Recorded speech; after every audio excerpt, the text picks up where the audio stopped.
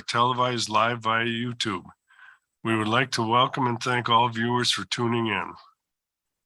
Public testimony is welcome at every regularly scheduled NRB meeting.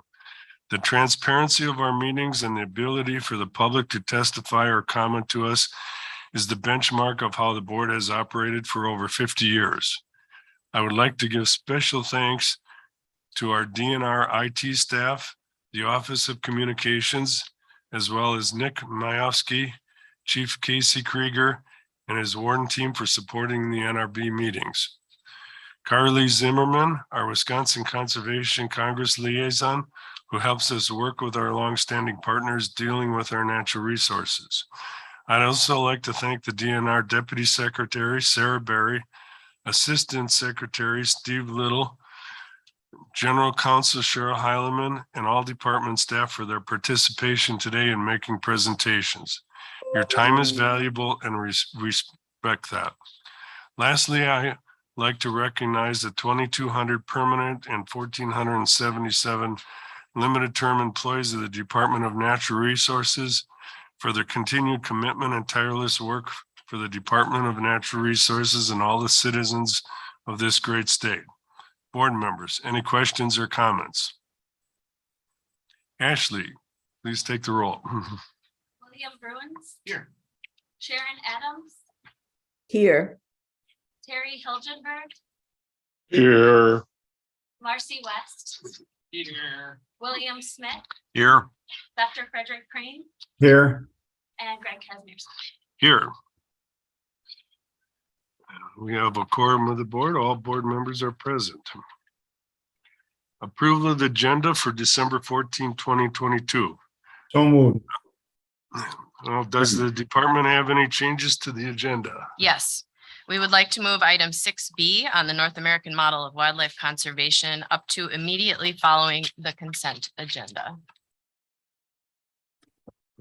So Do I moved. have a motion So moved. and a second? Second. Second, Dr. Brennan.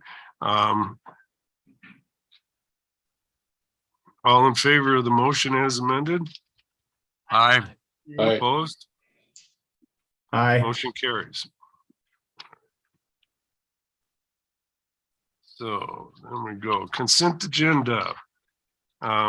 Seeking a motion for approval of the consent agenda. So moved. Second. Second. All in favor? Aye. Aye. Opposed? Motion carries.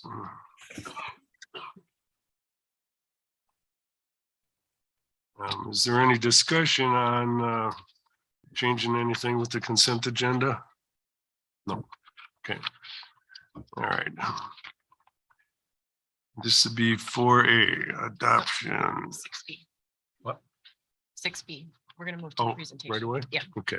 after the. Okay, so we are gonna do 6B now, and is our speaker on Zoom here? Yes, I am. Okay, can you introduce yourselves to the audience? I'm not sure a lot of people know who you are. Okay, well, good morning and thank you for having me today. My name is John Organ. I'm the former chief of the U.S. Geological Survey's Cooperative Fish and Wildlife Research Units, and I'm currently a member of the Fisheries and Wildlife Board in the Commonwealth of Massachusetts. Thank you.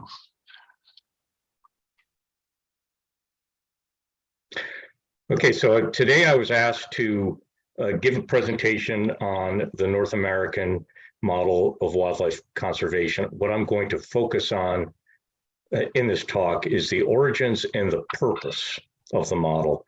And I'm going to stop my video because I am having bandwidth problems this morning, and I don't know if there's a lag in my vocals or not. So just to prevent that, I'm going to put my video off while I speak.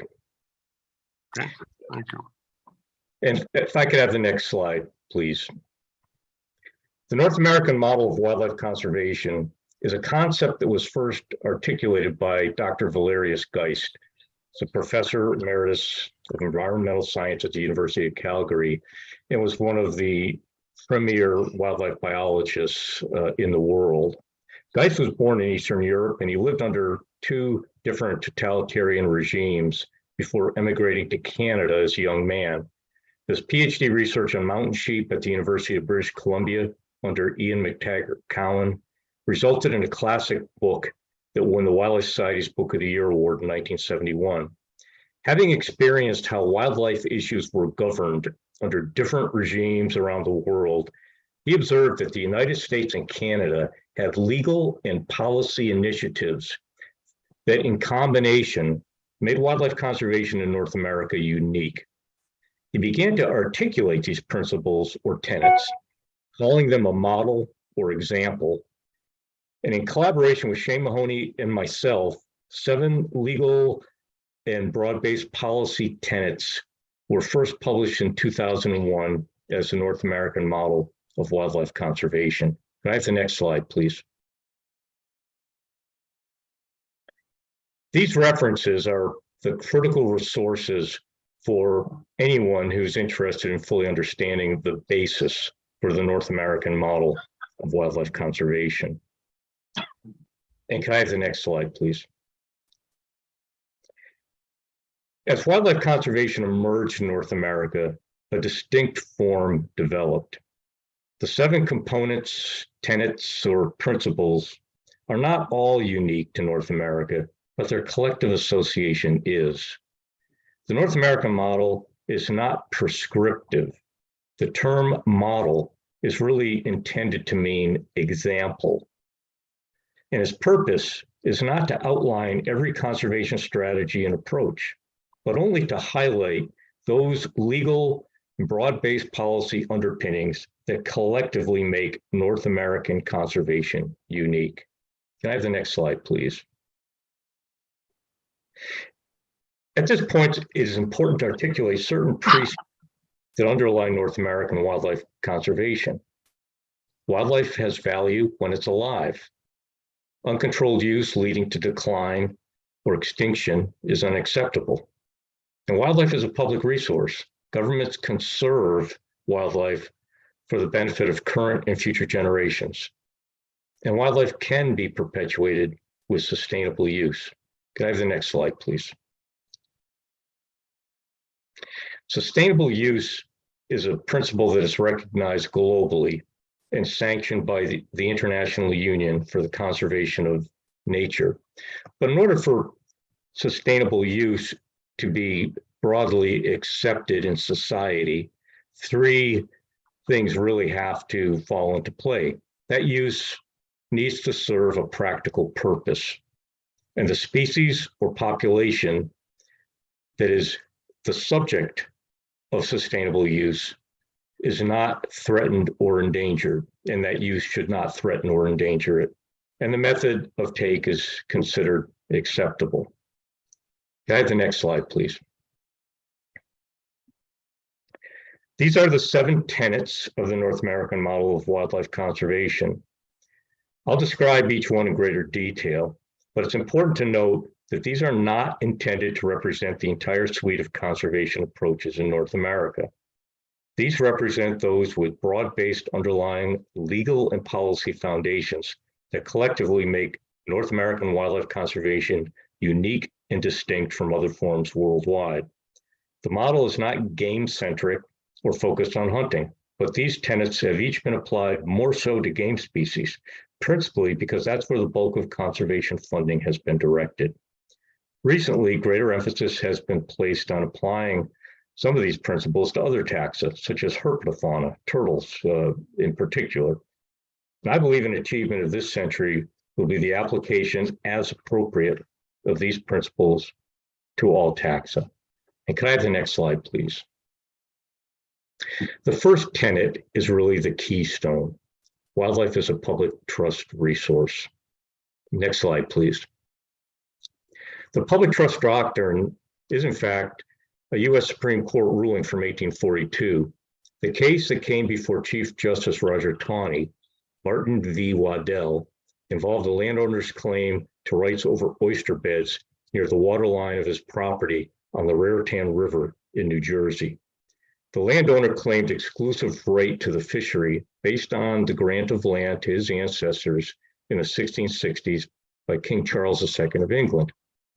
In researching the legal basis for this claim, Tawney went back to the Magna Carta to see whether the king indeed had power to convey such a right.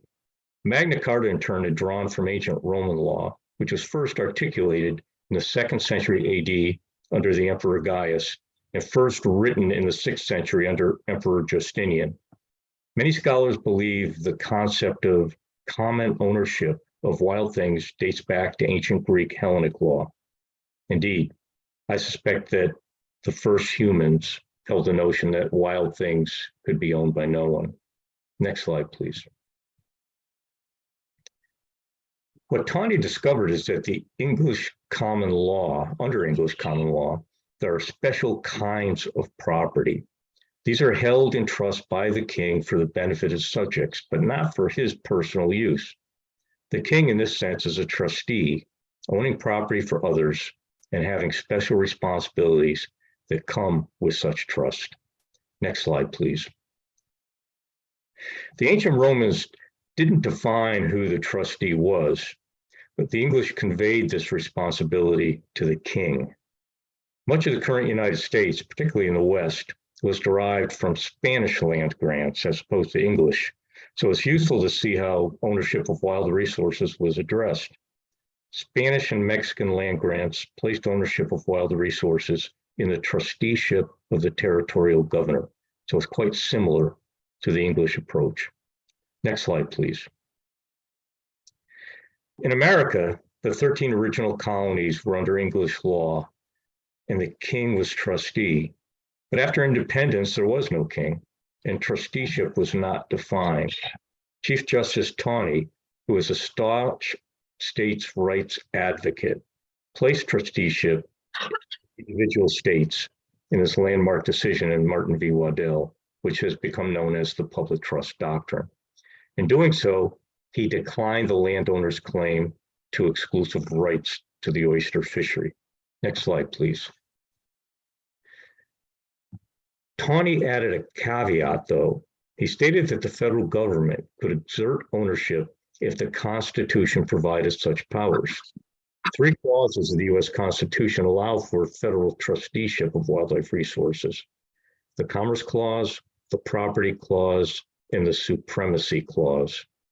The Commerce Clause gives the federal government authority to regulate interstate commerce and is the legal foundation for the Lacey Act, the most important anti-poaching law in the United States.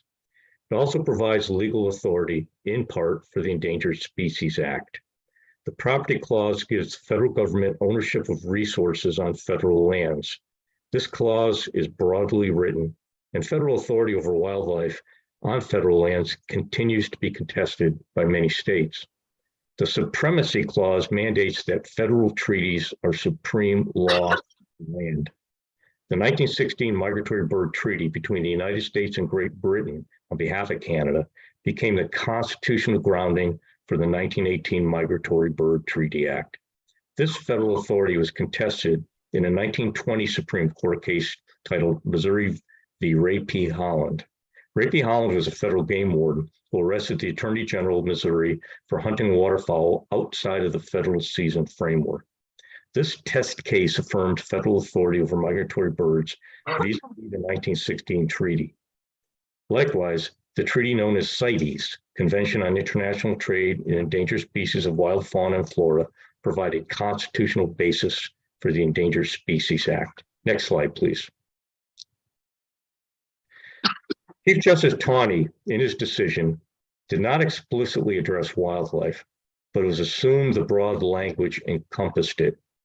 A subsequent Supreme Court decision in 1896 in the case Geer v. Connecticut explicitly placed wildlife in the public trust. Next slide, please. Today, public ownership of wildlife is entrusted to state boards, commissions, and legislatures, with state fish and wildlife agencies as trust managers, with limited federal ownership managed by agencies such as the U.S. Fish and Wildlife Service and the National Marine Fisheries Service. Next slide, please. And we can see that Wisconsin has its own public trust law, and indeed all 50 states have their own version of the public trust law that's derived from the Supreme Court's public trust doctrine.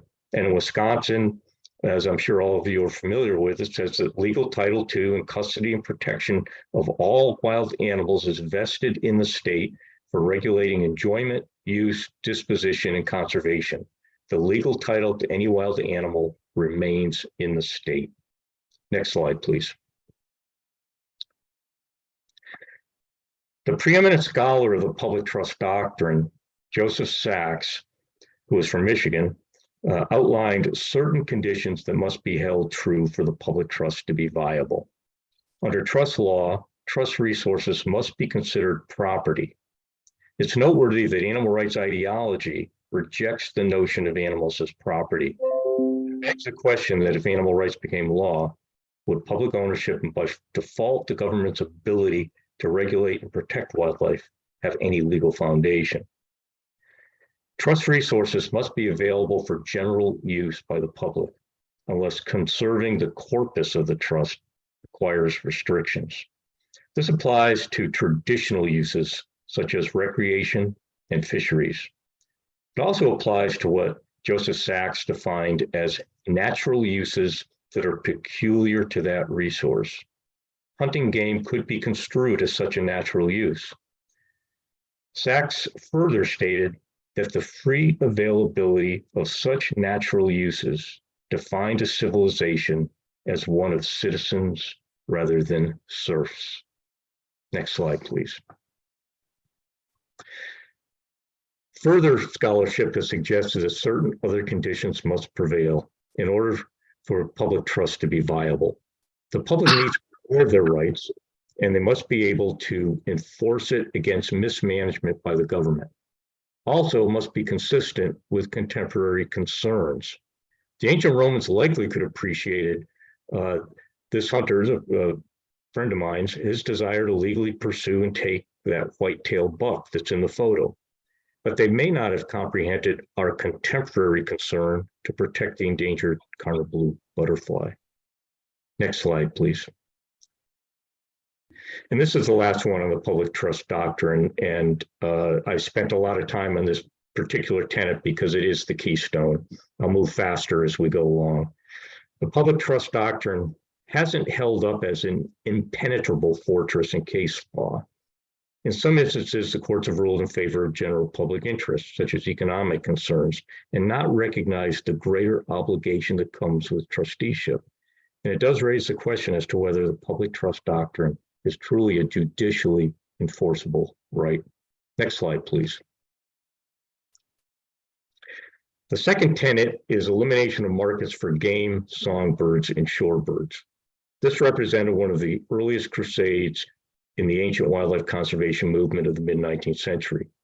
The New York Association for the Protection of Game, co-founded by Theodore Roosevelt's uncle Robert, made it its primary duty to pass local laws prohibiting the sale of game and making citizen arrests for violations. Members of the Boone and Crockett Club, particularly co-founder George Bird Grinnell, waged a blistering campaign against market hunting and were responsible for passage of the Lacey Act. Congressman John Lacey of Iowa was a member of the Boone and Crockett Club. What Garrett Harding would later term the tragedy of the commons was in full force as unregulated hunting of game for markets was rapidly depleting wildlife. When markets placed value on dead wildlife was produced. Sport hunting, or hunting under conditions of fair play, termed fair chase, placed value on wildlife when alive, and the belief was that it would produce live wildlife. Fur bearers, not considered game at the time, were still trapped for the fur market, but restrictions on trap devices and the imposition of seasons and bag limits regulated the take, which was considered beneficial in reducing conflicts with humans. In other words, it had a conservation purpose to that market. Next tenet, please. The third tenet is allocation of wildlife by law. This represents the fact that wildlife in the United States and Canada is not allocated based on markets, birthright, land ownership, or other special privilege. Enactment of laws and regulations pertaining to wildlife is a process open to public discourse. Next slide, please. The fourth tenet is that wildlife can only be killed for a legitimate purpose. For hunting and trapping, laws define what species and under what conditions wildlife can be taken. Wanton waste laws in many states require hunters to utilize the meat or other parts. For most other wildlife, laws and regulations specify when and where and what permissions apply to the killing of wildlife. Typically, this involves self-defense and property protection. Next slide, please. The fifth tenet is wildlife is considered an international resource. Grounded in international treaty, this tenet recognizes that wildlife can transcend borders and one nation's actions can impact the other's resources. Examples include the Migratory Bird Treaty Act of 1916, championed by Canadian C. Gordon Hewitt, among others, and CITES, the Convention on International Trade in Endangered Species of Wild Fauna and Flora. Next slide, please. The sixth tenet is science is a proper tool for discharging wildlife policy. Although Leopold, your ancestor from Wisconsin, articulated this tenet in his classic textbook, Game Management, published in 1933. He referenced this as part of what he termed the Roosevelt Doctrine, reflecting the impact President Theodore Roosevelt had on wildlife conservation. Next slide, please. All who have been involved in developing policy recognize that science is only one factor that goes into policy decision-making. Policy development is part of the political process and involves consideration of public input, economics, pragmatics, and other factors. The challenge we face is ensuring that science does in fact play a role in decision-making. However, the thrust of this tenet is that once policy has been established, such as by your board, wildlife professionals will implement, that is, discharge it using the best available science. That science should incorporate both ecological and social sciences. Next slide, please. Social science and wildlife policy has become increasingly important as changes in society have rejected, in many cases, the expert authority model that the wildlife profession was founded on. This model's operating premise is that trained technical elites know what is best for society. Bernard Fernot and Gifford Pinchot, both some of the early leaders in conservation, were both disciples of the Prussian forestry system, and they were weaned on this concept. Social differentiation in the 1960s and the rise of the cult of the individual, as sociologists term it, demanded a stronger public voice in decision-making. The advent of the discipline human dimensions of wildlife, now known to many as conservation social science, and its role in providing knowledge to decision makers as to the attitudes, basic beliefs, and needs of the beneficiaries of the public trust promise to achieve more durable science-informed decisions in the future. Next slide, please. The seventh and final tenet is democracy of hunting. Recall that the purpose of the North American model is to identify those key legal and policy initiatives that collectively distinguish wildlife conservation in the United States and Canada from other forms worldwide. Both Theodore Roosevelt and Aldo Leopold wrote that, quote, democracy of sport, where every citizen had the privilege to hunt, distinguished wildlife conservation in America from that in Europe. Next slide, please. Current challenges to this tenet include reduced access to land, an increase in fee-based hunting that may favor the wealthy, and shrinking societal support for hunting. Next slide, please. This is my final slide, and I want to just talk about the future of this concept. The model as I said, is a compilation of core principles and policies that collectively distinguish North American wildlife conservation. I believe that our focus in the future should not really be in going back and trying to revise or modify this concept. Our focus rather should be moving forward to see what further legal underpinnings, broad-based law and policies we need to meet the emerging conservation challenges that are looming on our horizon, and many that we face today.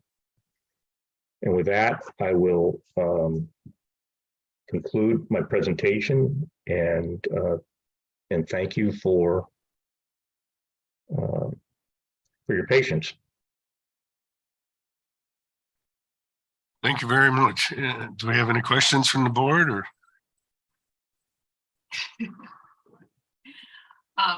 Yes, just one note on the public trust doctrine. I thought it was interesting that your slide didn't recognize the tribes and the treaties that have become a woven part of our history and decision-making.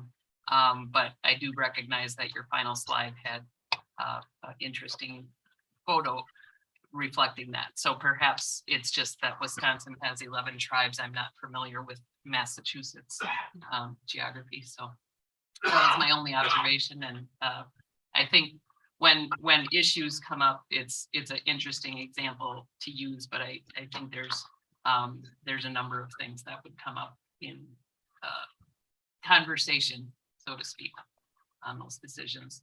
That's a very perceptive observation, and thank you for it, because what the model really is an articulation of those key policies and principles that formed our wildlife conservation movement.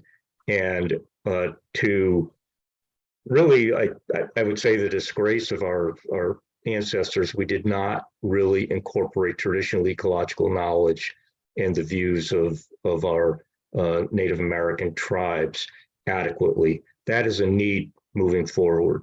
We need to embrace traditional ecological knowledge and the recognized rights and ownership of tribes. Yes. Doc, go ahead. Yeah, but John, I think in all due respect, you did acknowledge that in your presentation. You did state that the federal, when you gave us a historical perspective, the legalities of the North American model, you did state that the fight was going on between federal ownership and court, including enforcing existing treaties. So I think your historical presentation did acknowledge the fact that the federal government has fought for the rights of treaties and still to this day does. So I do not think it was ignored. I think it was brought up. But going forth, I'm sure it's going to be more conversation. Thank you. I appreciate that point. That's good. Bill Bruins. John, this board is spending increased amount of time looking at habitat management for our wildlife in this state. And obviously, you know, when the state was founded, there were a few people here. Now there's 5.5 million plus. Agriculture is very developed, and habitat doesn't seem to be too much of a challenge, especially for our deer herd in the farming communities. But in the North Woods, the forest is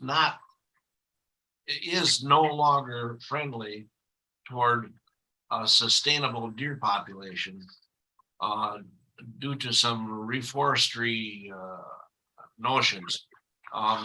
Does the North American model speak at all to government's responsibility for proper habitat to maintain that wildlife population?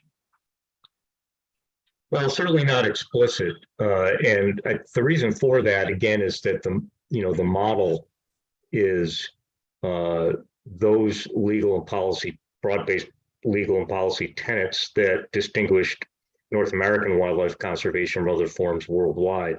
Habitat management goes back as early as Kublai Khan, who was an intense habitat manager. So, you know, that habitat management in and of itself is not unique to North America. But your question would be, I think, under the public trust doctrine, the obligation of the trustees, which, your board is the trustee for Wisconsin, their obligation to maintain the corpus of the trust. And so if the corpus of the trust is in fact threatened by, and habitat is the leading concern, then it would be beholden upon the trustees to ensure that habitat is not a factor in the loss or extinction of a species. Excuse me. Now, I don't know that, from what I know, Wisconsin, I don't think the deer corpus is threatened. But that's really a decision for your board based on the recommendations of Wisconsin DNR.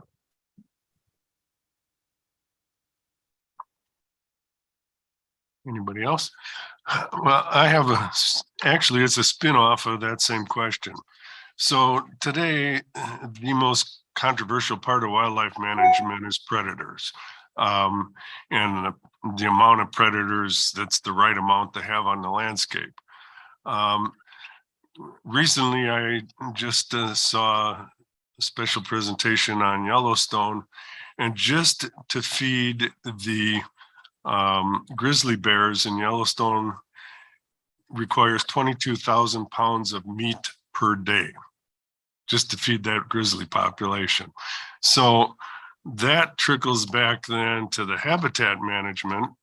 You have to be able to provide suitable habitat for those prey species in order to balance that predation level. And that was just the grizzly bears. That didn't include wolves or mountain lions or anything like that. So it's all interconnected, habitat versus populations, and also prey species. Do you think we've done a good job looking at that under the vision of the North American model to cover all those bases?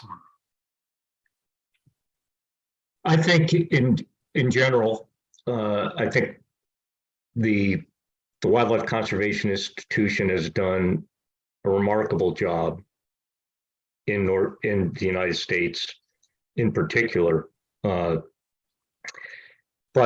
the issue of predators and game species is one that's going to vex us, I think, for a long time.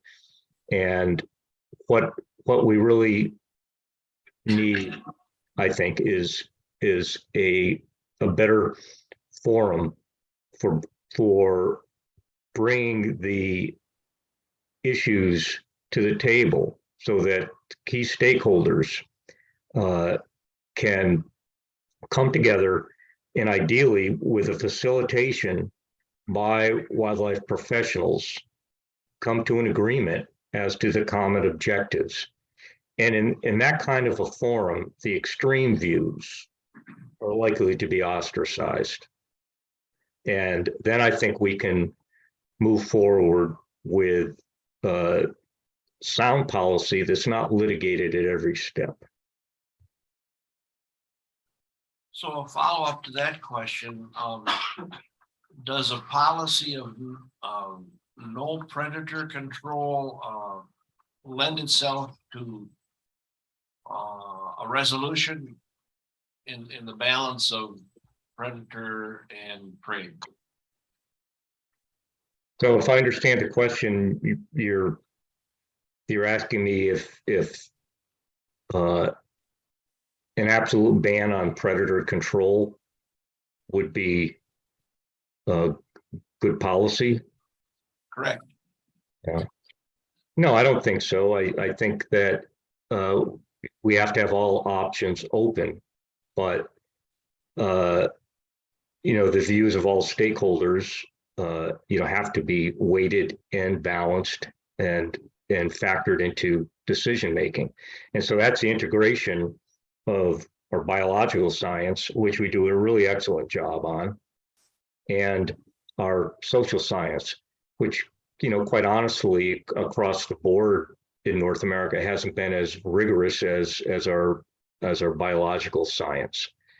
And there are tools that we have for these wicked issues, things such as structured decision making and adaptive management approaches, where we learn by our management and we can recalibrate through monitoring the impacts of our management.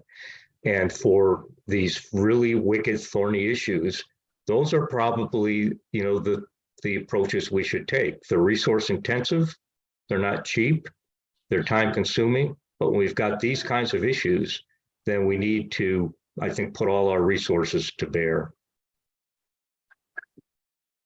But to answer your question, no, I don't think an absolute ban on predator control makes sense, because there are situations where, that's going to be an intervention that may be the best approach. Thank you. Bill Smith. Thank you. John, thank you for your insights on public trust doctrine. We focused primarily on wildlife aspects affected by it. You mentioned in your presentation that there are other areas that public trust doctrine comes to bear, like commerce navigation, the issue of supremacy. It builds in inherent conflicts on how you apply public trust doctrine. In other words, a decision that would favor commerce and navigation might be to the disadvantage of some wildlife species. And the issue of supremacy over state versus federal authority, there are conflicts with that ongoing. Could you just comment on how those elements bear on one another, and your advice on how to effectively manage or resolve those? Okay, well, the issues of the supremacy clause, commerce clause, and property clause define where the limited federal role in trusteeship comes into play, and where it's most ambiguous is in the property clause. So it's, the commerce clause really is invoked where you have interstate commerce. So if something is contained, if there's commerce in wildlife and it's contained within the borders of a given state, I don't believe that invokes the commerce clause. Where it was really first invoked was in the Gear v. Connecticut Supreme Court decision in 1896.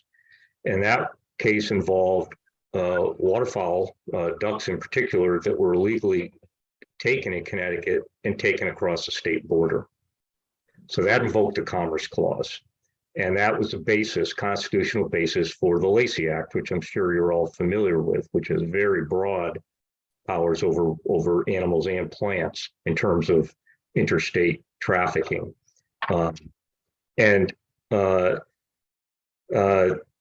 For the Supremacy Clause, I mean, that it's specific to treaties. So, CITES, Mike Bird Treaty, and, as one of your members stated, treaties between sovereign tribal nations, those are the things that would give federal authority. Property clause is the really touchy one, because if you read the property clause, it is very ambiguous. And that's where, as you're well aware, a lot of the battles are taking place today. Some agencies like the U.S. Forest Service have basically delegated that authority on their federal lands to states to manage wildlife, but there's still been conflicts. There's been major conflicts, as I'm sure you're aware, in Alaska, with the preponderance of federal lands under National Park Service, Fish and Wildlife Service, et cetera, and Alaska's desire to do intensive predator control. So, I mean, it's those constitutional clauses are only invoked in those special cases where, they're triggered either by interstate commerce, federally owned lands and treaties. Otherwise, it's state authority for the vast majority of species. Endangered resources listed species would be an exception to that then. Well, endangered species, because there's the Endangered Species Act is grounded in the Commerce Clause and the Supremacy Clause. So yes, the federal government does have oversight on that. They have legal authority. And within the law, of course, there's a Section 6 that gives authority to states. And there's recommendations afoot to increase the role increase the use of Section 6 and authorities of states. Matter of fact, at the upcoming North American Wildlife and Natural Resources Conference, it's going to be in St. Louis in March. There's going to be a special session that I'm co-chairing that's looking at recommendations for the durability of the Endangered Species Act, including some of these things such as Section 6, the 4D rule, other elements. Thank you. Any other questions? Well, thank you so much, John, for giving us your time today and making this presentation. I think it's beneficial not only to board members, but also the public. So once again, thank you. Well, thank you for inviting me. Appreciate it. Have a great meeting and a wonderful day. Bye-bye. All right, thank you. Okay. Now we're going to move on to the consent agenda. We're on 4A, Kaz. Well, Next time. we are, okay. For a action items. Okay. Request adoption of Air Emergency Board Order WA 1721E. Proposed rules affecting Chapter NR 500 and 520 related to disposal of material dredged from the Great Lakes. Kate Storm. And she's already there. Go ahead. Good morning, board members and Deputy Secretary Barry. I'm Kate Strum Hirons. I'm the Recycling and Solid Waste Section Chief in our Waste and Materials Management Program. Okay, a little louder, I've heard, so I'll give it a shot. Under legislation that became effective this July 2022, we were required to do rulemaking related to the disposal of dredged material that was taken from Lake Superior or Lake Michigan. So I'm here today to ask for your approval of WA 17-21E. I move approval. Second. Second, Doc. Any questions? All right, all in favor? Aye. Opposed? Aye. Motion carries. Okay, thank you very much. 4B, request adoption of emergency board order DG 07-22E. Proposed rules affecting Chapter NR 812 to allow the use of new cement formulations for the construction of water wells. Marty Nessman. So moved. Do I have a second?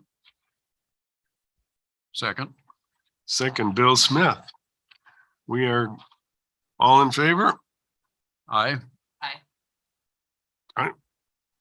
Well, I know we're trying to expedite things, but I think there should be at least a brief explanation given to all gathered as to what we're voting on. Yeah, I agree, Bill. I don't want to give the wrong impression to staff or the public. Both of these items we've discussed extensively in the earlier phases, and they were strongly supported, and that was the impetus for moving them on. Okay, That's- well, Kaz, what I'll do is for sake of Robert's rules, I'll withdraw the motion. Seconder agrees, and we're back to the discussion then. Sure. okay, motions are Okay. withdrawn. Hold a second. Go ahead, Marty. Okay, thank you, Chairman Kazmierski, board members and Deputy Secretary Barry for the opportunity to speak with you today. I'm Marty Nessman, the Private Water Section Chief in the Drinking Water and Groundwater Program. I'm here to ask the board's approval of an emergency rule revision to Chapter NR 812 related to well construction and pump installation. It's related to cement manufacturing. They're no longer producing type 1 Portland cement and have switched to Portland limestone cement, which is also known as type 1L. Currently, Chapter NR 812 only allows use of Portland type 1 cement as a sealant material for wells and drill holes. The emergency rule language will allow drillers to use type 1L and will prevent a disruption to the water well and heat exchange drilling industry in Wisconsin. A scope statement for the permanent rule has already been approved, and we will next work on drafting language for a permanent rule change. So I thank you for your consideration. I'd be happy to answer any questions. So move approval. Okay. We have a Second. motion and Dr. Brennan a second. All in favor? Aye. Opposed? Motion carries. Scope statements, 4C, request that the board approve the statement of scope for board order GG 1722 for proposed rules affecting chapter NR 140 related to setting numerical standards to minimize the concentration of polluting substances of certain per and polyfluoroalkyl substances, PFAS, in groundwater. James Zilmer, Environmental Management Division Deputy. Chairman Kazmierski, members of the board, Deputy Secretary Barry, my name is Jim Zelmer. I'm the Deputy Administrator in the Environmental Management Division. I work with the water programs. I'm here today to request that the board authorize the department to begin rulemaking on statement of scope for board order DG 1722 for a proposed rule affecting chapter 140 related to setting numerical standards to minimize the concentration of certain per and polyfluoroalkyl substances, PFAS, in groundwater. The proposed rule will add groundwater standards for the 4 PFAS that EPA published drinking water health advisories for on June 15th of this year. EPA issued health advisories for perfluorooctanoic acid, perfluorooctane sulfonic acid, perfluorobutane sulfonic acid, and potassium salt, and hexafluoropropylene oxide dimer acid and its aluminum salt. The objective of the proposed rule is to protect public health, given that groundwater is a primary source of drinking water throughout the state. PFAS breaks down very slowly in the environment and can bioaccumulate in our body. Wisconsin currently has over 90 active PFAS groundwater investigations, and over 40 communities have detected PFAS in their public drinking water. We held a preliminary public hearing on this statement of scope on November 4th, along with a comment period. 9 people testified at the hearing, all in support of proceeding with the rulemaking. We also received 25 comments on the scope, 24 comments in support of the rule, 1 in opposition, and you have a copy of the comments. They're included in your briefing package. You also received additional comments on the scope leading up to this meeting. So with that, we're requesting authorization to proceed with rulemaking on board order DG 1722. I would be happy to answer your questions. I know you have some people that are going to testify. I can either answer questions now or after. It's up to you. We want to do the questions after. I think that works better. Before we just start our discussion, let's have the public testimony. Yeah. Okay. To hear the appearances. So don't run away. Okay. All right, so we have some public appearances on this item, and Jeffrey Lamont representing himself and Save Our Water SOH2O. Jeffrey, are you available? I am, thank you. Good morning. My name is Jeff Lamont, and I live in the town of Peshtigo with my wife Cheryl. I'm representing myself and Safe Our Water, SOH2O. I am here this morning to support the approval of the Statement of Scope DG-17-22 to set numerical groundwater standards for 4 PFAS compounds. My wife and I live in the PFAS groundwater contamination plume caused by 60 years of irresponsible operations at JCI Tyco's Fire Training Center. We have been living on bottled water for drinking and cooking for 5 years now. And frankly, at the age I'm getting, it's getting very difficult to haul 5-gallon containers of water up and down from my basement for this purpose. PFAS exposure is a threat to human health and our state's abundant natural resources, even at very low levels, as confirmed by US EPA's new health advisories. PFAS concentrations in our well are approximately 140 parts per trillion. That's twice the state standard for municipal drinking water, 7 times higher than DHS's recommended standard, and thousands of times higher than the EPA's health advice.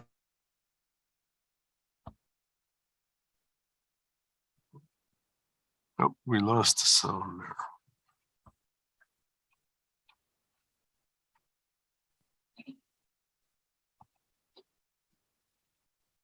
Groundwater wells. I'm a retired environmental professional, having spent nearly 30 years cleaning up contaminated sites throughout North America.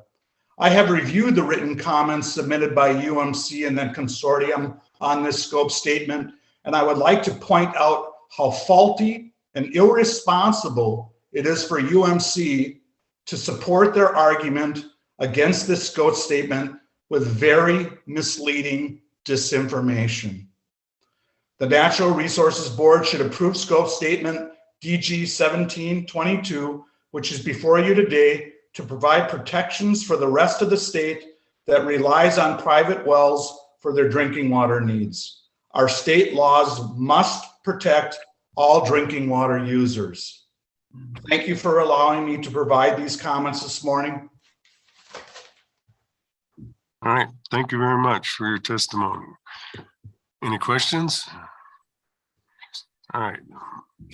So I didn't mention it to him, and he was very gracious that he stayed under the 3 minutes. But there's 3 minutes for testimony, and I will give you a warning. Your time is coming close at about 10 seconds before. So Cheryl Nen.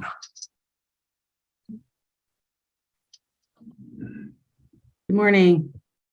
Can you hear me? We can. Yep. Awesome. So thank you. My name is Cheryl Nunn. I am Riverkeeper for Milwaukee Riverkeeper. We're a nonprofit organization working to protect water quality and wildlife habitat and advocate for sound land management in the Milwaukee Basin.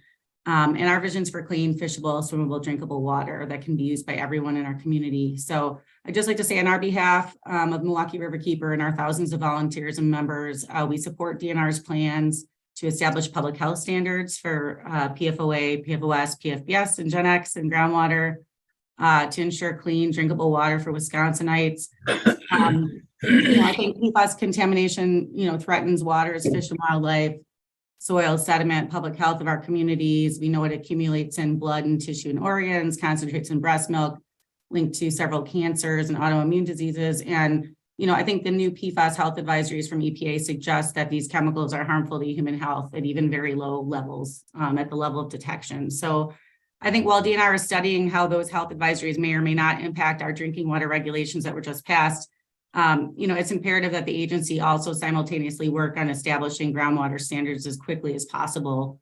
I think all Wisconsinites deserve the same protections for their drinking water, whether they're, using a public supply or a private well like Jeff.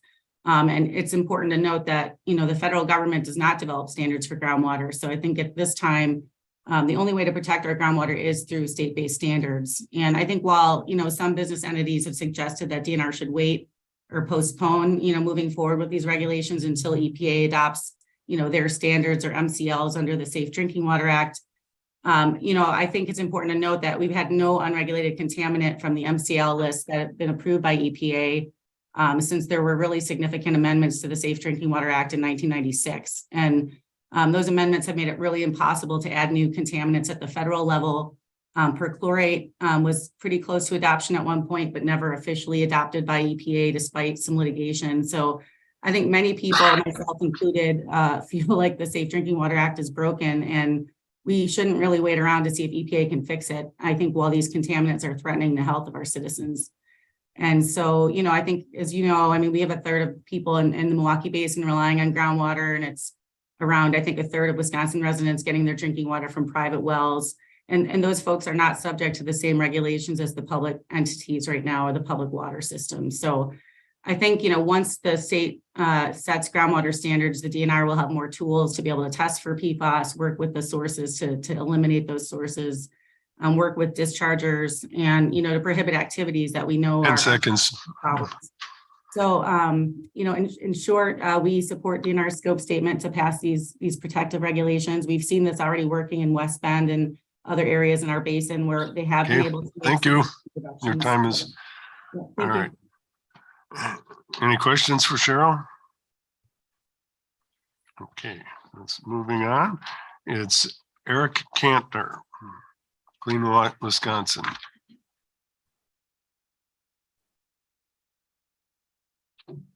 All right. Good morning, everybody. My name is Eric Cantor. I'm the Government Relations Director at Clean Wisconsin.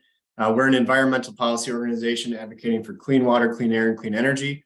We employ scientists, policy experts, and attorneys to protect and improve Wisconsin's air and water resources. I'm here today to add my organization's voice to the loud and clear call to set numerical groundwater standards for PFAS compounds. By approving this scope statement, you will allow the Department of Natural Resources to begin a process so many Wisconsinites are asking for and deserve. Every Wisconsinite has a right to drink safe water from their tap, but unfortunately many cannot because of PFAS contamination in groundwater resources. PFAS pose many well-documented health risks, especially young children or expectant mothers, even in small quantities. Earlier this year, the Department of Natural Resources ushered through 2 sets of numerical standards for PFAS compounds. However, these standards only apply to municipal drinking water and surface water resources, leaving thousands of rural Wisconsin families who rely on private wells without any kind of protection. Simply put, we need to begin this rule process now. This effort to develop groundwater standards comes at an opportune time, as the EPA will soon release proposed drinking water standards for PFOA and PFOS, 2 of the most dangerous PFAS compounds in federally regulated drinking water systems. Approving the scope statement now will allow the DNR to start the lengthy process of establishing these groundwater standards and to rely on these recommendations from EPA as soon as they're available. Even when finalized, any PFAS standards from the EPA will not directly regulate Wisconsin's groundwater resources. The state is solely responsible for groundwater regulation and for public health protections for private well owners. Further, tens of millions of dollars will be available over the next 5 years to help communities in Wisconsin address PFAS pollution. We cannot act if we do not have a firm understanding of what is in our water. And where we already know PFAS contamination exists, cleanup efforts must be guided by water quality standards that protect our health. That is why we need groundwater standards for rural communities that should have the same access to those resources and the clean drinking water they can deliver. We know in the coming months and years of this rulemaking process, there will surely be rigorous debate on the exact numerical standard for groundwater. However, all we are testifying in favor of today is the commencement of a rulemaking process to allow those debates to take place in the first place.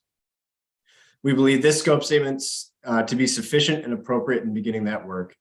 Wisconsin must enact state groundwater standards that apply to private wells. Wisconsin families deserve to know whether the water they drink is safe and a process to help them if it is not. And only testing and enforceable standards can provide that peace of mind.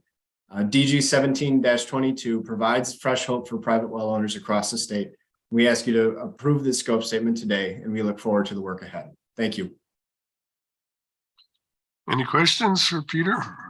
Eric, excuse me. No questions? Okay, thank you for your testimony. Now, Peter Burness of Wisconsin Conservation Voters. Hey, good morning, Chair Kazmierski, Deputy Secretary Barry, members of the board. My name is Peter Burris, and I am the Government Affairs Manager with Wisconsin Conservation Voters. We have offices in Madison, Milwaukee, and Green Bay, where we work with our network of over 40,000 members and supporters to engage Wisconsinites to protect our environment. appreciate the opportunity to share our support for approving this proposed scope statement to establish public health standards for 4 PFAS chemicals in response to new health advisory levels issued by the Environmental Protection Agency. This past year, Wisconsin took important steps toward addressing PFAS in surface and drinking water.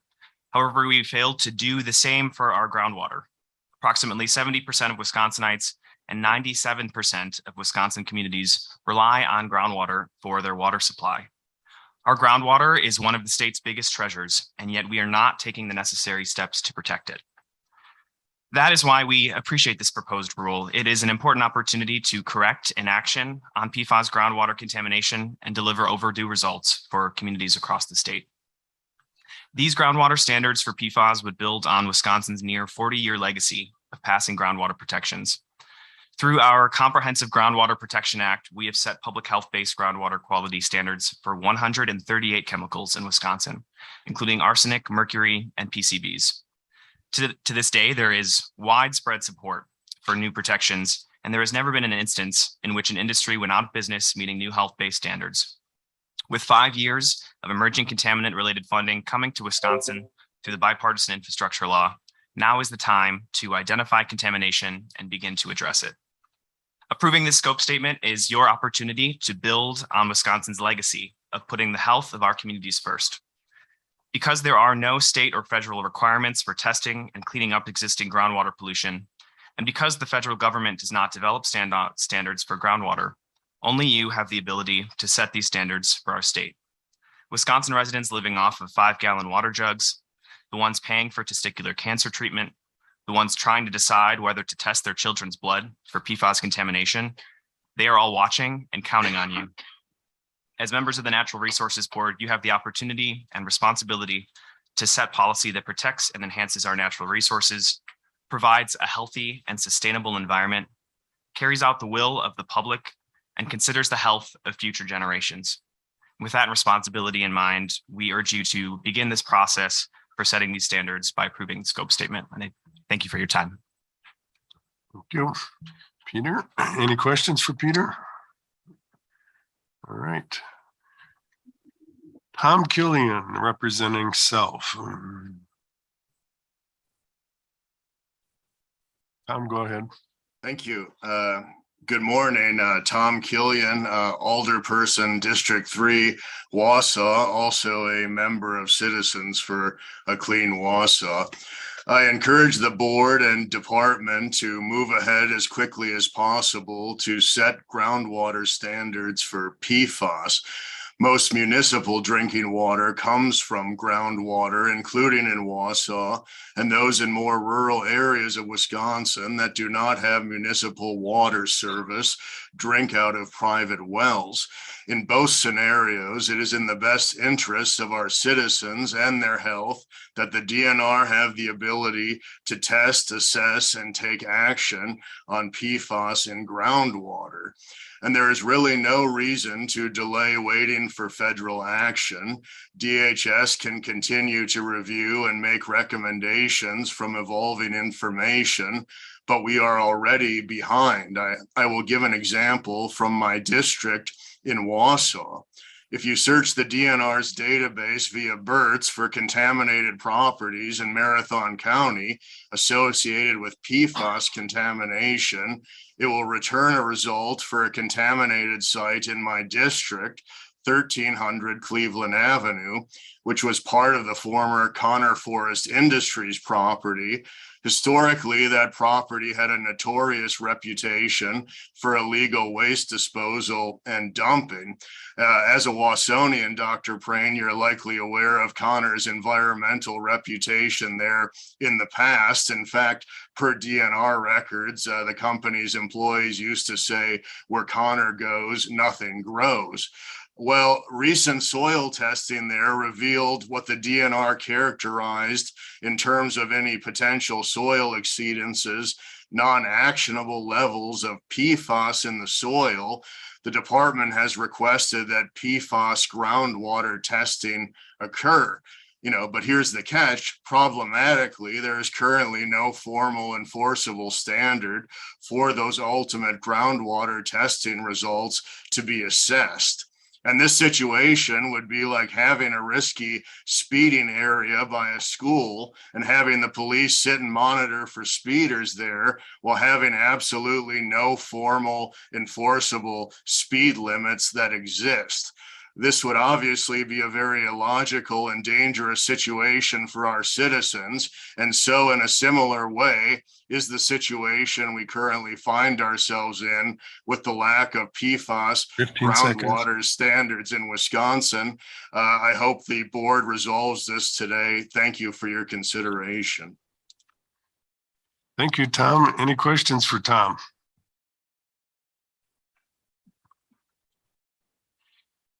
Okay, no questions. Doug Oitzinger, representing himself. Doug, are you Morning. there? Good morning, Mr. Chairman and board members. My name is Doug Oitzinger. I live in the city of Marinette. I'm a city council member. I'm a former mayor and a former president of the League of Wisconsin Municipalities. I support the proposed PFAS groundwater standard statement of scope. I testified before you on February 23rd when the board declined to set a groundwater standard of 20 parts per trillion for PFOA and PFOS. In fact, the board set no standard. On that same day, you heard testimony from lobbyist Scott Manley from the Wisconsin Manufacturers and Commerce, answering a question from board member Mr. Bruins. Mr. Manley stated, and I quote, "If you look at the law, if you look at chapter 160, it says if there's a federal number, then that federal number must be our standard. And there is a federal number. The federal number is 70 parts per trillion," unquote. Mr. Manley was referring to the EPA's 2016 health advisory limit of a combined 70 parts per trillion of PFOA and PFOS. But on June 15th, the EPA changed its health advisory limit to 0.004 parts per trillion for PFOA and 0.02 parts per trillion for PFOS. The new health advisory limit is less than 1 part per trillion. The new federal number is basically, if you can detect PFAS in your water, it is too high to consume over your lifetime. In light of this new federal number, WMC's position is now stop work on new PFAS rulemaking for groundwater. WMC has filed a lawsuit against the DNR, arguing the agency has no authority to respond to PFAS contamination in communities like mine under the state's spills law. They assert that there can be no response to a toxic spill until a groundwater rule is adopted. Last month, WMC submitted testimony that there should be no state rule. The classic catch-22. A cleanup order for a spill can't be issued because there is no rule, and there can never be a rule as long as there are enough lobbyists and lawyers to stop one from being adopted. 1/3 of our Wisconsin residents get their drinking water from private wells. They are unprotected from PFAS. Wisconsin's farmers and their livestock are unprotected from PFAS. Our dairy industry is unprotected. The tourist industry is unprotected. We are all unprotected from PFAS contaminated groundwater. Our children and grandchildren don't deserve the cancers and other maladies caused by PFAS contaminated groundwater. Further delays will only cause more costs, more harms, and more deaths. Please approve this scope statement. Thank you. Thank you, Doug. Any questions for Doug? Okay, hearing none, moving on. Lee Donahue, Town of Campbell. Good morning, and thank you for allowing me to speak today. My name is Lee Donahue. I'm Supervisor number 2 for Health, Education, and Welfare in the Town of Campbell. And I represent 4,300 residents who have been devastated by PFAS water contamination. 97% of all homes tested are positive for PFAS, and that was nearly 2 years ago. Since then, the PFAS plumes have grown, contamination levels have risen. PFAS is highly mobile in the water and persistent. It moves around, but it doesn't go away. Living with toxic water affects the health and safety of every resident here, from brushing their teeth to cooking, filling a coffee pot, watering their pets, and now they can no longer even eat the food that they used to grow in their garden. It's a hardship. It's a health crisis. I speak for those suffering from thyroid disorders, Parkinson's disease, and many cancers. I believe that every Wisconsinite, every child, pregnant mother, and adult deserves safe and non-toxic water. It should be the right of every Wisconsin resident, whether they drink from a public or a private well. And I believe today that you can move us one step closer to making safe water a reality for all residents, recreationalists, businesses. Yes, water quality does affect our businesses and our economic drivers in ways that you may not even expect. Frankly, no one wants to live, hunt, or fish in a toxic community. Recreationalists and businesses are no different than homeowners. They want and they need safe water to protect our families and our environmental habitats and our investments. These groups pump millions of dollars into our communities in taxes, payroll, fueling and repairing and maintaining their vehicles, their boats. They shop our grocery, convenience stores, and restaurants.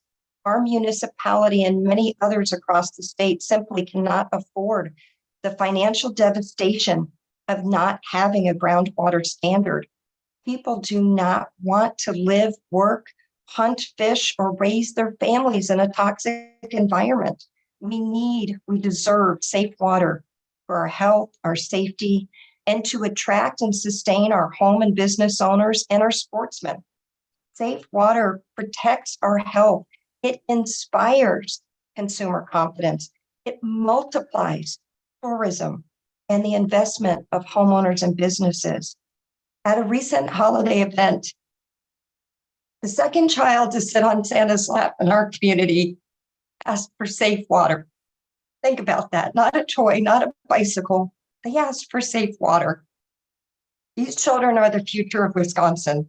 They will be the residents, the employees, the hunters, the fishermen, the farmers, and yes, the voters of our state. How do we tell them we had an amazing opportunity to create a groundwater standard to protect their health, the environmental health, Lee, and the health your time of is the up food they now. raise? Thank you. Okay, thank you, Lee. Any Cass, I have a questions? question. Cass? I have a Terry's got a question. question. Yeah, for the Yes, sir. purpose of the record, where is the town of Campbell located? What county? We are in La Crosse County. We Thank you. are surrounded by the Mississippi and Black River. Thank you. You're welcome. John Robinson. Good morning. My name is John Robinson. I'm from Wausau, and I'm the co-chair of Wisconsin Green Fire's Contaminants of Emerging Concern Work Group. And I'm here today to express our support for the statement of scope relative to the development of groundwater standards for PFAS.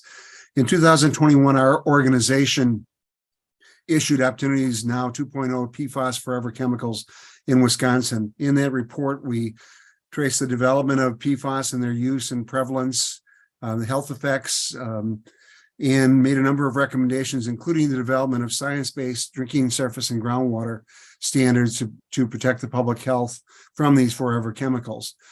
The board has taken action to implement drinking water and surface water standards, but has not taken action on groundwater standards to date. The development of groundwater standards is important given the fact that over 1 million Wisconsin residents rely on private wells as a groundwater source for their drinking water.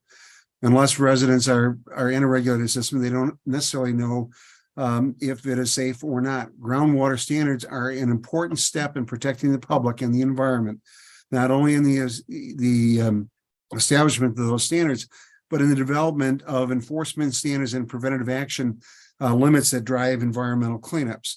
Once the preventative action limit is exceeded, which is typically 1/10 or 10% of the enforcement standard, action needs to be taken to investigate the source of the contamination and provides an opportunity to take action before an enforcement standard is exceeded. While EPA is working on the development of a maximum contaminant level for drinking water and is working on surface water standards, they will not develop groundwater standards. That process is left to the state. Given the fact that these contaminants are forever chemicals and bioaccumulate in humans and animals, it is important to develop groundwater standards in a timely manner. Approval of the statement of scope is an important step in beginning the process of establishing standards that will incorporate the latest information and science to address these chemicals in a transparent and open process. Thank you. Thank you, John. Any questions for John? I have a question for John. Okay. Morning, John. How are you? Good, Fred. So can you go back to your testimony? And I think it's an important part of your testimony. How will the standards be utilized in ridding PFAS of the existing PFAS in groundwater? And how would it be utilized as far as enforcement goes? And this is my question. I'm speaking for rural Wisconsin, not Wausau. So let's say the standards go in place and the testing begins. And a homeowner finds out they have PFAS. What's it utilized? Is the department or the state going to come in and utilize more testing to try to find the source of that contaminant? And if they can't find the source, will they require the rural America to filter their water to a certain level that meets the safety guidelines set up by the EPA or the DHS? I mean, that's the question I'm getting from up here. How are we going to use these things? Can you address that? Because you basically you touched on it in your testimony. I'd just like to hear from you how you think that should be utilized. Well, the importance of having the enforcement standards promulgated and established is it gives you that standard.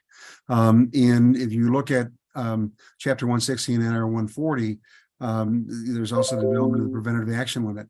The purpose of that is to intervene and evaluate and investigate the situation to make sure you try to look at the source of the contamination and hopefully address the contamination at the source before it exceeds that health standard or enforcement standard. So it will prompt your cleanup action. I think Doug Osinger referred to the WMC challenge to the DNR's authority to regulate PFAS into the spills law.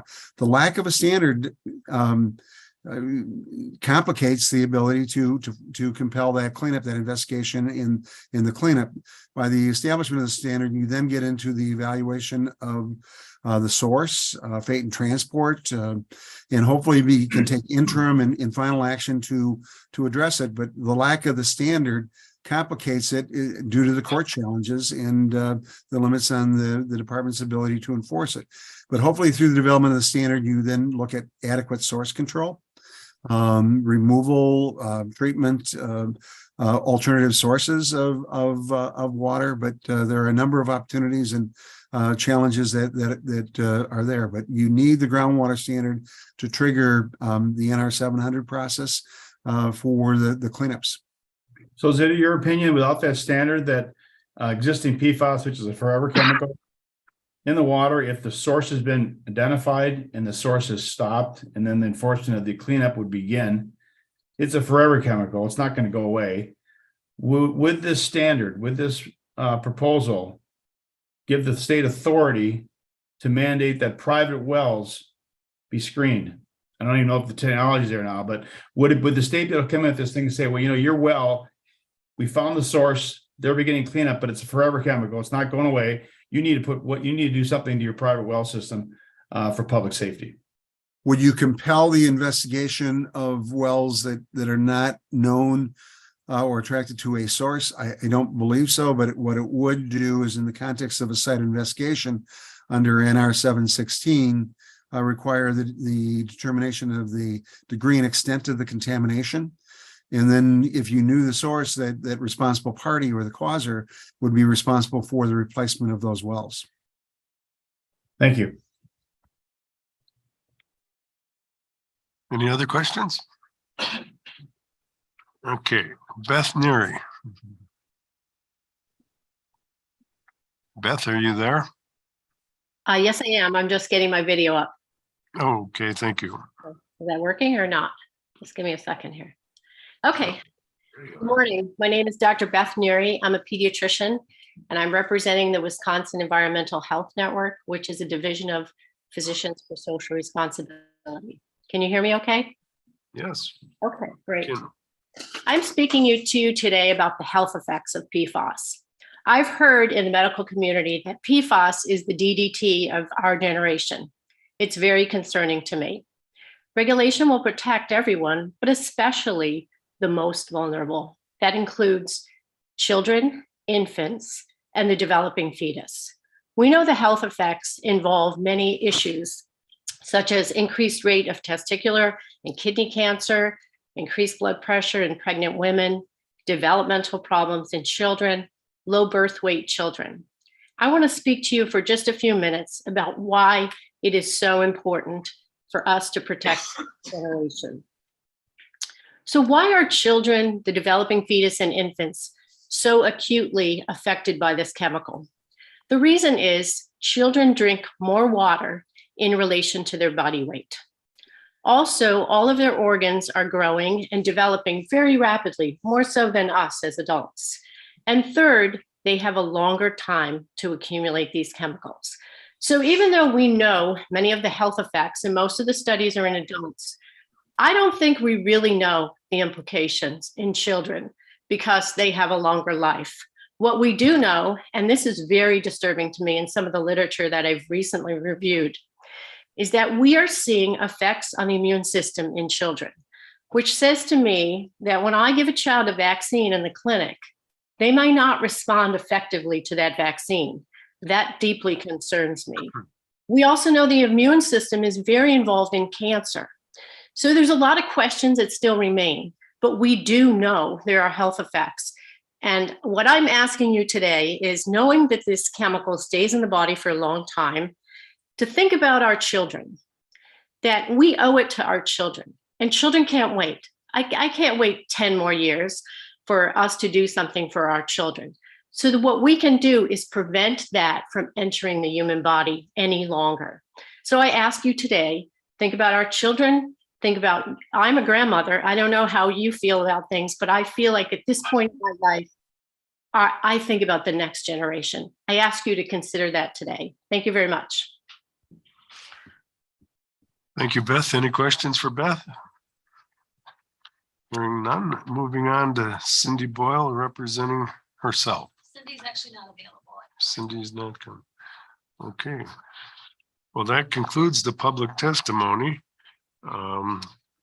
So Jim, oh, you're there already. Okay. Do we have any questions for Jim? Bill? I have one. Earlier, we heard John Robinson talk about use of a standard for identifying areas of contamination and managing those and trying to prevent them. There are other potential benefits from having a standard in place. Would you talk a little bit about what those benefits are to the well owner in terms of what resources a standard might make available to them? Sure, very good, thank you. Yeah, with that, and this I think will help address Doc's question too, as far as would this compel private well owners to sample for PFAS? It would not require that. What it would do is it would set a public health standard that a private well owner, if they had their well sampled, they could make an informed decision on the safety for their family as to what they want to do.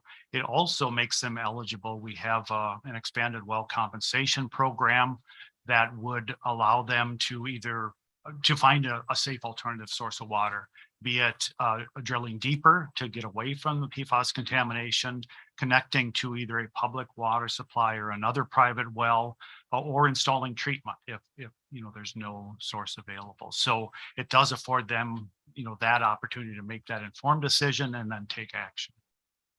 Thank you. Kaz? Yep. Go ahead, Terry. Thank you. Good morning, Jim. Good morning, Terry. Thank you for your presentation. Two questions. One is, what is the department's plan on collaboration with the EPA on developing this? And number two, it's very apparent from the testimony that we've received that just establishing the standard isn't correcting the problem. So what's the department's plan in the future to deal with the problem? Once we identify that a well, and up here in northern Wisconsin, we have lots of wells. Once there's a problem with the well, what's the department's plan to help those people? Yep, very good. So I'll tackle the first one.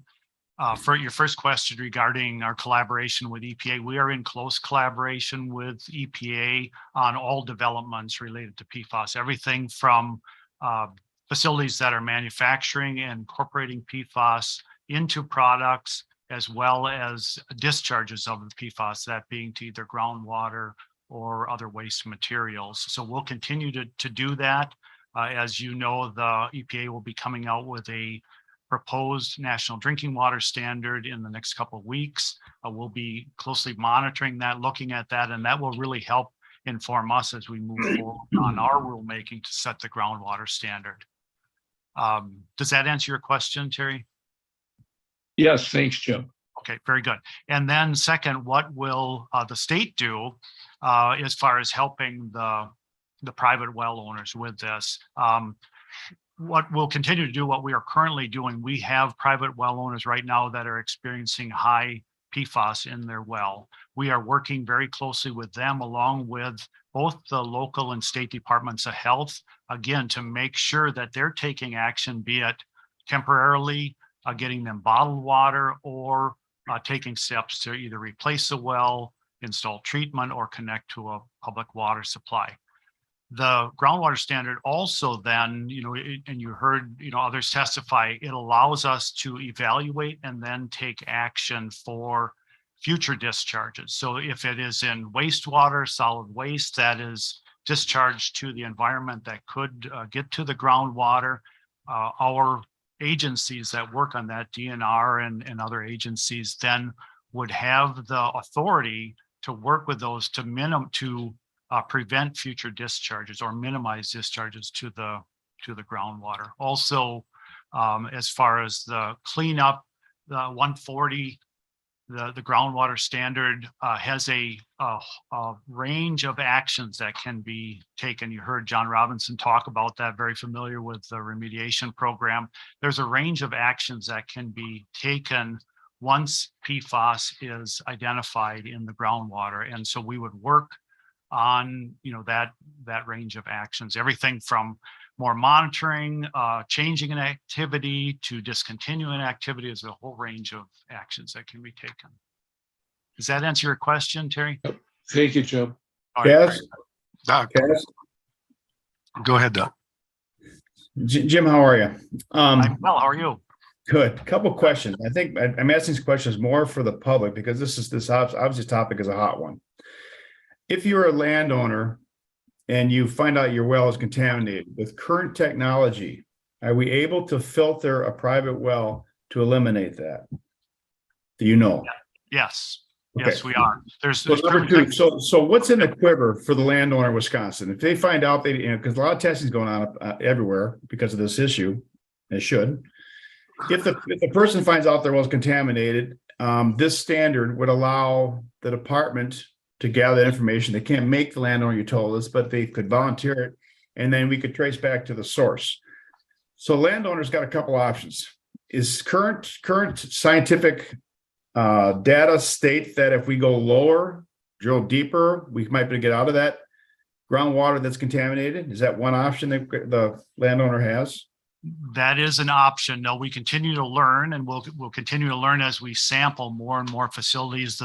Our public water supplies are sampling right now. That'll help us inform us really as John talked about too, the degree and extent. So if there is safe water, if you can drill deeper, that'll help identify that. But okay, and we have bottled water, which we had testimony that, which is obviously a pain in the to carry bottled water everywhere. And then we have you said that there is technology for filter systems for private. I'm unaware, but there obviously must be costly. The other thing I think the public, what I'd like you to comment on, so the public knows, is it presently legal for companies to discharge PFAS from their plant?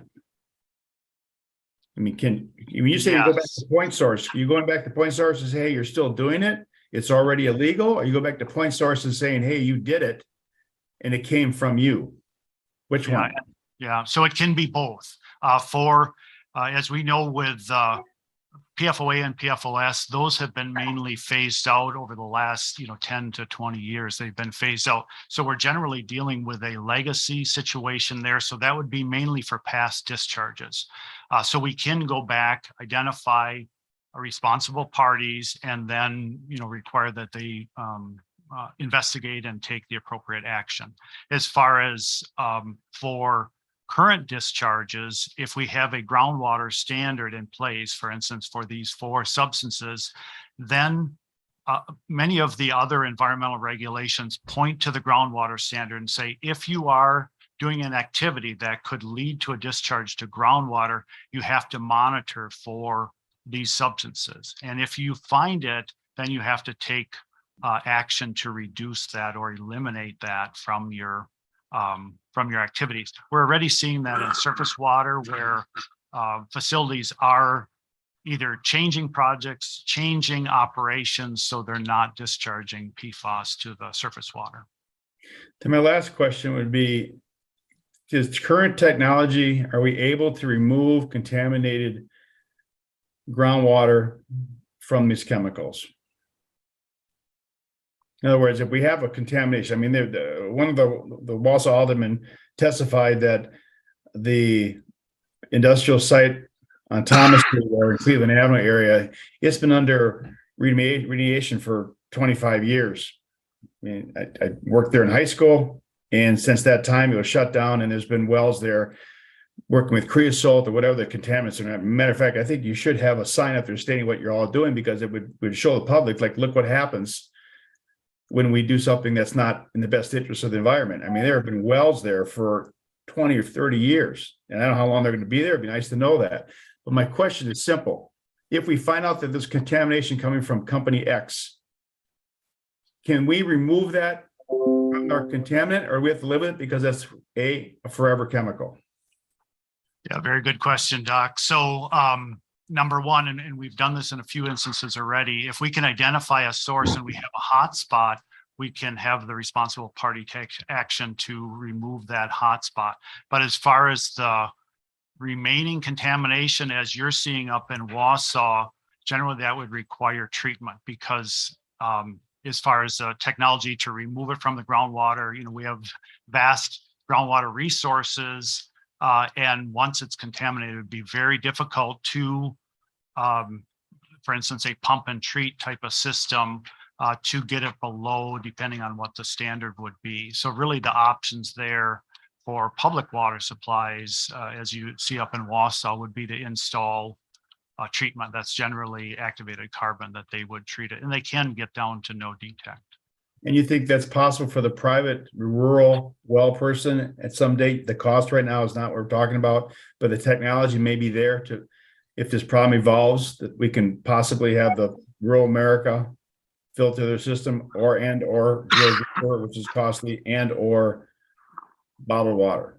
Is that a summary? Pretty good summary in your opinion? Yeah, very, very good, Doc. So again, there are proven technologies, either point of entry or point of use for private well owners to use. And again, they would be eligible for well compensation to get reimbursed for those costs that would effectively remove PFAS from their drinking water. All right, thank you. Yep. Any other questions of the board? Marcy? So just a bit of a clarification example on the difference between the groundwater standard and the standard that we passed last February. So Weston is in the headlines that they get to bring their wells back online after further testing. Is that to the health standard, or is that to the standard that we passed? Yeah, it's to the standard that you passed, that the board passed. That So is the 7 7, parts. correct? Yeah, Okay, not this one. correct. Okay, can I continue? Sure. Okay. Yes, move to approve. Okay. I'll Terry, second the hang on. motion for discussion. Okay. We have a motion and a second. Okay, Marcy. Thank you. The timeline on this procedure, the scoping statement, in our documents, the public hearing would not be held until 2024. 24, yeah. Okay, so the EPA is coming out with their standard. We heard from the business community that they would like to wait for the EPA standard. How do you see that going forward as far as the EPA putting out a number and how it would work with our timeline? Yeah, so very good point. So as I mentioned, EPA will come out with their proposed national drinking water standard yet this year. Their plan is to finalize that rule at the end of 2023, before the end of 2023. So that'll align very well with our rulemaking for groundwater standards. We'll be able to use not only their proposed rule, but ultimately their final rule as we work with our stakeholders to establish a groundwater standard. And then we would become and propose, write a draft rule, and then based on that, write an economic impact analysis that would go out for public comment in early 2024. So the timing is very good with us. Thank you. Any other questions of Jim? Well, I just have one. And every single speaker that got up there talked about protections, that this is going to protect them. And I'm not seeing where on the ground level we're doing any protections. So the question then becomes, are we overselling what the standard's going to be? I'm going to vote in favor of this scope statement, but I don't think we should be overselling that as soon as this passes, PFAS is going to go away, because it's not. And I don't think we should oversell it at this point. It's a much bigger problem. There's legacy chemicals out there. The PFOA, PFOS, I don't believe either one of those has even been made in the last decade. So we're talking legacy pollution here. And that's always much harder to correct. And over time, and I'm not even sure if we have the capabilities. Do we have the capabilities to correct it when it's in our groundwater? We do, like I had mentioned, Doc had asked us. Yeah, filtration, but I mean getting it removed from our groundwater. It would be very challenging to do that, particularly with such low concentrations. So really what it is cutting off the source and then putting those systems on treatment or finding an alternative source of water. Okay, so just so the public is clear, I think we may be overselling this a little bit, that this is the solution to the whole problem. And I don't believe this rule is, and I don't want the public to walk away with that perception. Yeah, well, this would really be setting a public health standard for groundwater. So we have, a marker that people can look at and determine if the water is safe for human consumption or not.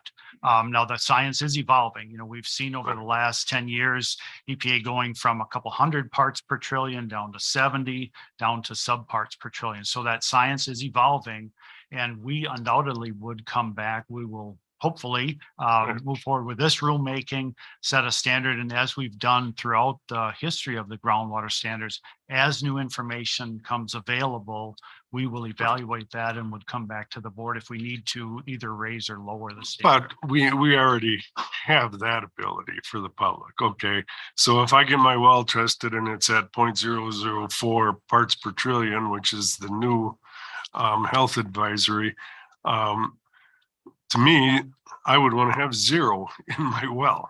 Okay, so we can already do that, and people make their own decisions whether they're going to continue to drink their water or not drink their water without a standard in place.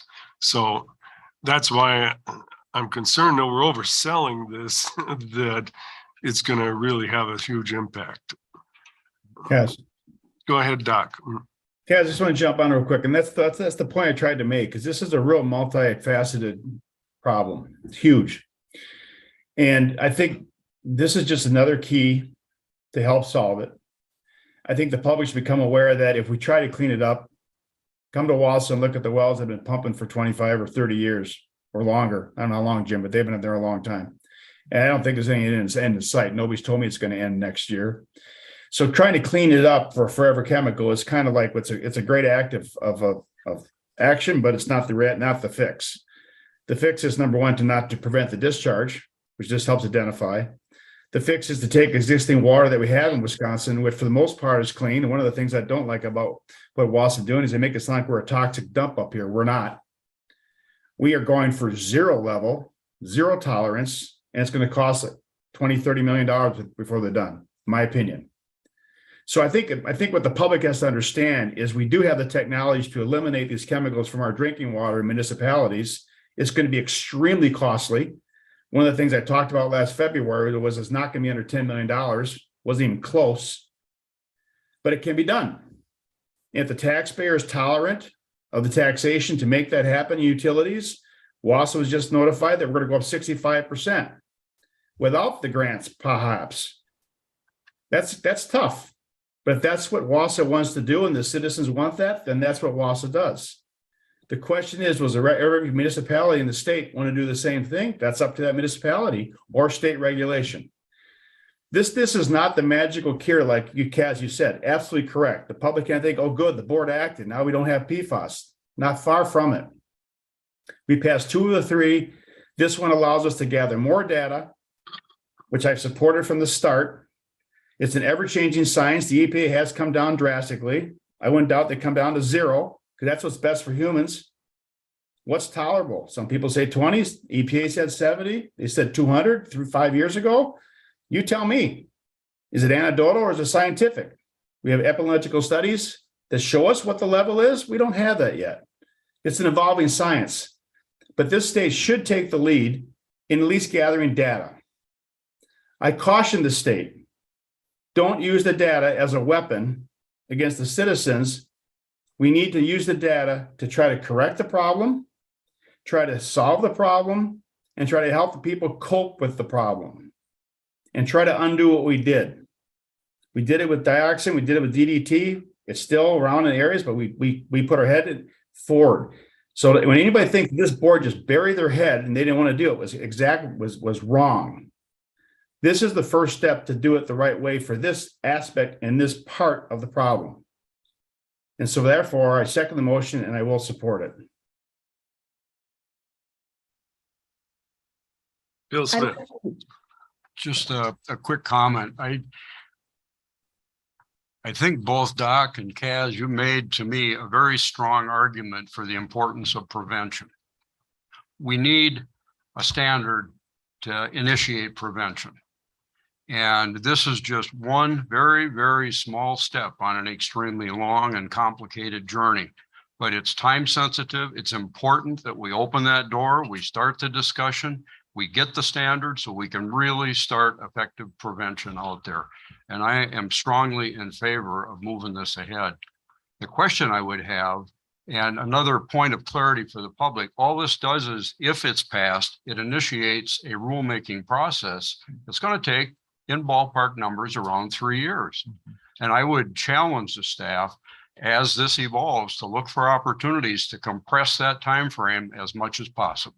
Yeah, I completely agree, Bill, and we'll do whatever we can to really expedite that rulemaking. But we want to make sure that all stakeholders are engaged, that we take comment in consideration as we move forward with rulemaking. Thank you. I'd like to make a comment. This is Sharon. Okay, sure. I feel encouraged by this process and also aware that it is one of many steps that will need to be taken. But I think it begins that process in a way where the user is having data, and if I understand it correctly, some compensation to help them as they move forward. The other area is what Bill has just said, that if there's any possibility with integrity to, and if this pass, to do it as expeditiously as possible, because time here is of such important essence. Thank you. Okay, we have a motion and a second. All in favor? Aye. Aye. Aye. Opposed? Motion carries unanimously. All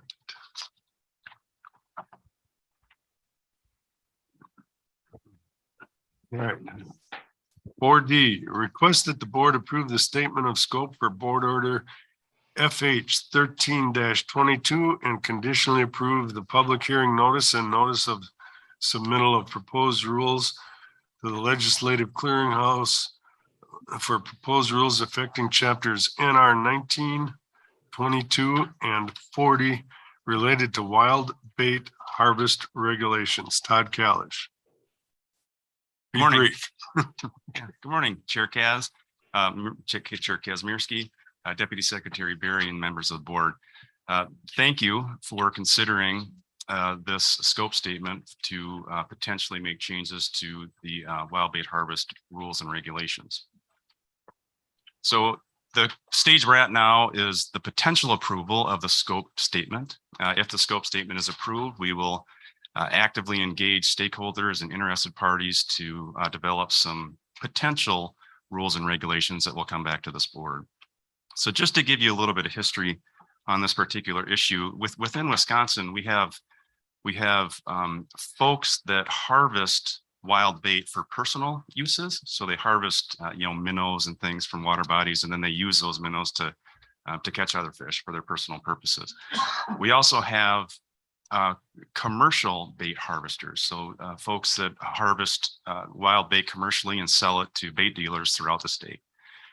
All of these folks are subject to a variety of rules and regulations. And that's what you see on the slide. They're subject to a variety of gear restrictions, special restrictions in trout streams. There's actually 3 different permits that folks have to get to collect wild bait throughout the state.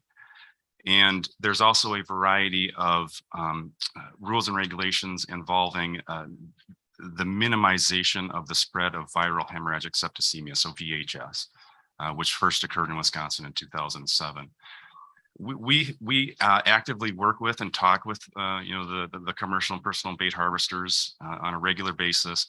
Over the past couple of years, personal bait harvesters and commercial bait harvesters have expressed some concern with the current rules and regulations. And they have asked us to look for ideas and potential ways to simplify some of our rules and regulations. Also, look for different ways to enhance reporting of folks that are harvesting wild bait throughout the state. And they're also asking us to apply the most current science to our rules and regulations. And this particularly refers to VHS. VHS primarily came out or was discovered in Wisconsin in 2007. We've learned a lot about VHS, a lot of science, better understanding of that virus has occurred throughout the years. And so we feel it's appropriate to apply that current science to potential changes to rules and regulations. And so in response to the comments that we've heard, Fisheries Bureau formed a task team in the spring of this year. And the task team consists of diverse members. We have members from that harvest wild bait commercially. We have members that harvest wild bait personally. We have members from the Wisconsin Aquaculture Association. We have members of Trout Unlimited. We have interested parties. And the primary purpose of that group is to facilitate a productive conversation and a process to hear what people's thoughts and ideas are for potentially making changes to rules regarding wild bait harvest. And so that group facilitated 2 surveys. We developed an internal survey for DNR staff, and we developed an external survey for wild bait harvesters. And we submitted that survey in the summer of this year, last summer.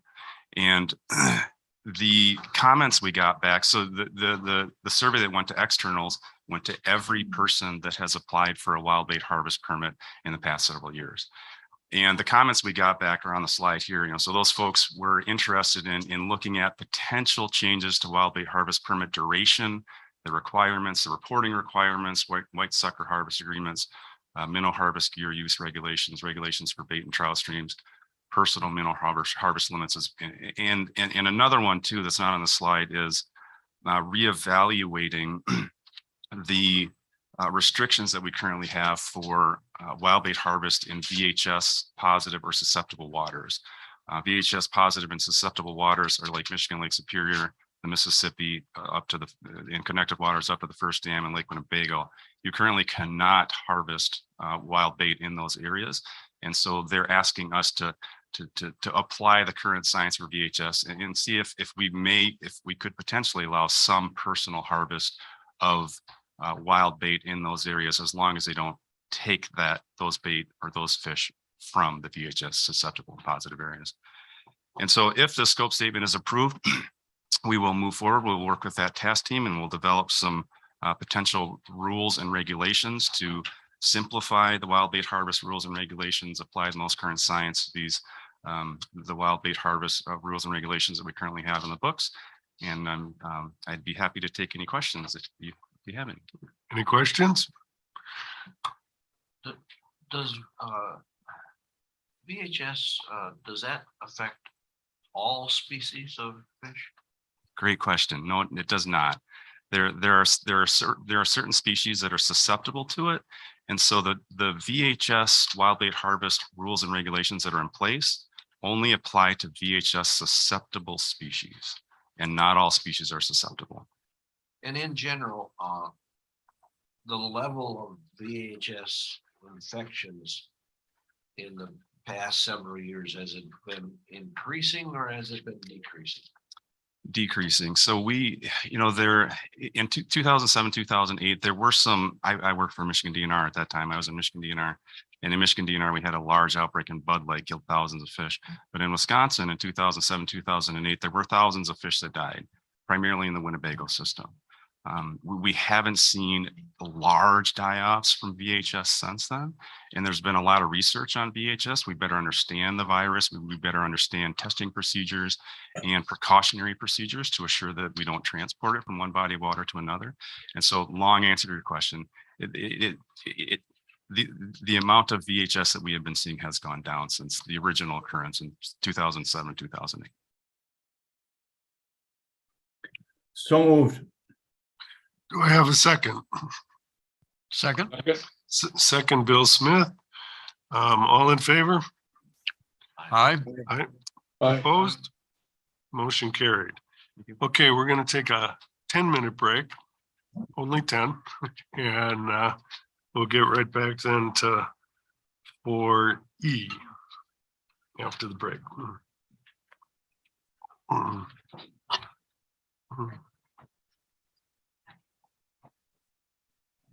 The primary last one.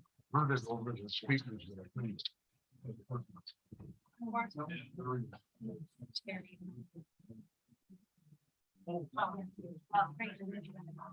Thank you.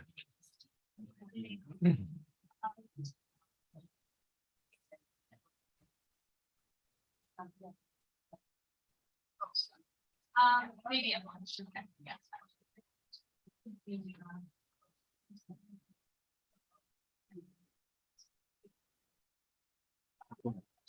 I just sent it to you. Any plans for holiday?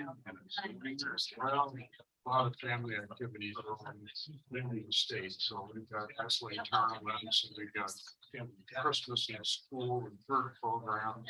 Oh, yeah. So we're sitting around. Yeah.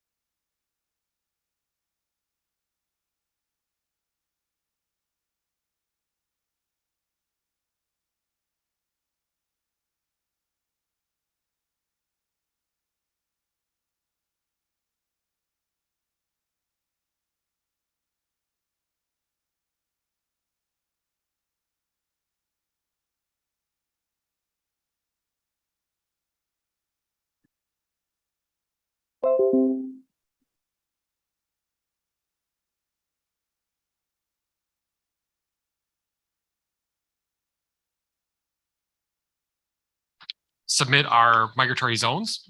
So barring any major changes by the service, so there's always the possibility that they could make a change to a bag limit or a season structure. We won't see you for a couple of years for our migratory seasons. If we do get that notification from the service, we will come back and do an emergency rule to make any sort of adjustment that we may need. But barring that, we are going to set these seasons for a couple of years out and then come back and then do it again for another couple of years. So we're going to see how this goes, and if everything goes well and the partners like it and everything continues, then we'll try it again for maybe a longer period, about 5 years next time. So one point of clarity there, though, this is an emergency rule. Are you seeking a permanent rule then also because the emergencies expire? Yep, the emergency. So this is for an even number or odd number of years. So we always in an odd number year would do an emergency and a permanent. Emergency to get us through the fall, and the permanent then would set us out for those next couple of years. So we still need the emergency rule for this year only, but then we wouldn't do that again for another couple of years, or unless the service does something that we would need to make adjustments to administrative code to. Okay. Any questions? Move to approve. Second. We have a motion and a second. All in favor? Aye. Opposed? And motion carried. Thank you. Thank you.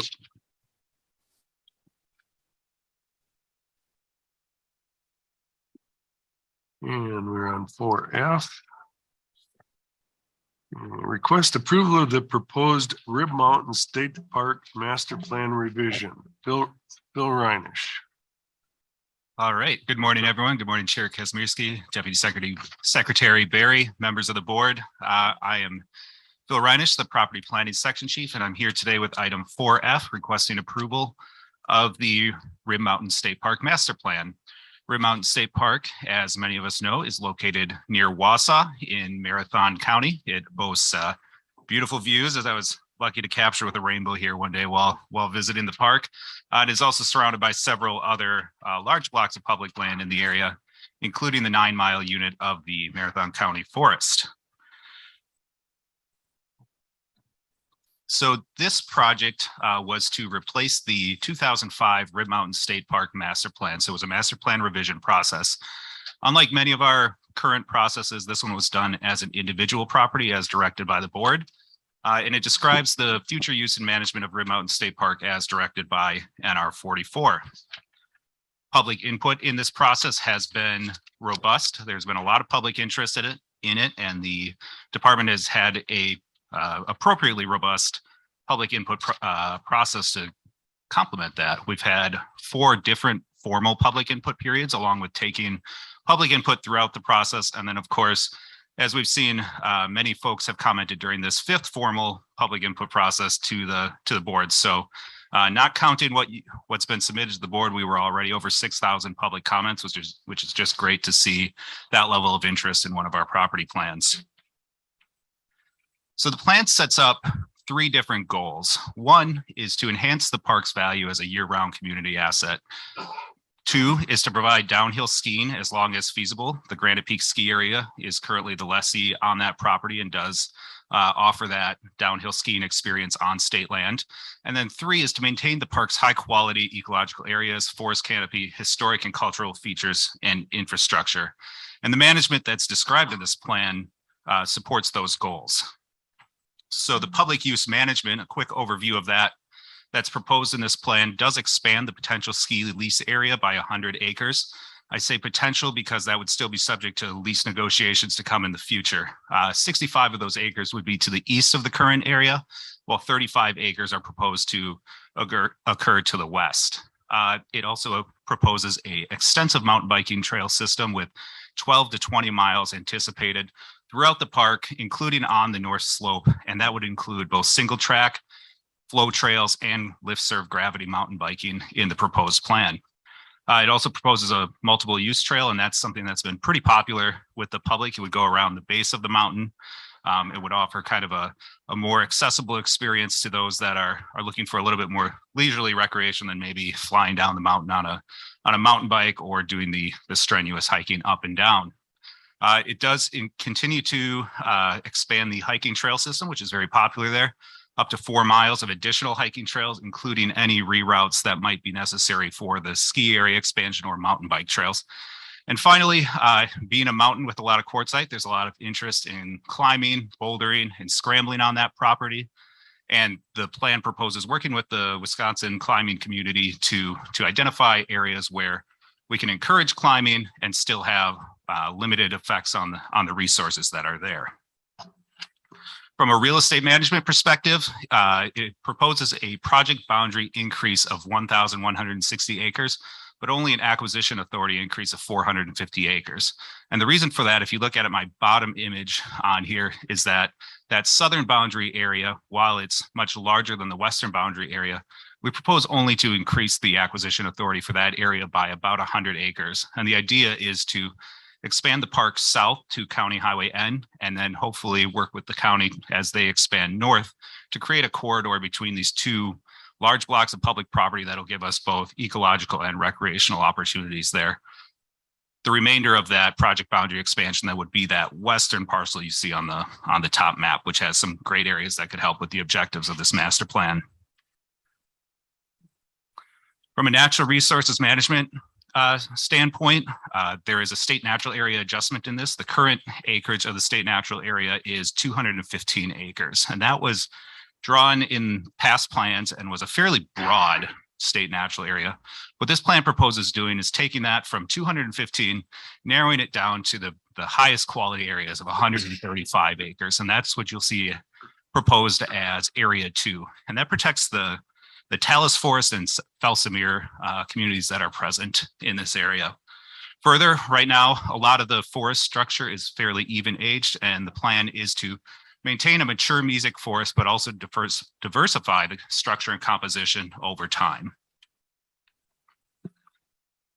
So as I mentioned, there's been a lot of public interest in this plan, and there have been many different issues that have come up and that we've addressed through the plan. Probably the largest issue has been the ski area expansion.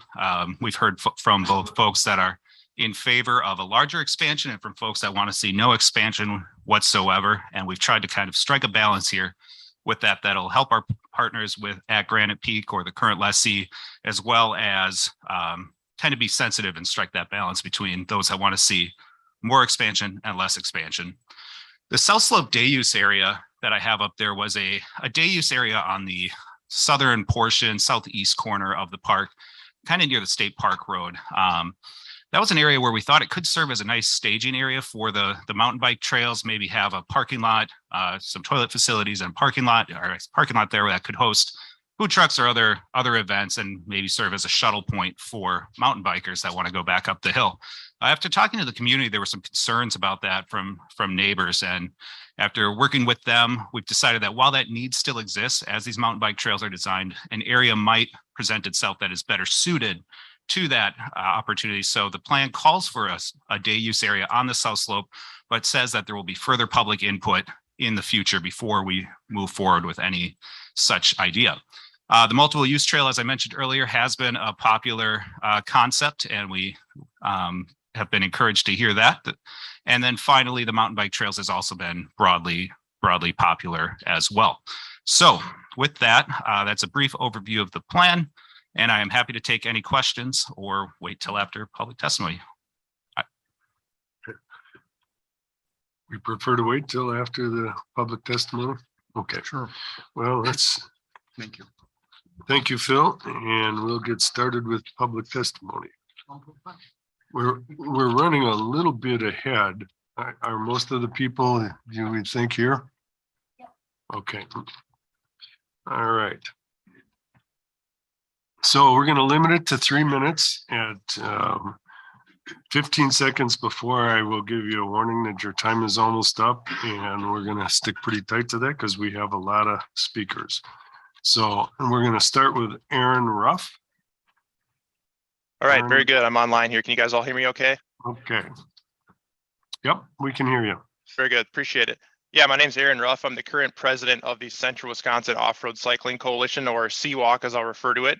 We are a local 501c3 chapter of the International Mountain Bike Association, or IMBA, which I'll refer to it. Founded in 2012, CWAC is leading the way towards the vision of making the greater Wausau area into an IMBA Ride Center, which is a designation that recognizes the pinnacle of mountain biking communities. Over the past 10 years, we have effectively leveraged public and private partnerships with support from county and municipal governments, investment from local foundations, and contributions from business sponsorships to build a better mountain biking community in central Wisconsin. In total, CWalk has raised over $750,000 to build and maintain nearly 65 miles of mountain bike trails on 6 trail systems, as well as groom 40 miles of trails for winter fat biking.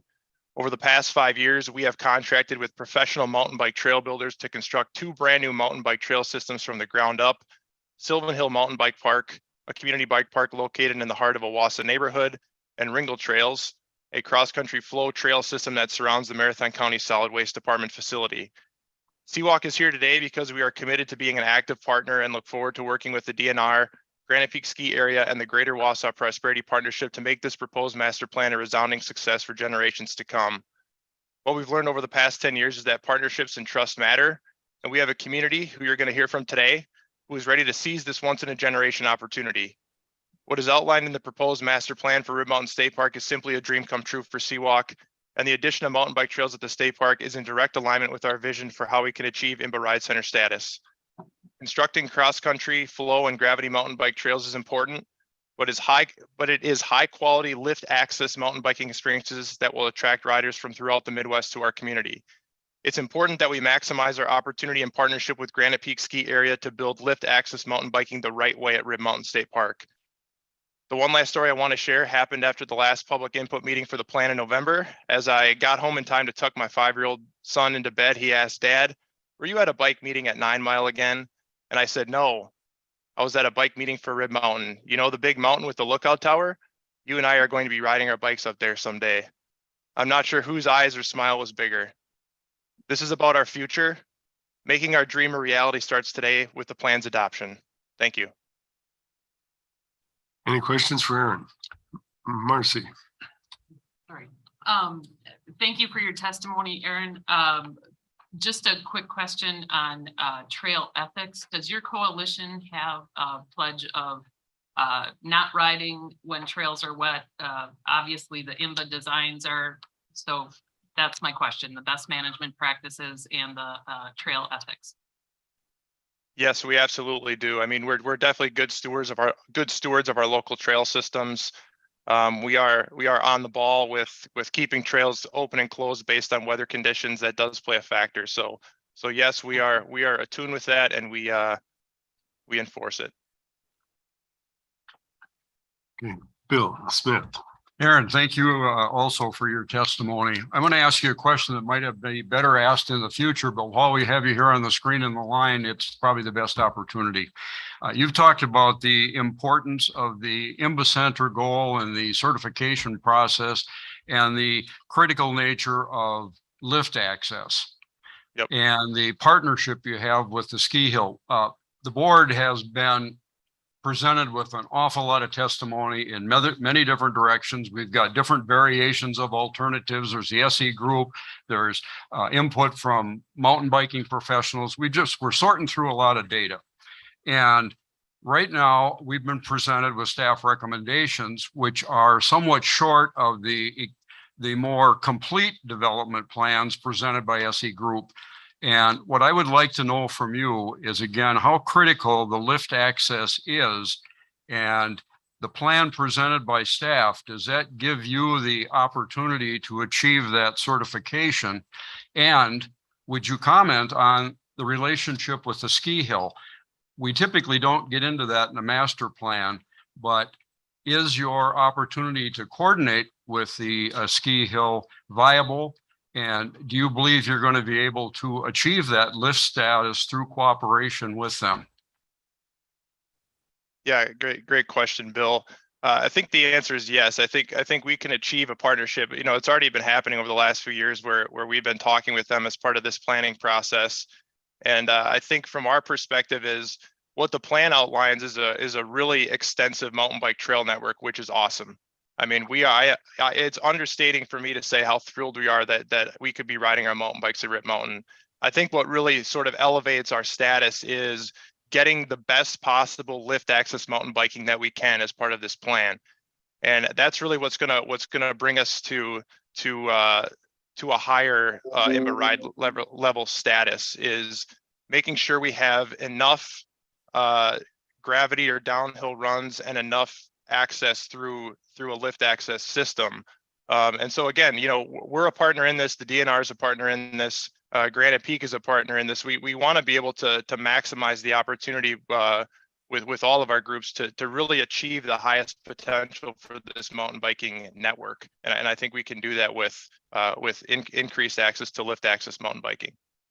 Yeah, the reason I ask you that is because the area of expansion in the West in particular has been identified as a valuable resource area with some unique resources in there. And as we develop closer to those resources, it increases the risk, if you will, that it may create some impacts. And an important part of that consideration has been very strong support from the community and also very strong criticism. And we're trying to sort through that. So to me, one of the opportunities there is for that level of cooperation. Now, we can't mandate that in the master plan. We're at much more conceptual level. We create opportunities. I would just like to get a sense, and I will ask the Ski Hill representatives a similar question. I'd like to get a sense if this cooperation is really viable and it's likely to result in the kind of thing that you're talking about. So thank you. Yeah, that's a good point. I want to defer an answer. I know Mike Rapiak from IMBA Trail Solutions is going to speak later on. Mike has extensive experience working with ski operations throughout the country and building mountain bike trails. So I know he would probably have a better answer about sort of tactically how this looks and how mountain bike trails are designed. So I kind of want to defer to Mike to help answer some of that question because yes, we're talking about a master plan today. There's certainly a lot of trail design and location things that need to happen to actually build a trail, but really the plan is to get us to that vision of what we could create here for a mountain bike network and lift access mountain biking.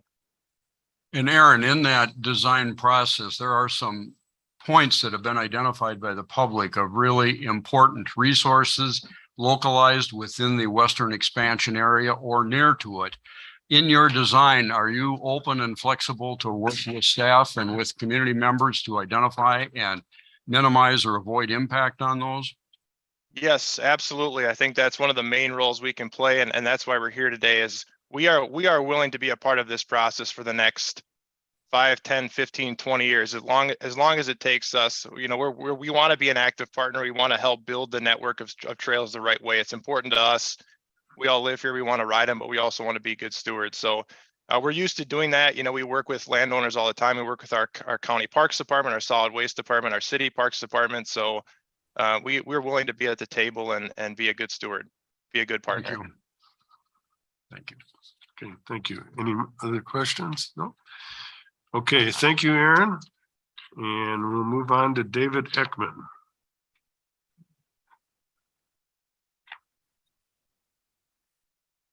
Good morning. I'm Dave Ekman, President and CEO of the Greater Wausau Chamber of Commerce. Chamber represents over 828 businesses from the Greater Wausau region, Marathon County. Importantly, outdoor recreation plays a key role in our region's ability to attract and retain skilled workforce to serve our diverse business community. 3 years ago, I attended this meeting when this board tasked the staff, the DNR staff, to set forth the new master planning process. Here we are 3 years later. Greater Wausau community stakeholders and citizens from around the state have been involved with this process with your team. It's been a very collaborative working process with you, with the DNR staff. As we continue efforts to revitalize and transform the Greater Wausau region to compete in the 21st century economy, Rib Mountain State Park plays a vital role for the future of Wausau and the state of Wisconsin. Located at the crossroads of commerce of Highway 29 and I-39, Rib Mountain rises to one of the highest elevations in the state. The park offers an abundance of hiking trails, which support advanced and novice hikers, as well as adventure racing enthusiasts. I'd be one of those. Since 1937, the ski area has been an important part of the Greater Wausau economy. Today, Granite Peak Ski Area provides a quality ski experience, but has potential to offer much more for families seeking year-round outdoor rec activities. In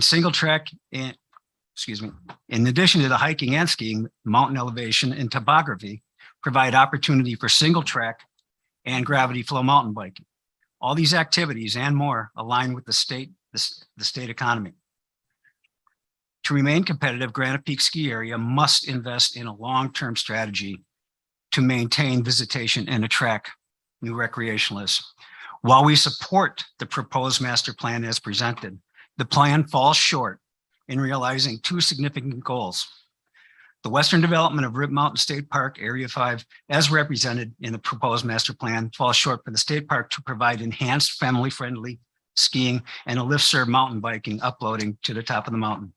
That would also help it to achieve that silver level IMBA Ride Center designation. To realize a sizable economic impact in the central Wisconsin economy, we ask that the proposed plan be modified to provide an additional 25 acres in Area 5, which do not migrate to the west, but extend vertically. Further, a modification should allow for placement of an uploading chairlift to travel over the state natural area to the top of the mountain. Consideration for 2 hand-cut ski and mountain biking trails should provide travel through the state natural area, allowing skiers and mountain bikers, enthusiasts, to access necessary elevation and topography to maximize their outdoor recreation experience. Thank you. Any questions for David? Hearing none, we're moving to the next speaker. Thank you, David. Peter Williams, SE Group. Good morning. Thank you. My name is Pete Williams. I'm with SE Group. We are the nation's preeminent ski area design firm. We've been in business for about 64 years, and we've designed about 300 of the ski areas that are in the country. We wrote the 2021 Recreation Needs Assessment for the Rib Mountain Park. We're in support of the plan, and we recommend approving the stated modification to take the lift to the ridge. This revised plan that we're talking about here represents, as discussed, a significant reduction from the proposed plans that were in the need assessment. Those plans showed 3 or 4 lifts in that western area going up to the ridge, and about 12 runs coming down. While this is a significant reduction, this one single lift would still be a good ski lift and a good expansion for the resort, providing that that lift can go up to the ridge. And the reason for that is that the area that's within the SNA is where the topography really, starts to get steep enough that it provides interesting skiing for intermediate and advanced level skiers. Another factor is that the topography that's available in the SNA in that western area is the only place where you can create a lower ability level run that would come off the ridge down, which would really provide a significant increase to the recreation in the area. Let's see, the revision to the DNR proposal here to take the lift up to the ridge could be built with very little impact in the SNA. The lift could completely span the approximately 620 feet of crossing within the SNA area without any towers being built in it. That's a relatively common span length for a lift, particularly in sort of western areas. Basically, all it means is that the lift towers before and after that span would have to be a little bit taller. The ski runs themselves through the SNA could be built with a very sort of natural feel and look. They could be built with no mechanized, work whatsoever, no ground disturbance at all. Could be hand felling of select trees. So it could be a very different look and feel than the sort of traditional ski runs that you see there. The runs could be aligned to avoid the boulder fields and the hemlock trees and other sensitive features. Snowmaking pipe could be moved into place without any motorized vehicles in the SNA and would be left above ground. This style of construction is similar to ski area construction techniques used in other really sensitive areas around the country. One of the particular ones to note is in the roadless areas on federal lands. So very similar type of construction techniques that would be used in those types of lands there. Okay, any questions for Peter? Question. Marcy.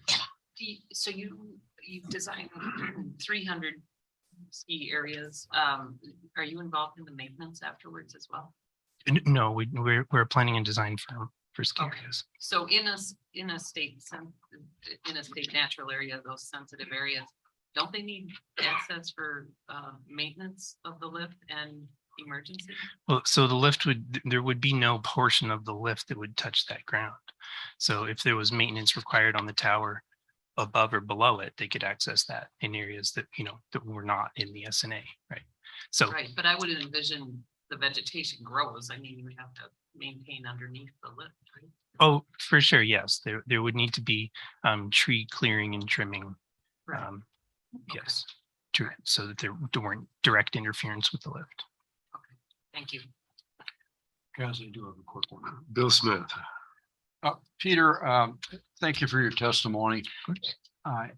In this current staff recommendation on the western expansion, again, my earlier comments, have been a lot of dialogue about mountain bike interaction with the ski hill. Have you taken a look at that relative to these specific plans in this area? And could you comment on whether or not there's opportunity for that? For the mountain bike trails? From a design standpoint, yeah, particularly the lift assist aspects of that. How does that integrate with ski hill design and operation? Yeah, absolutely. So, the flow trails that would be made for the lift assisted downhill mountain biking can work really, really well with ski design, as those trails can be built sort of between the ski runs. And so the opportunity to kind of design that from the ground up, from scratch, that would be available with this plan could result in a really, really good type of a setup, as opposed to when you try to go back into an existing ski area and try to fit the trails in around the existing runs. That's much more difficult. But if you design it from the ground up with both in mind, you can get a really great product. So I hear conceptually it's possible. Have you applied that type of a thought to this specific piece of property, and is it doable here? We have, and yes, it is. Absolutely. Thank you. Any other questions for Peter? Okay, moving on. Mike Repick, Repiak, did I say it wrong? International Mountain Bicycling Association. Mike, are you there? I'm right here. Oh, okay. How bad did I butcher your name? Not too bad. Two syllables, Repiak. Good morning. I'm Mike Repiak with the International Mountain Bicycling Association. My role as Director of Planning and Design for the Trail Solutions Program leads a team of planners, designers, and builders completing projects across the globe. I was born and raised in southern Wisconsin, received my landscape architecture degree from UW-Madison, then lived in Colorado for 15 years, working with Pete as a mountain planner at SE Group. And I've been back here in Madison for 9 years. Worked for the department, worked for the DNR as a trails coordinator for 2 years, and been with IMBA for over 6 years. I mentioned all this to exhibit that I've seen and experienced a range of trails in various landscapes while working in the outdoor recreation industry for nearly 25 years. I stand here to express the most importantly, that the Wisconsin State Parks, Wisconsin DNR, and you, the NRB, have an opportunity to create an authentic and engaging trail amenity for Wausau, central Wisconsin, the communities around, that will be a regional draw, attracting visitors from across the Midwest, and quite possibly developing a national destination. The key in all of this is high quality trails that meet the park visitors' trail experience objectives. The thoughtful and extensive master planning exercise that has been done so far for these natural surface trails has kept in mind multiple user groups, not just the mountain bikers. Most of the trails that you see in this plan are aimed towards shared use experiences with pockets of bike optimized flow and gravity for trails that will serve locals and destination riders.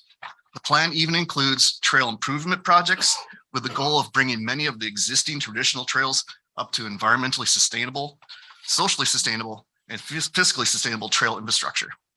The planning done to date sets a foundation where modern trail design and construction techniques will ensure that trails are appropriately placed within this unique landscape.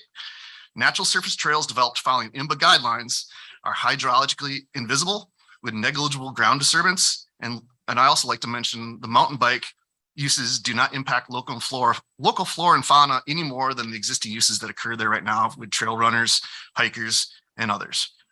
Community access is greatly improved with the addition of the perimeter trail that encircles the property. The existing trails that will be upgraded while they still achieve and reach park special points of interest.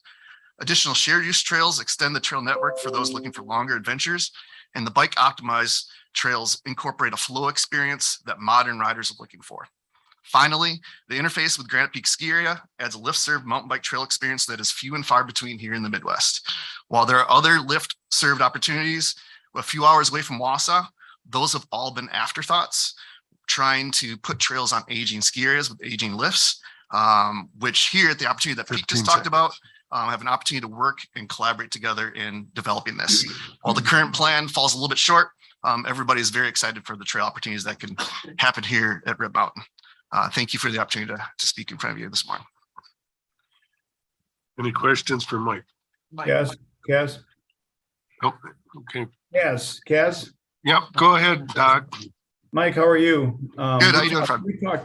We talked 4 or 5 years ago, Mike, you and I, about this actual aspect, and I'll address the topography of that area, western expansion, separately for skiing. I want to address it with you regarding gravity mountain biking. I think there's a perception that the public needs to know between technical mountain biking and gravity mountain biking.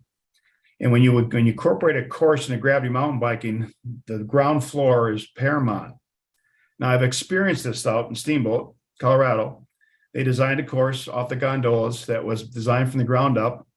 And it's like hidden where you don't even know it's on the hill, whether you're hiking it or skiing it.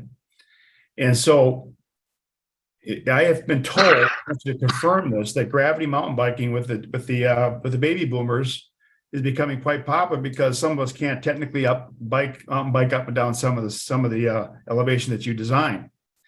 That the need and the desire to take a lift to a top of a pitch and bike down with gravity and very little pedaling, although it may sound lazy, it's still adventurous as heck to get down to the bottom and then lift back up to the top. That aspect of mountain biking is an aspect that I don't think Central Wisconsin really knows unless they've been out west or a place where it's been designed.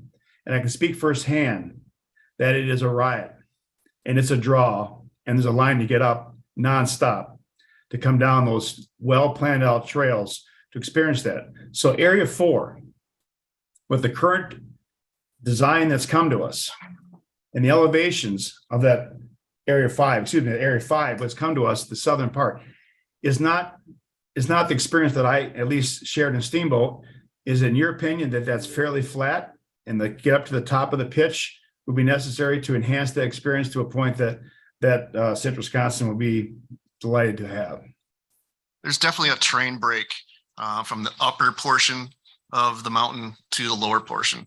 And as Fred mentioned, where the lift right now would unload per the current plan is on those more gentler slopes. Going to the top allows us to add a little bit more gravity, a little bit more vertical to it, and gives you a longer trail experience. And that's what folks are looking for. And it's more about quality of the trail and the experience that you're having on the trail rather than really extensive length. But what we do need is the elevation rather than the length. And so to carry that one step further, Mike, when the other slopes were developed and the ski resort, I have family video, believe it or not, from 1937 of my father standing in front of that lodge skiing. It was not developed with mountain bikes. Neither was the phase 20 years ago with mountain bikes. It was definitely a ski run development period. Now, that doesn't mean you can't ride mountain bikes down that severe vertical where the old senior used to be. I'm not sure what they call it today, but where the senior that used to be senior run is difficult and is not the experience that we're trying to achieve. This Area 4 or Area 5 on the Western Development, if properly planned out, should have low impact design where the experience is what gravity mountain biking would give the public. Is that true? Absolutely true. So where the existing ski area is right now, it's very ski trail dense. The islands between those islands of trees between the ski runs are narrow. Not a lot of room to put mountain bike trails in. And when we're able to design together, we're able to place turns, maybe rollers. We have great rock content out there. So we want to use that rock as features to ride through technical aspects over in rollers. We can design the ski trails along with the mountain bike trails that those features don't end up in the ski trail. causing the need to make more snow and groom around features. If we're able to put those features into the trail islands that we are designing with SE Group and IMBA collaboratively, we're able to put those features in an area that does not impact ski operations. All right, thank you. Okay. Bill Bruins. Yeah, the buzzword today is sustainability. And you mentioned it, and you mentioned the three-part definition of what's widely acceptable for sustainability. Yeah. Has to be financially Bill, sustainable. can you speak to the mic, please? Okay, it has to be financially sustainable. Boy, Terry's awake. That was Terry, right? Yes. It has to be environmentally sustainable, but you also mentioned it has to be socially attainable. Now, I think in our deliberations today, I think it'd be good if you would expand on the socially sustainability aspect of this proposal. Absolutely. The social responsibility, social sustainability is providing access for not those who have been in an activity or a sport for long term and it costs a lot of money to get into that sport, but it's also able to provide the trail access to neighboring communities and do it in a manner that there's programming done, there's easily accessible trailheads, and a range of ability levels for trail users from the beginner to the intermediate to the advanced, not just from a mountain bike point of view, but from the hiking and trail running point of view too. So we're not going to go out there and build trails that are just double black diamond trails and it's only for a certain niche of riders, or super technical climbing trails for hikers and it's only a certain fit folks that can go and ride or hike those trails. This plan with the shared use perimeter trail, Phil in the plan refers to as multi-use perimeter trail. We call those shared use trails. They're accessible to many different folks in the community and destination wise. So we're not wanting to put any bars to entry to these trails here. And Bill Smith. Thank you. Mike, you've had a lot of experience with trails from many different vantage points. Couple of quick questions. We've gotten feedback from the public from several people that value their experiences in Rib Mountain State Park. A number of them are hikers, people looking for quiet areas, and they're concerned about sharing multi-use trails and having that be detrimental to the quality of their experience. Could you comment on how successful that is to mix users together on multi-use trails with mountain biking and whether or not that's feasible? Absolutely. The planning done to date has looked at a couple approaches. We have shared use trails and then we have pockets of single use trails. Those shared use trails are for connectivity and getting density of users throughout the property.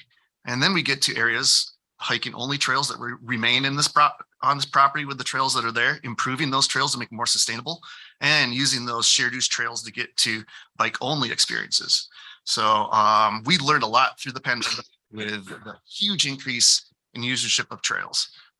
Places saw 300% increase in use on existing very old trail networks, and things that we did to improve the capacity was to introduce directionality and single use pockets. So you had connectivity with shared use, people going in a same direction. So you're limiting conflict by going towards each other.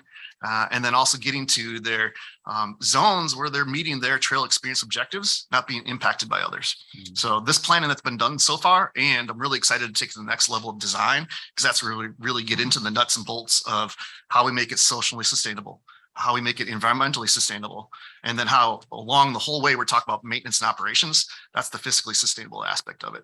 So would you talk about maintenance and operations very briefly to this question? Who's going to maintain and operate it, and what kind of resources are available to do that on a long sustained effort? Absolutely. I can give you some examples and what we've talked about so far. Since we are at the master planning level, at the high conceptual level, we've talked about the partnerships. You heard from Aaron from Seawalk earlier. You'll hear from the ski area and you'll hear from others in the community. There's a lot of desire for these trails. And we've always talked about, while you can fund for implementation, it's always tough to fund for maintenance. That's not exciting.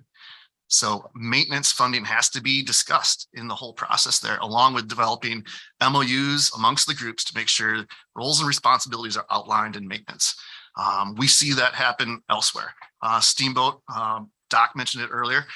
They have a hotel tax that goes to trail maintenance and is in partnership with the county, with the local organization that is doing maintenance on hundreds of miles of trail. Smaller trail networks, 25 miles of trail. We have our IMBA chapters. CWalk is one of our most successful, one of the better operated chapters in the US. They got it dialed on the trails that they have right now. Those partnerships with IMBA chapters, with local fundraising, and then partnership with the state parks on, again, roles and responsibilities on who's doing what on trails. This is not meant to be putting all that burden on state park staff because we know that's not possible. So CWalk has definitely spoken up, and others have, on being involved in that long-term operations and maintenance. Thank you. Any further questions? Hearing none, thank you, Mike. And we will move on to Charlotte Skinner.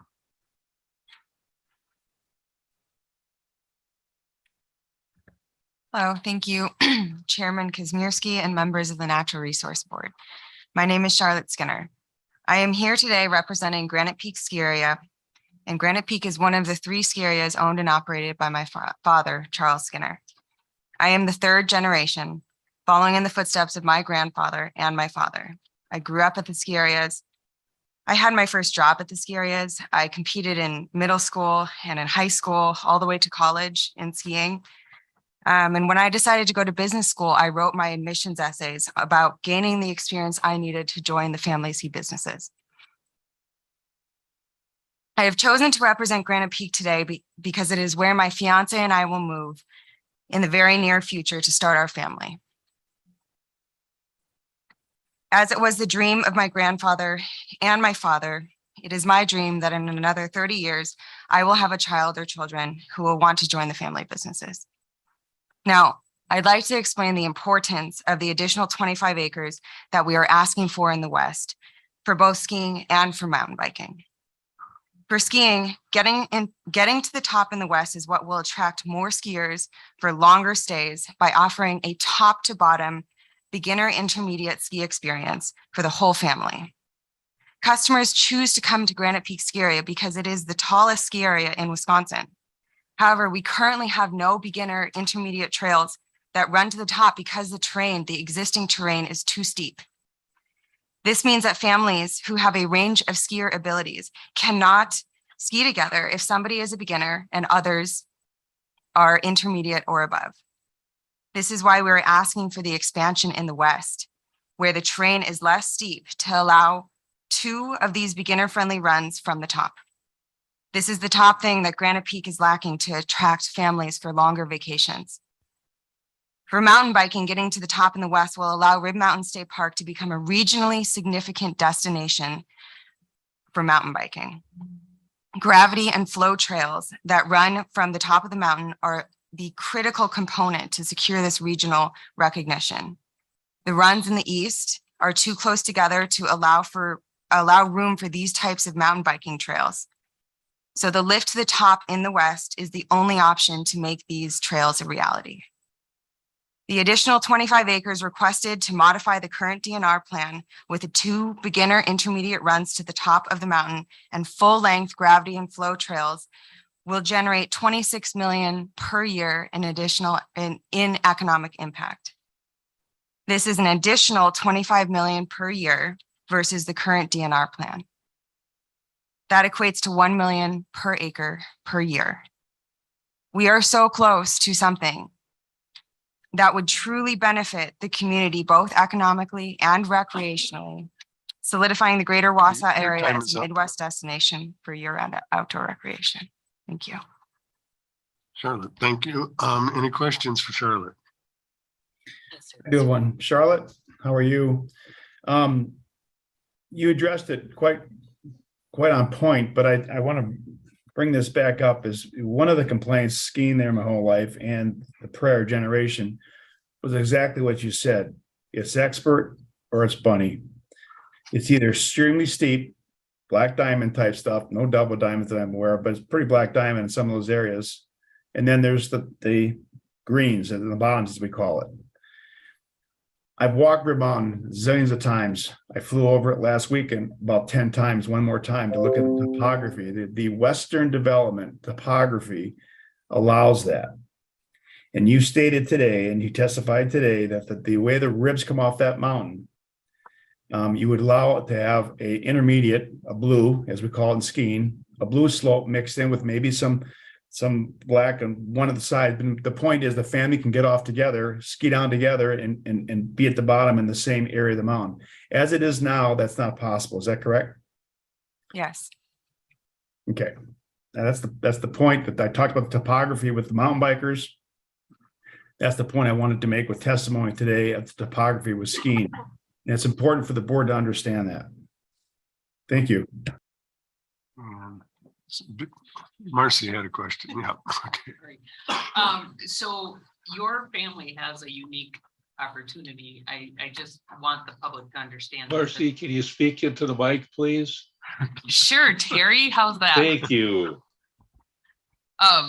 It is good that we hear from them every once in a while, isn't it? So we don't have this anywhere else on a state park, if I have been told correctly, where we have a lease agreement like this for a business entity such as yours.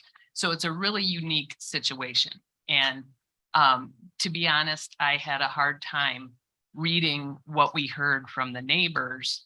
And because I could sympathize with them, that they bought their properties in proximity to the park with one assumption, and now it has the potential to change significantly. And so I just want to, I don't know if you've gotten to read all of that testimony, but it was very sincere. And then there were some phone calls as well. And so I know that we're in a unique situation, but I also wonder if there's opportunity from the business side. And I thought it was interesting, the comments about being able to pay for ongoing maintenance. If there's some opportunities that the business would look at to be good neighbors and kind of minimize some of those impacts that we heard from the neighbors, whether it be a dark sky initiative. I don't know if you're already a green tier business or how sustainability comes into your business management plan. But I just want you to know that was really heartfelt from a number of your neighbors, that this is a significant change to what they expected. I think that, looking at all three of the properties that we have, we've taken a very vested interest in being good stewards of the community around us. And we will take whatever actions we can to help mediate the effects that people are concerned about as it relates to their real estate. I think that there are also comments that are important to draw attention to that emphasize that that the development that we're doing, it doesn't always have to be considered negative. And on the flip side of what some of the neighbors are feeling as it relates to their real estate is that having a ski area access nearby is something that can also increase the value of real estate. But certainly for those who are concerned about it, we are very willing to listen to what they have to say. I've personally read, I can't say all of them, but I've personally read a great deal of the comments that have come through. And it is always in our business's values to respect the community and to give back to the community in however we can. And so I can't speak to the exact initiatives that will happen, that will unfold as a result of what happens here today. But I can tell you that, this is the third generation that we have been involved in local communities and ski areas. And it is our goal to make these communities better and not to take away from things that are valuable to the residents of that community. Okay, thank you. Charlotte, I have one quick question for you. And that is, explain to us a little bit about your collaboration with the bike groups, because it seems to me like you're pitching for them too, and to me that's a good sign. So has your collaboration been good, and you guys going to be able to coexist? I think our collaboration has been top notch. Not only from a logistical standpoint, planning and organizing and speaking with the organizations, but also from a shared customer base. I mean, the skiers and mountain bikers, it's non-motorized outdoor recreation that goes hand in hand. I love mountain biking personally. I was introduced to it by a ski coach up at Lutsen, actually. And I think that the two sports go hand in hand. And as you've heard from the experts of trail planning, it is really critical that these two things get planned together in order to be able to create the best experience, and to be able to create the best experience in order to generate the economic impact that is needed to give back to the communities. So I have no doubt whatsoever that we will be able to continue the collaborative relationship that we've had, and make all of the unanswered questions something that we can collaborate on answering together. Thank you, because coexistence is kind of a rare thing in these master plans typically, so it's refreshing to actually see. So go ahead, Doc. Yes, that's a great point, and I failed to bring that up. But Charlotte, as long as you're on the record, which you are, and you state that you're working collaboratively with the mountain bikers, we all know that mountain lifts are not cheap, millions and millions of dollars, and the payback on those things is a long period of time. Are you guys willing to, in running those things in the summer months, you run those in the fall for a couple of weeks for fall color, and I know the electricity alone probably doesn't even get covered. Are you willing to work with mountain bikers and actually give it a fair chance? Because if you now analyze this in 2 or 3 years, it's going to be a negative. You know it as a businesswoman, and it's going to take a while for this to catch on. And I know you want to use your lifts more than just winter months because they help the payback. But you and I both know that running those lifts in the summertime is going to be hard to do because electricity to run them is expensive. And you know that it's going to be a process to get them going and to get it caught on. You guys, as business people, you were well aware of that. Are you willing to put the time in to make it happen? Yes, we are well aware of that, and we will do our part to ensure that we can ensure the long-term success of this plan. There's an option for solar lifts. Take a lot of panels. We could put those up in Rhode Mountain. We could cover the whole south side with solar panels. We'll pay for that. If that's what the Greens want. Oh, let's look at battery packs, Doc. Look at that. Come on, think big. Okay, thank you, Charlotte. And next up is Jenny Neuenhaus. Voice. Jenny, are you here? There you are. Yes, thank you. Can you hear me? Yep, we can. Okay, thank you. I am Jenny Neuenhaus Hardell. I am the president and owner of REI Engineering with our corporate office in Wausau, Wisconsin. I'm requesting the approval of the proposed Rib Mountain Ski Master Plan with the most recent revisions presented by Dave Ekman and most recently by Charlotte. I'm a native of Wausau and I currently reside in Wausau.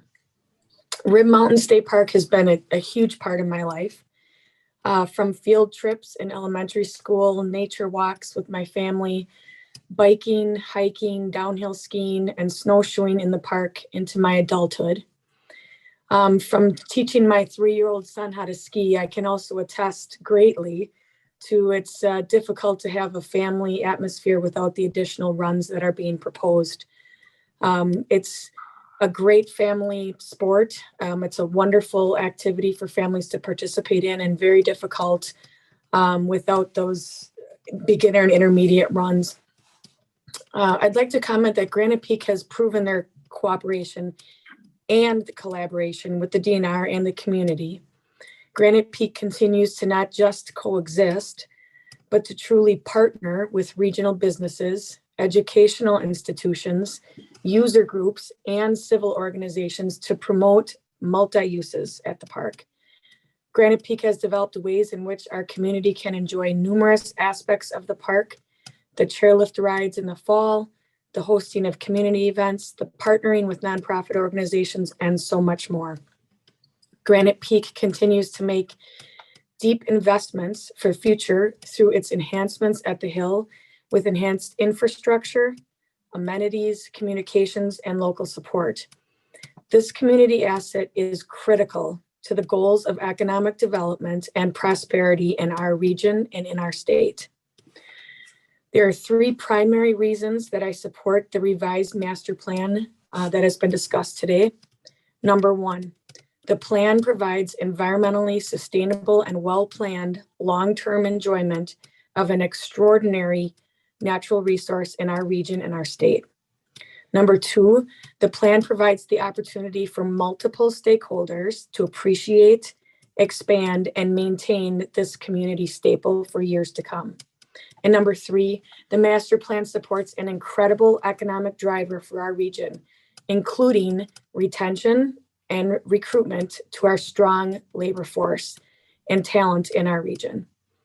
In close, I appreciate your time. 10 seconds. I want to emphasize the impacts this will have on our region and our state for decades to come. Thank you. Thank you. Thank you, Jenny. Any questions for Jenny? All right, we'll move on. Thank you. And Jan Martin with Wausau 24 Bike Race. Good morning. Thank you for pronouncing my name correctly. Jan Martin, past president and current board member of Seawalk and owner of Wausau 24 Mountain Bike Race, 34-year resident of Marathon County and frequent user of Rib Mountain State Park. I would like to address three topics regarding the master plan, beginning with the expansion to the west. The trails leading from Grouse Lane to the quarry are a distinctive place for many people and the target of numerous comments in this process. Indeed, whether on foot or snowshoe, they have provided a natural solaceness and even sacredness for myself and family. That said, the expansion to the west is a critical component for the success of the master plan. I am satisfied with the DNR's proposed reroutes and the addition of new trails to and near the quarry and welcome ski expansion to the west. A parking lot and proper trailhead are long overdue for this area of the state park. Secondly, as the owner of a major sporting event in Rib Mountain, I welcome additional opportunities for outdoor recreation for people of all ages and abilities. Expanded downhill skiing, more hiking, and the addition of mountain biking will be a tremendous asset to our community. This will increase exposure and attraction to the greater Wausau area as a vibrant place to play, work, and live. In my travels, racing and riding mountain bikes throughout the Midwest at different trail systems, I initiate conversations about the Wausau area. I'm amazed at how many people are aware of Granite Peak, the Iron Bull races, Seawalk, Wausau Whitewater, and the other organizations that contribute to the local outdoor culture. But the lingering question from these conversations is always, when can I ride my bike on Rib Mountain? After today, I trust that answer will be soon. Finally, let's highlight the economics. There's been numerous public comments with the negative tone. It's all about the money. With the DNR's due diligence regarding environmental stewardship satisfied, we should look forward with great anticipation and pride of what this could mean to our community for new business startups, talent attraction, and a measurable boost to local tourism. The downhill skier, seasoned hiker, and mountain biker are frequent and loyal patrons for restaurant, retail, and hotels. Outdoor recreation as an economic driver can transform a community. Just look to areas like Hayward, Marquette, Michigan, and the Iron Range of Minnesota for undisputable evidence of economic vitality from outdoor sports. Please honor the process of your DNR staff and the commitment of our local 15 seconds to make this expansion a reality. Pass the master plan and the GWPP's proposed amendment today. Thank you. Any questions? Quick one. Marcy? So the race that you manage, is that currently a mountain bike race? It is. It's a trail run and a mountain bike race that takes place at 9 Mile County Forest. Next year, we anticipate drawing about 900 athletes from about 17 or 18 states to the community. Awesome. Same question then for the previous gentleman on trail ethics. If your event gets rained out, is it canceled, or do you run it no matter rain or shine? No, fortunately, 9 Mile is a very robust trail system, but we actually, in that case, in many cases, defer to the landowner. And it's a collaboration decision on the sustainability of the trails, whether or not the race is canceled or postponed. Prior to owning the race, I raced the race for many years, and I only have one memory of the race being delayed by weather. Thank you. And thank you, John. Thank you. And Nancy Anderson is next.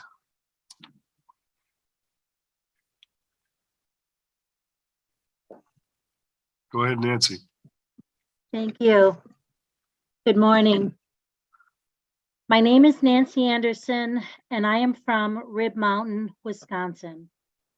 Today I come before this board, and I ask you to please join me in supporting the preservation and protection of our gem, Rib Mountain. Allowing the ski hill expansion or any new development will surely destroy the last of the natural environment that remains in the state park. I don't think I have to remind you that Rib Mountain is a geographical wonder. It's a rare asset right here in our own backyard. Geologists have determined that it is more than 1.7 billion years old, 1.7 billion years old. One of the oldest rock formations on Earth. It joins the likes of other famous monadnocks, which you know that's the technical term of Rib Mountain, such as Devil's Tower National Monument. That's a monadnock. And the Mount Monadnock in New Hampshire, which is the second most popular hiking destination in the United States. As one of the highest points in the state, Rib Mountain gives the Wausau area a truly special backdrop, and it defines the landscape of central Wisconsin. Shouldn't we protect this iconic state park? While I support Granite Peak and the ski trails they provide in our community, I oppose further development on Rib Mountain. Our DNR should not be responsible for supporting a for-profit business to expand at the expense of the park that belongs to all of us residents of Wisconsin. There are other ways to attract visitors, and perceived tourism profit should not be the driving force behind this master plan. Let's focus on how we can enjoy nature in a sustainable way that protects the land and the habitat of the creatures living there for generations to come. Please vote no to the current proposed Rib Mountain Master Plan revision. Let's just leave Rib Mountain alone. Thank you. Any questions? Okay, thank you, Nancy, for your testimony. Randy Pushner.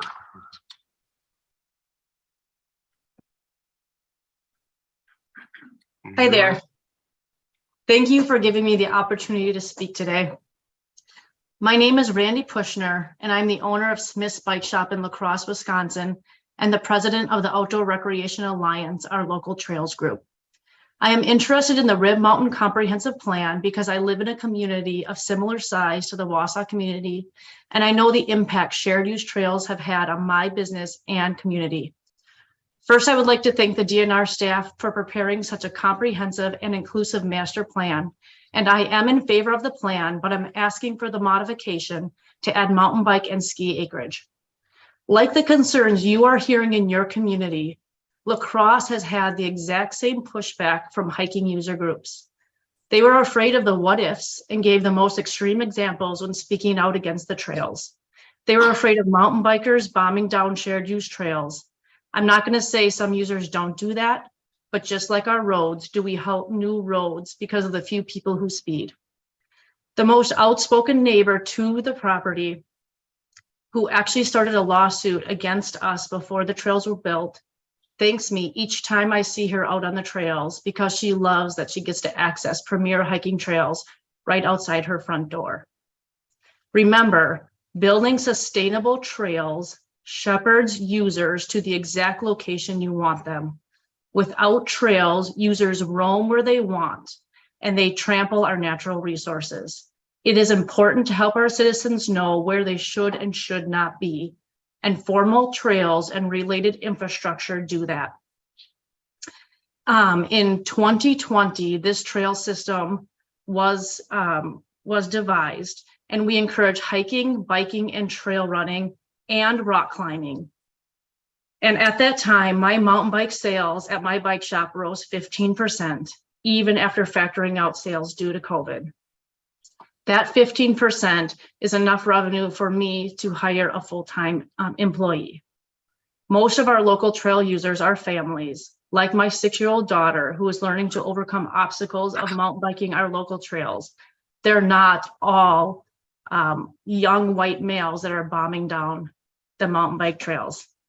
And I'm going to give you one more example of the economic impact of our trails. Each year when we host our Wisconsin Off-Road Series mountain bike event, this one-day event generates $150,000 in economic impact. And that's a one-day example. We have many other recreational events throughout the year on our trail system that bring in a similar economic impact. Additional bike and ski trails at Rib Mountain will bring in tourism, and tourists are going to spend money in your community. Thank you, Randy. Any questions for Randy? All right. And now we have John Nowazik, Stadium Bike, Trek Stores of Wausau, Stevens Point, and Sheboygan. Good mornings. Thank you so much for allowing me the opportunity to speak. My name is John Novacek, and I am the manager of Wausau Trek Bicycle Store, and I'm representing our 5-location chain based out of Green Bay, Wisconsin, including Stadium Bike, Trek Store of Stevens Point, and also Trek Store of Sheboygan. I would like to thank the DNR staff for producing this comprehensive master plan for Mountain State Park, including the provisions. And I am clear we are in favor of asking for the modification to expand the current plan to accommodate the skiing and biking initiatives.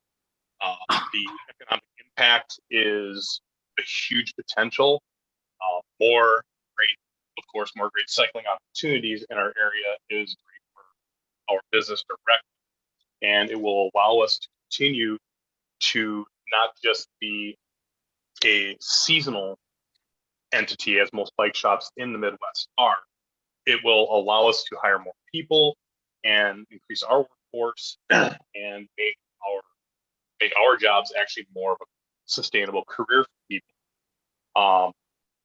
There's a unique opportunity with the addition to this park, gaining the IMBA ride status and also expanding on the ski hills will really help us utilize this experience.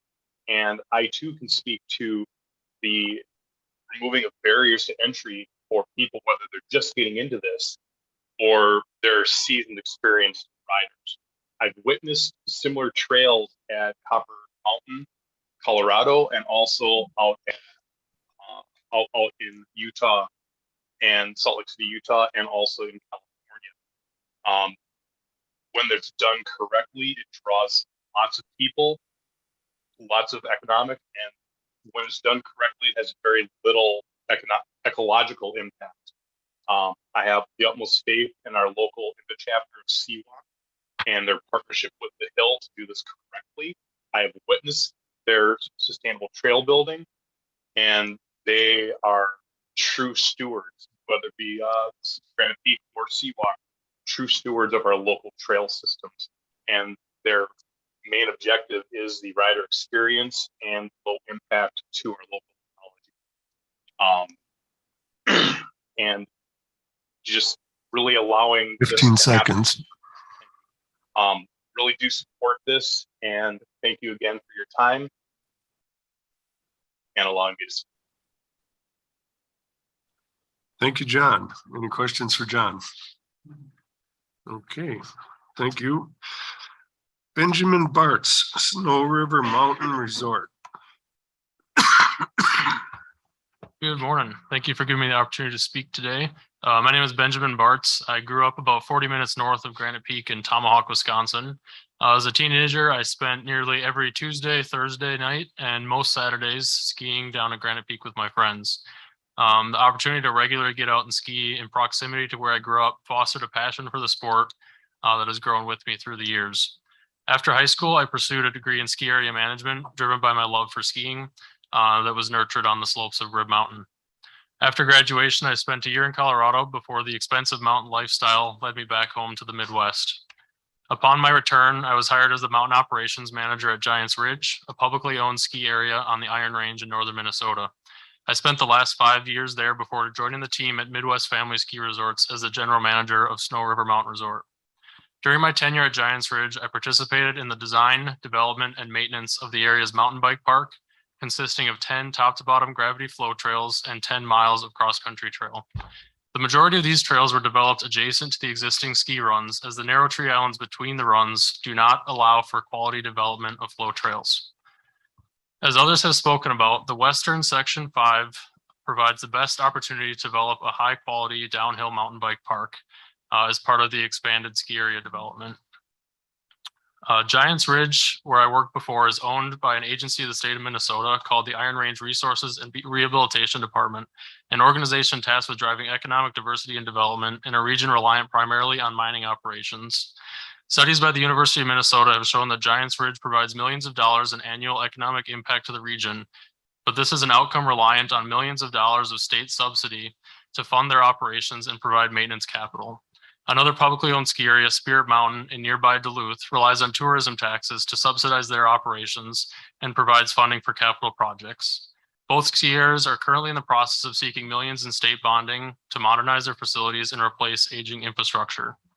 Conversely, Granite Peak currently delivers nearly $30 million in economic impact to northern Wisconsin as a privately held and operated business while funding its own operations and capital projects.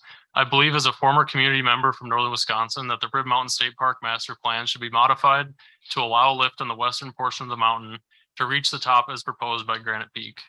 The western flank of Rib Mountain offers ideal beginner terrain from top to bottom, terrain that doesn't exist within the current lease area. The current master plan proposed by the DNR would not create a diverse mix of ski terrain or allow for the development of a quality bike park. I asked the board to approve the master plan with modification to include the summit lift on the western side and allow seconds. Granite Peak to continue to grow as an economic engine for the region. Thank you. Thank you. Any questions for Benjamin? Just a clarification, is your resort adjacent to the ski hill? No, so I am the general manager of one of the sister ski areas to Granite Peak. Okay, thank you. Thank you. Next speaker is Rob Brayicek. I was out of college before I learned to spell that. How do you pronounce it? My name is Rob Robarchek. Robarchek, okay. I'm the president of the Marathon County Civic Corporation. And a little background, I have been skiing at Rib Mountain Granite Peak for 55 plus years. My wife and I have raised our family near there, and our kids are active skiers to this day. The Civic Corporation was formed in the 1930s by the city of Wausau, and it's because the city of Wausau wanted to start a ski area.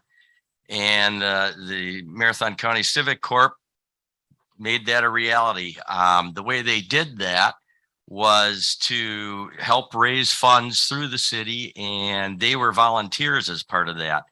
And then in 1937, Rib Mountain opened, and it was one of the first ski areas in the United States.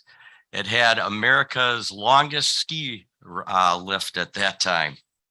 The Civic Corps' main goal is to ensure the ski hill's survival. The crisis in 1980s and 90s was their biggest threat. The Civic Corps was led at that time by a great man, John Prangy, who is no longer with us, but he had been the biggest supporter for Rib Mountain, and he was a critical player in saving the ski area from bankruptcy and closure.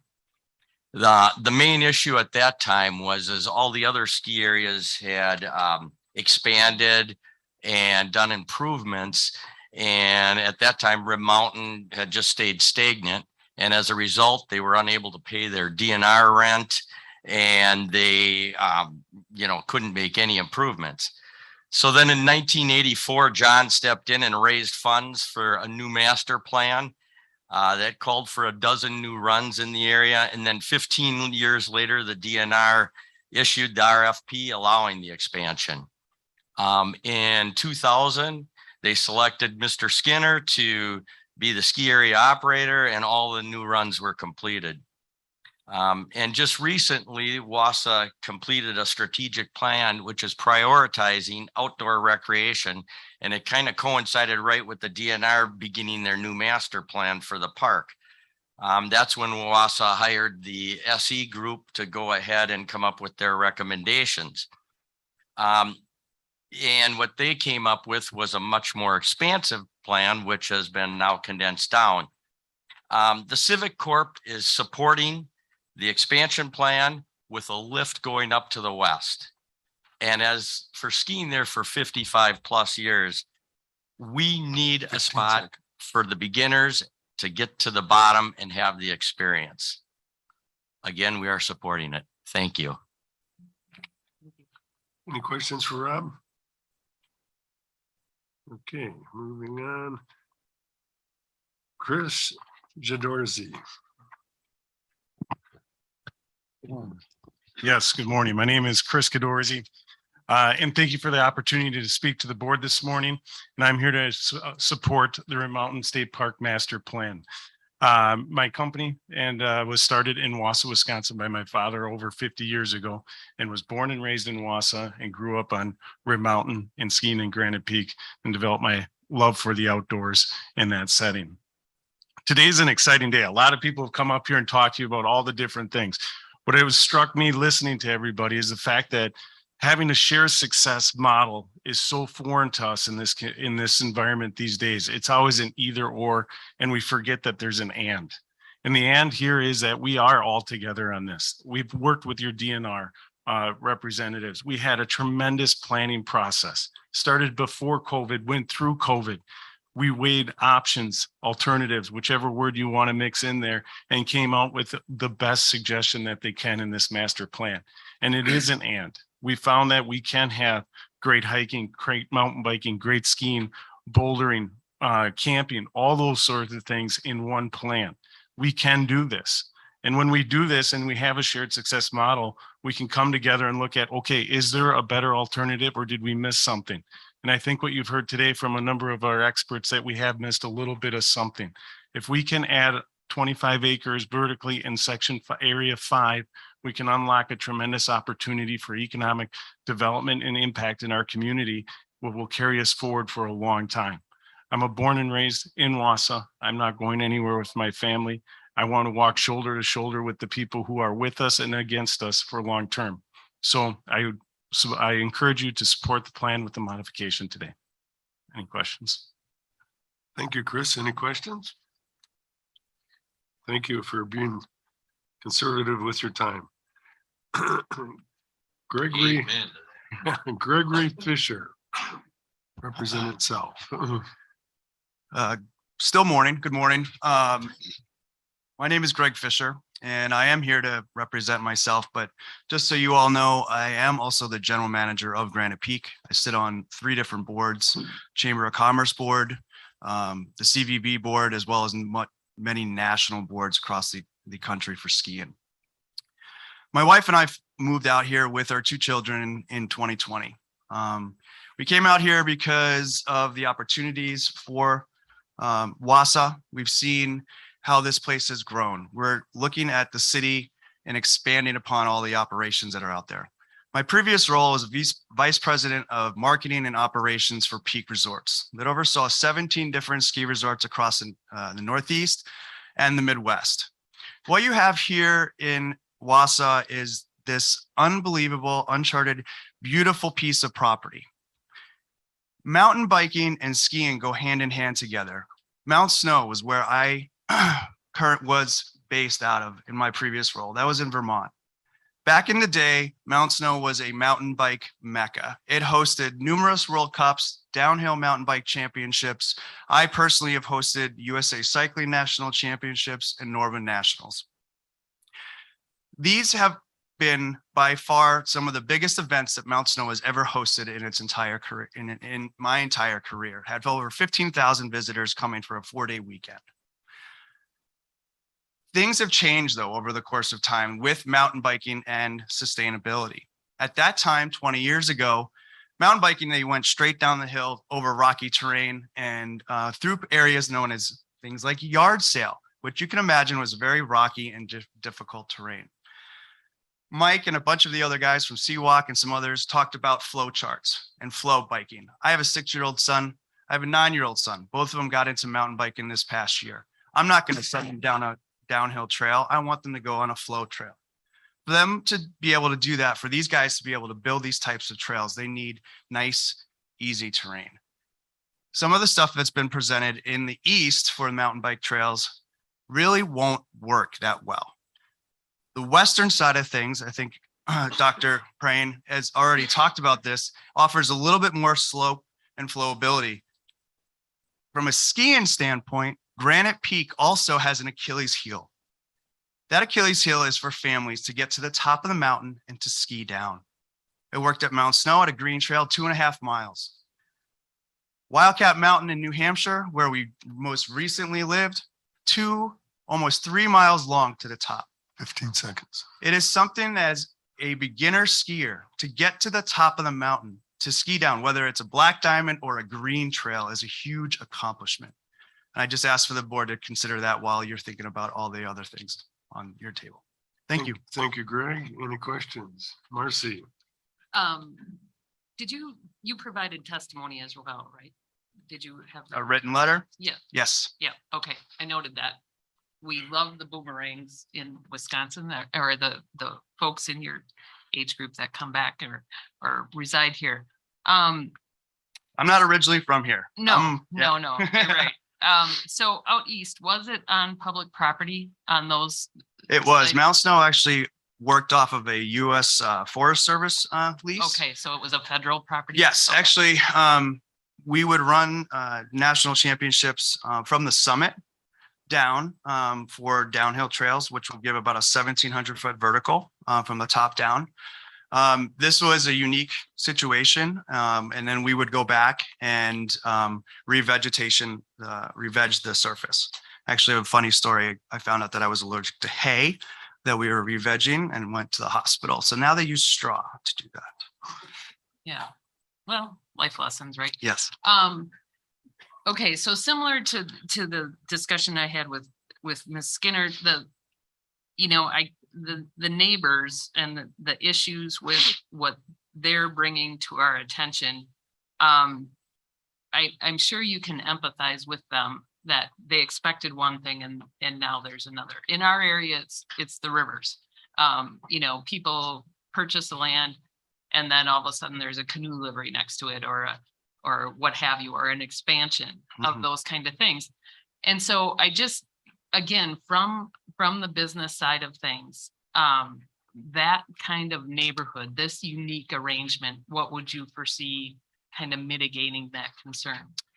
Well, I think we're right now focused in on sustainability up at the hill. We're really doing our best to mitigate the amount of waste that's coming off the hill by going to aluminum cups and really promoting recycling. But as far as the local community goes and the neighbors there, I think working with them to understand exactly what are some of the issues that they would like to see addressed? How can we work with them? Signage goes a long way with anything that you develop. And I think over the course of my tenure at Granite Peak, we've developed and tried to continue to work on signage from a safety standpoint. And that can also go with natural boundaries and people's privacy. It goes hand in hand. We have to be good stewards of the community. I try my best to do that with the schools, with the education system, but also with our local community that is right in the heart of Rib Mountain right there. Thank you. And just a warning for all of you with young kids getting into mountain biking as a mother of a 24-year-old.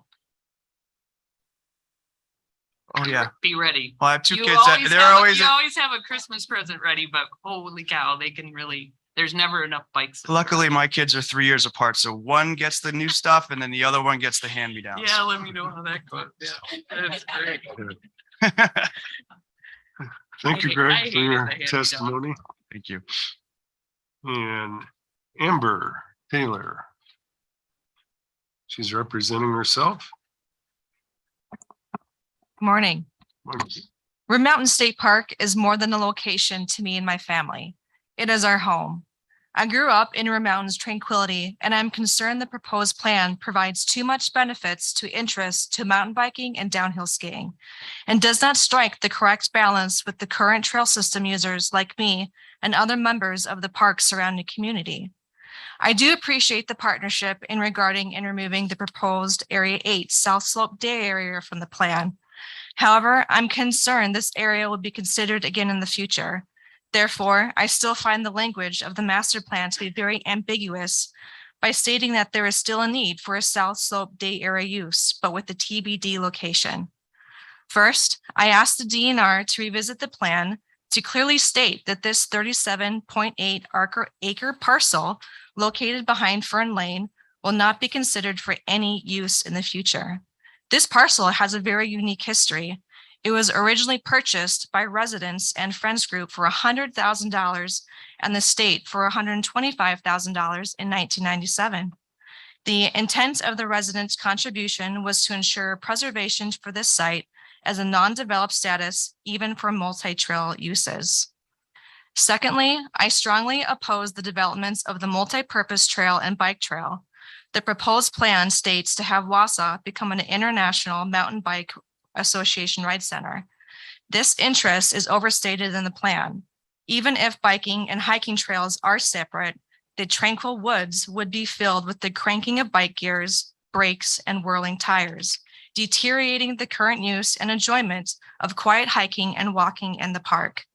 I suggest that if mountain biking is to be developed, it should occur on the north slope of the park to take advantage of existing ski hill infrastructure. This would spare the state the cost of developing redundant parking lots, structures, and undeveloped south side woodlands. Please preserve the south side of the park for walking and hiking only. Lastly, I strongly oppose the expansion of the downhill ski area.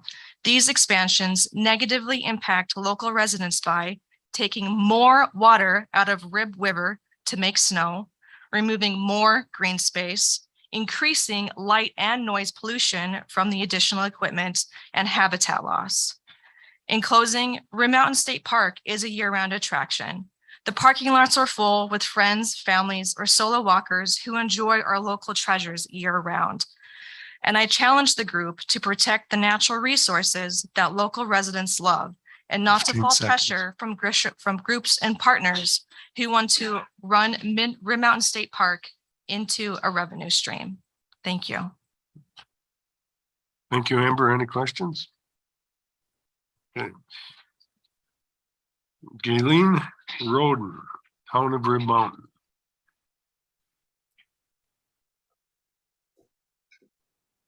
Oh, it's Let's see your face. yes. Thank you for giving me the opportunity. My name is Galen Roden. I'm the town administrator for the town of Rib Mountain. I just celebrated 20 years of service with Rib Mountain. Those who might appreciate in my background, I didn't realize I had my background on. It is part of the Marathon County Park System. It is El Plain. So that was on a camping trip.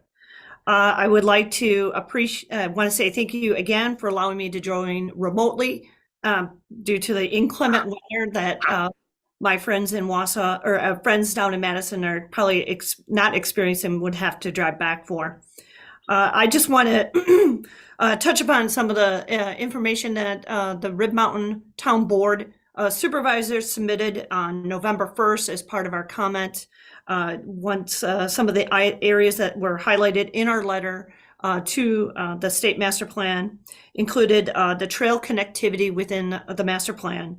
Rib Mountain has supported a connection between Rib Mountain State Park and 9 Mile Recreation Area. Both park systems are within the confines of our community. Also, the town board endorses a trail that would encompass around Rib Mountain. Also, we did bring up within our letter our concerns about water runoff in some of the areas noted as section, I believe it was section 8, where behind Fern Lane, where potential pervious surface might create more of an issue since we've had challenges with stormwater. Lastly, one of the comments that was submitted in the letter, I wanted to emphasize that Rib Mountain would like to request to be at the table or be part of the conversations with the lease agreement with Granite Peak Ski Area. And before I forget, before I end my comments, I would like to thank the DNR staff. I worked with John Pullman and the staff. They were wonderful to work with and kept us abreast of everything as we moved along in this process. Thank you.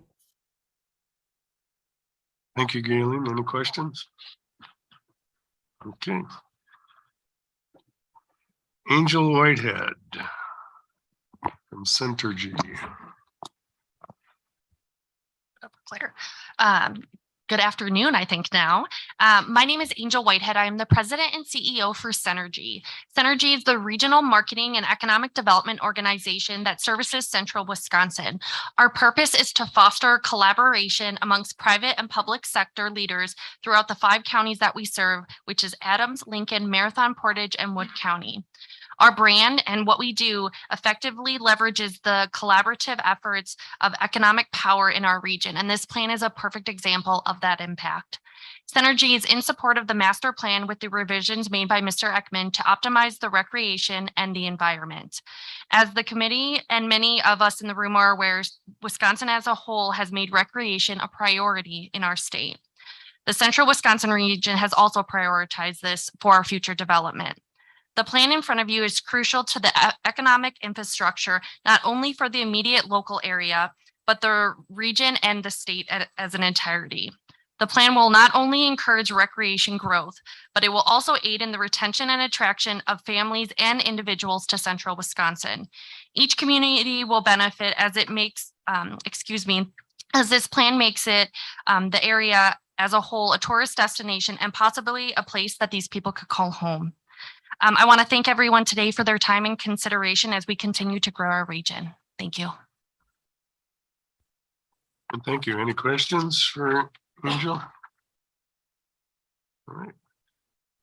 And next one is Teresa Shepherd.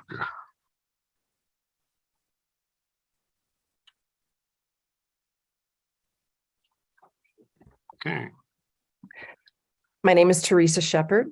I'm co-owner of Wausau's largest outdoor store, Shepherd and Schaller Sporting Goods, established 73 years ago in 1949. And I live only a few blocks from the base of Rib Mountain. One of my favorite things is to look out the window and see how beautiful it is all year, with and without the ski lights on.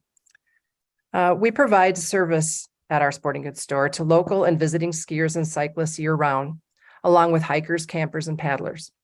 Naturally, our business is impacted by management of the state park and ski areas in Wausau.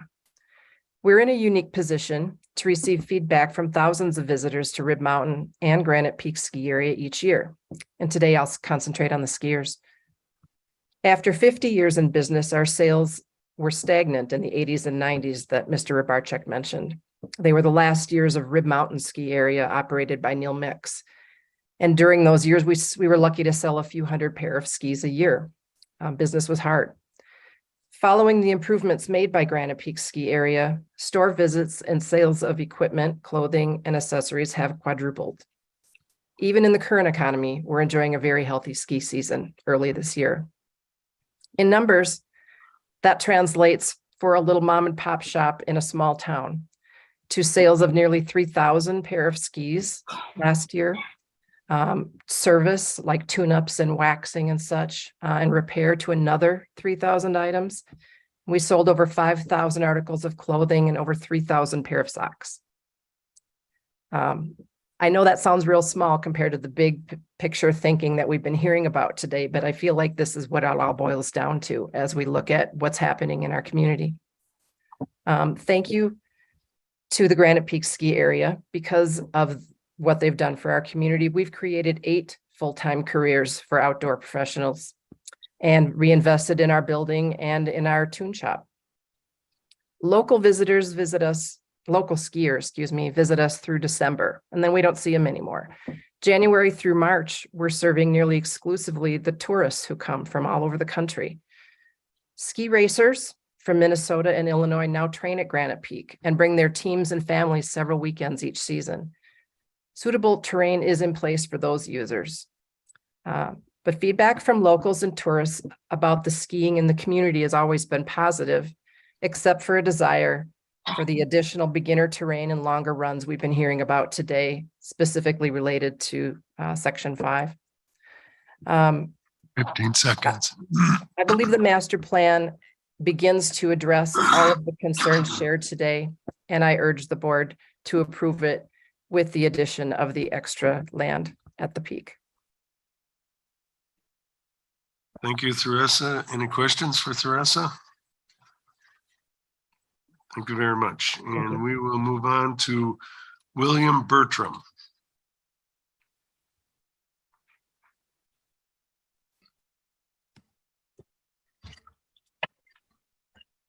Hey, good afternoon. My name is William Bertram, and I live in Wausau, Wisconsin. I'm a member of the Friends Group of Rib Mountain, co-founder of an outdoor recreation organization named Iron Bowl, and the current president of the Wausau and Marathon County Parks Foundation. First and foremost, I enthusiastically endorse the DNR's master plan for Rib Mountain with a bit of a twist on the west side for a narrow corridor to the top, for additional family skiing and biking in Area 5. You know, when I've analyzed the DNR's master plan and with inputs from recreation consultants and the general recreation community, that's not just alpine skiers, but Nordic skiers, paddlers, hikers, rock climbers, gravel road, and most importantly, mountain bikers. I believe the plan is well thought out and vetted, offering the outdoor recreational community in central Wisconsin a unique opportunity to expand our outdoor venues to include bouldering, rock climbing, additional hiking venues, and most importantly, mountain biking. With the adoption of the plan and the connectivity to other biking assets, Wausau truly becomes a destination for silent sports. Enthusiasts year-round, not just a wide spot 8 months of the year, and puts us on the map in the Midwest as the outdoor recreation capital of Wisconsin. With biking connectivity and enhanced infrastructure, this becomes a biking destination like no other in the Midwest. The Park Foundation is very excited about this project, anxiously awaits the adoption of the plan so we can get the wheels rolling and help providing that infrastructure and foundation support. Thank you. Thank you, William. Any questions for William? Okay, thank you. Moving on to Matt Rowe, Greater Wausau Property Partnerships Limited. Thank you, Mr. Chairman, members of the board, Deputy Secretary Barry. My name is Matt Rowe. I'm the chairman of the Greater Wausau Prosperity Partnership. I'm also the president of the Reuter Ware Law Firm. We have offices in Wausau, Marshfield, Wisconsin Rapids, as well as Green Bay and Eau Claire. I'm also an active user of Rib Mountain State Park.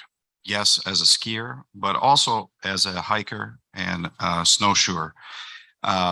My first house was on the south side of Rib Mountain a number of years ago. I would like to thank the Natural Resources Board for the opportunity to provide public testimony today Also thank the DNR staff for what I believe is a very well thought out plan.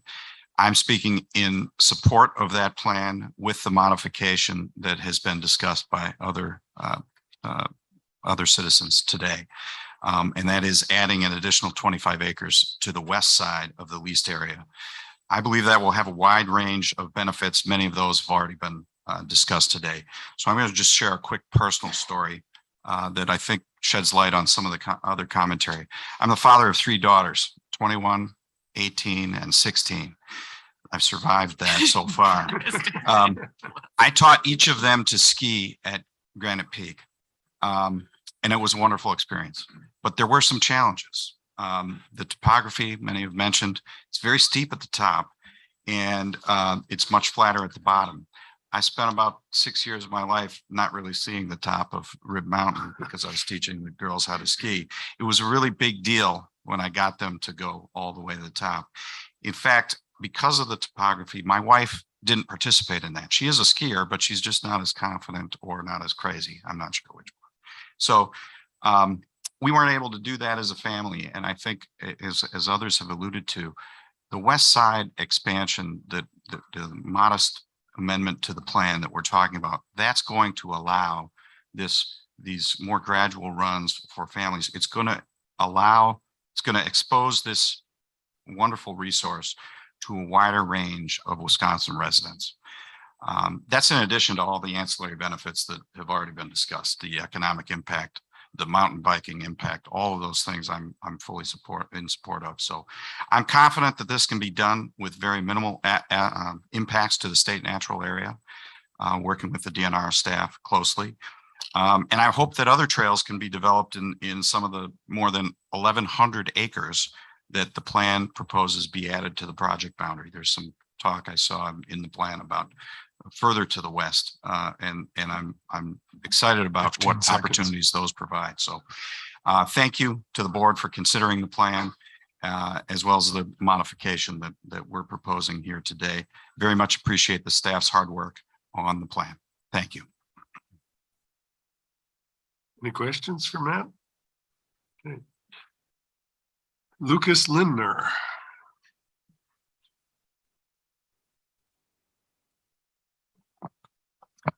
Good afternoon. Lucas Lindner, concerned citizen of Wausau, Wisconsin, young professional, avid outdoorsman, and a proud member of that next generation everybody keeps talking about. And so I'm happy to be here today. And first off, I want to thank you guys for all your work and taking the time today, and especially thank you to the DNR for all their work on this plan. Specifically, it's a breath of fresh air to the region. I felt it was important to brave the elements. I know a lot of people in Wausau are enduring some snow and ice right now, but to represent those that are going to be most affected by that plan. And that is, current patrons of the park, but it's also the next patron of the park, the next people that get to go visit here.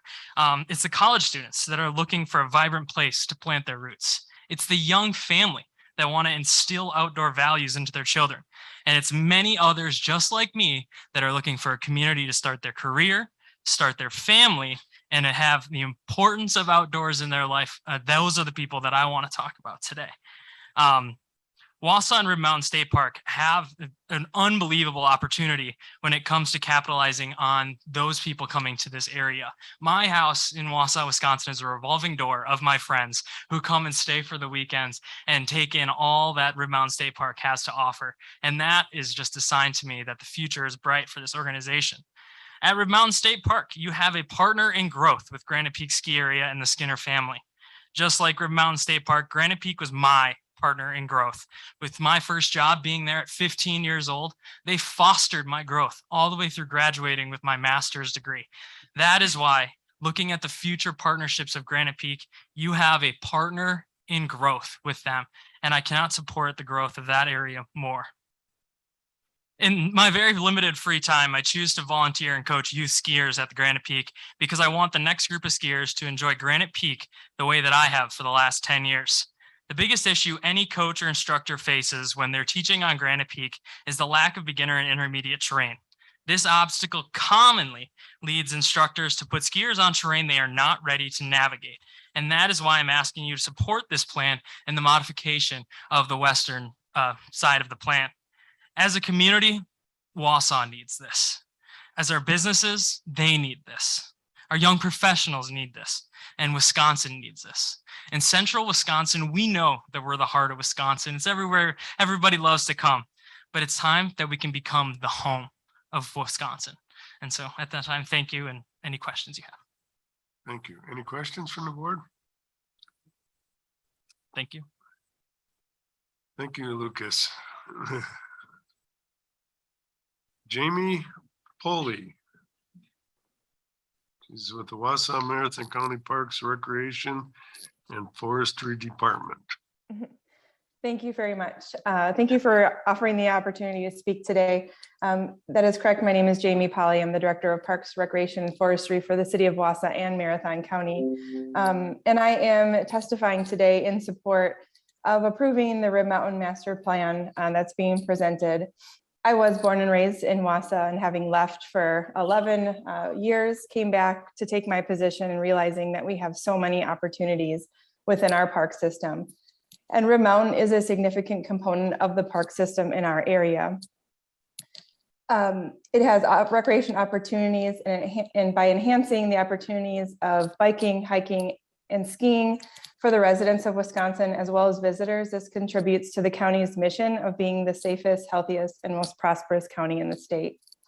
An item of the plan that's the most significant to our county park system is the future expansion boundaries and that connection to 9 Mile County Forest Recreation Area that has been mentioned. I am interested in the recreation and the economical benefits that provides. Connecting these two major recreation areas is another reason why Central Wisconsin will be an outdoor recreation destination. Our city and county park system offers many of the recreation opportunities that will be offered in Rib Mountain State Park, but all of these uses complement each other. Each area within the county, including the state park, offers unique trails, natural areas, and gathering spaces. And it's important to have a variety. In the spring, summer, and fall, hikers and bikers can visit different terrains at 9 Mile, Sylvan Hill, and in the future, if this plan is passed, in Rib Mountain State Park. In the winter, residents can downhill ski, cross-country ski, and snow tube all in the same weekend. The proposed master plan adds the ability to maintain ability to add mountain bike, enhance trails, and allows for the expansion of downhill skiing, all adding to the region and state's goal of highlighting our outdoor recreation assets. We support the vision of the state's Office of Outdoor Recreation vision that Wisconsin is a top outdoor recreation state. I can also attest to the partnership we have with CWalk in maintaining, managing, and construction of the trail systems that we currently operate in all those other areas. And we would not have our facilities that we have today without that partnership with CWalk. Thank you. Any questions for Jamie? None? Thank you very much for your testimony today. Next is Charles Skinner, Midwest Family Ski Resorts. Good afternoon. Thank you, Chairman Kazmierski, members of the board, and Secretary Barry. My name is Charles Skinner. Most of my prepared comments. Excuse me. Most of my prepared comments were already covered, so I'm going to just touch on a couple questions that were already asked and open up to questions if you all have more. Most skier visits in the United States occur on ski areas that are located on public land, mostly on federal land, forest land in the west, but also in the east. Some parks, some ski areas are located in state parks like this one. So it's probably the predominant model rather than being a unique situation. I understand it's unique in Wisconsin though. We are fully prepared to collaborate with the mountain bike community. Every alternative that was designed by the SE group included both skiing and mountain biking in a way that would optimize both. We will collaborate to build and maintain trails, and we will operate the lifts in the summer. The SNA is a very sensitive area. But it's not unique at ski areas that there are sensitive areas like the SNA, either on Forest Service lands or in state parks that have a variety of different sensitive features. We're confident that we can work with the DNR collaboratively and that they're the stewards, they're the boss of that land, and they will ensure that what is important there is protected. What I understand is I think we can easily have a couple of ski runs and some mountain bike trails and protect that to a very high standard. The park is for everyone. At this park, the heritage of skiing is long, and I think that it's great that skiing occurs in the winter and most of the other visits occur in the summer. It's just a nice balance. The skiers are about half of the overall park visitors and use a much smaller portion of the park than that. So with that, I think I'd like to see if you have any questions, and if not, let the next speaker go. Any questions from the board? Bill Smith. Don't wince, Kaz. Oh, no. Thank you. Mr. Skinner, good to see you again, and thank you for personally appearing before the board and enabling this discussion. And let me first of all say thank you for many years of providing quality outdoor experiences to all of our citizens and guests that have come and enjoyed skiing at your facility. I look at skiing and mountain biking as two additional outdoor recreational activities that fit with the wider array of the hiking and camping and nature loving and all the other parts of it. So I think our challenge is to look for that shared partnership in all of this and to strike the balance that the whole variety of these users are still able to experience quality experience in the outdoors, not one at the expense of others. I appreciate your commitment to work with the mountain bikers. That was a very strong input that came in from the public and frankly, very strong support from the business community as to how important it was to success here at Rib Mountain. And I certainly personally want to encourage that in my role as a board member. We've heard a lot of support here today, but we've also gotten an awful lot of contacts from the public by emails and letters, and there was a lot of concern expressed in that. Concern that special areas of the park, particularly in this western expansion, were in proximity and maybe at risk, and they just expressed a lot of concern about that, and they wanted assurances that that would be protected. You've pledged to avoid and minimize impacts as best as you can. And I think that's a very important pledge, and I'm encouraged by that. There are some specific things identified, and I can't list all of them, but as examples, there have been some seeps and springs in that expansion area that host very unique plant communities, some vibrant wildflowers that are sort of unique. There are some old foundations that aren't historically listed on a register, but they represent the past of Rib Mountain, and they're just important to the history there. Things like that. Other things were the granite quarry and the trails up there, and I see now where they're going to be a little farther away and buffered. But I would ask during the design phase if you are flexible and agreeable to try and address some of those things in the design of your trail layout to continue to minimize impact on them. Absolutely. I mean, I think it's critical that we protect all of those. I think the foundation is not in the location where we're talking about possibly having ski runs. I think it's further to the west. Certainly the seeps and areas like that can be protected. We can, in designing the runs, we can route them around areas like that to avoid impacting them. In the winter, skiers are skiing on top of the snow, and there's a couple feet. So, it would be more of an issue if it was in a summer use. And I think that we'll have to be really careful with the mountain bike trails to make sure we don't damage those areas. But I absolutely.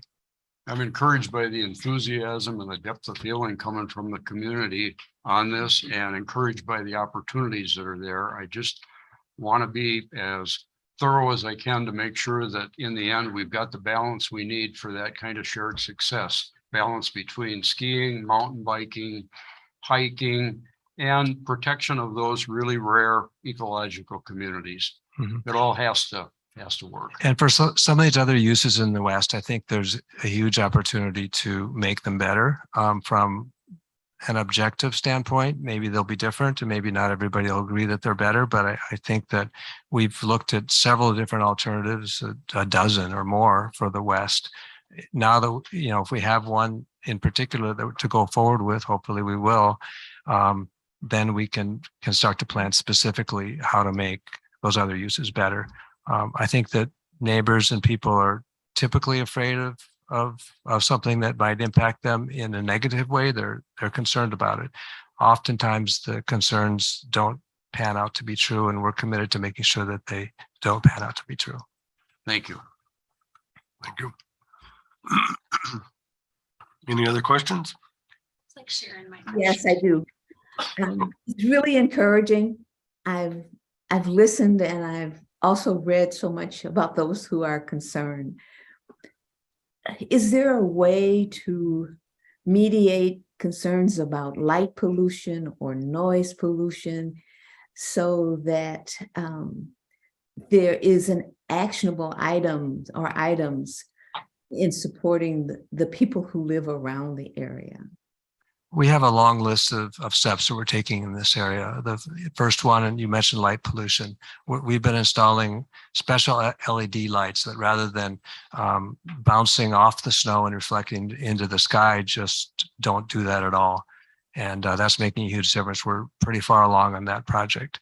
Every investment that we make in technology or snow grooming equipment is quieter, more energy efficient, and we'll continue to make those investments as much as we're capable of doing so into the future. So the answer is yes. In conjunction with that, the water runoff was an issue brought up by some of the folks. Water runoff will be handled and treated, meaning sediment will be removed from it in sediment ponds. We have a very established system in the east, which all of the east runs will receive that water in those ponds, and additional ponds will be established in the west to do the same thing. There's a lot of water that comes off that mountain, and it's natural water from underground. It's natural snowfall. It's rain that falls during the ski season, and it's snowmaking. We will deal with all of that water to a high standard. Any other questions? Okay. Well, thank you, Charles. Thank you. I appreciate you coming in for this. All right. Jim Vick. Hey, Chairman. Yep. Go ahead, Doc. Yeah, listen, I'm just wondering, we've got another 45 minutes, 50 minutes of testimony according to my paperwork. It's 12:30. Do you want to take a quick break and have lunch, or do you want to ram it through? Because we will be going with testimony until 1:15, 1:30. Okay. What's the desire of the board? I guess that question. Well, I think they had lunch scheduled on here for 1:15, but is it available? It's available if you guys are ready. Well, I think I'd probably rather do that than go for lunch and then come back with our decision on the master plan. So everybody's okay to stretch their legs for a half hour? We'll adjourn for lunch. Well, I'm just posing the question. I guess ask the board. I'm good for that. Good with that. It was scheduled for 1:15 Well, kind of. after the testimony. Well, it was I feel even bad for the people sitting online. But yeah.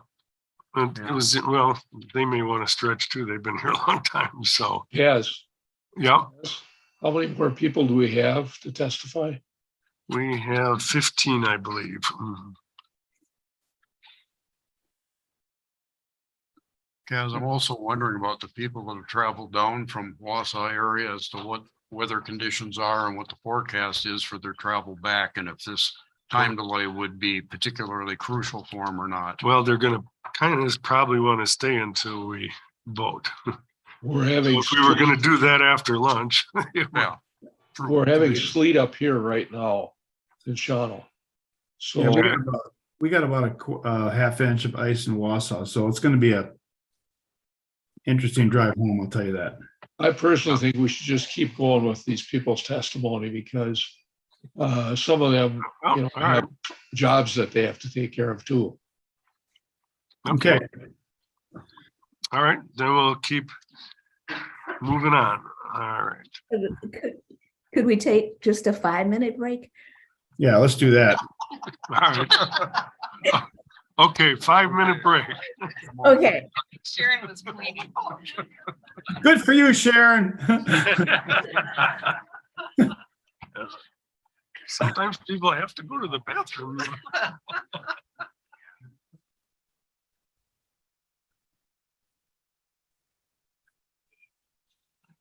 Yeah.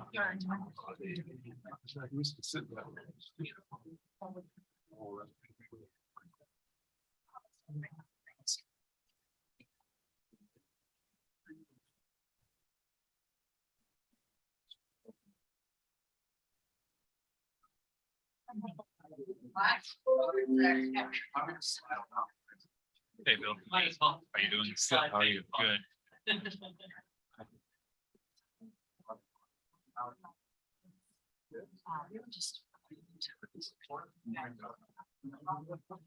I think.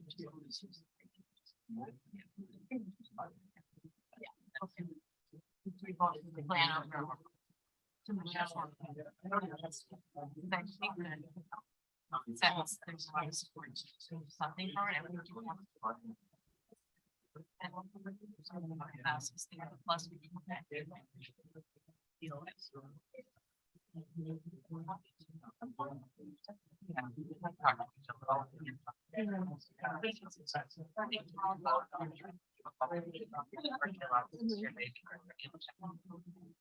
Yeah.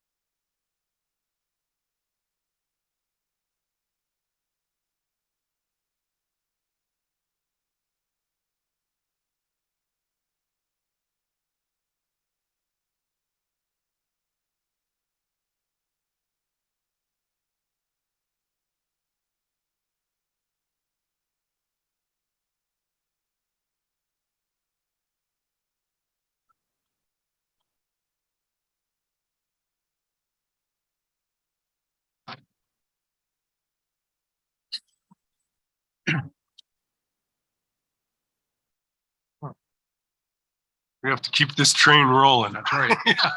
You're the conductor. Keep this thing going. All right. So,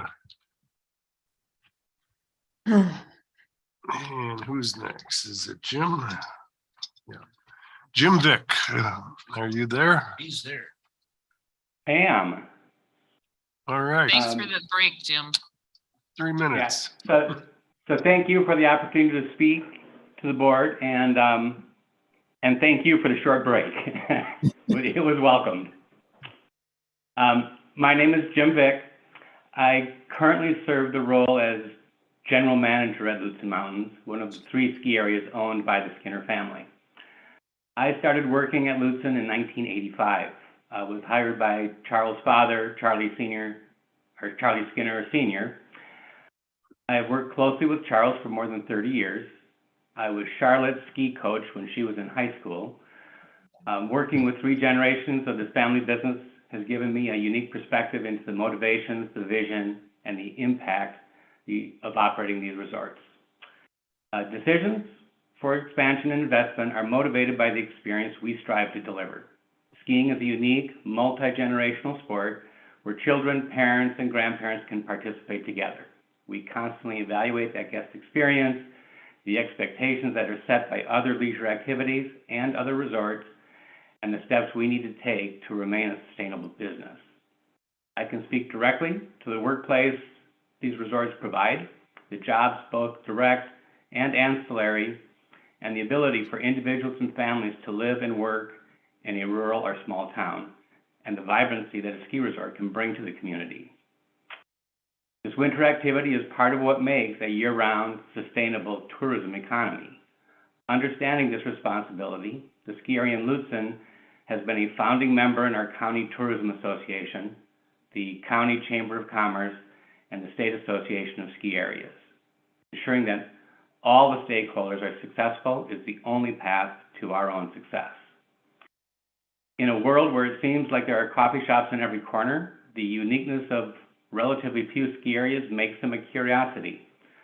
Assumptions are often made without foundation because few people have experiences with the challenge and demands of this business.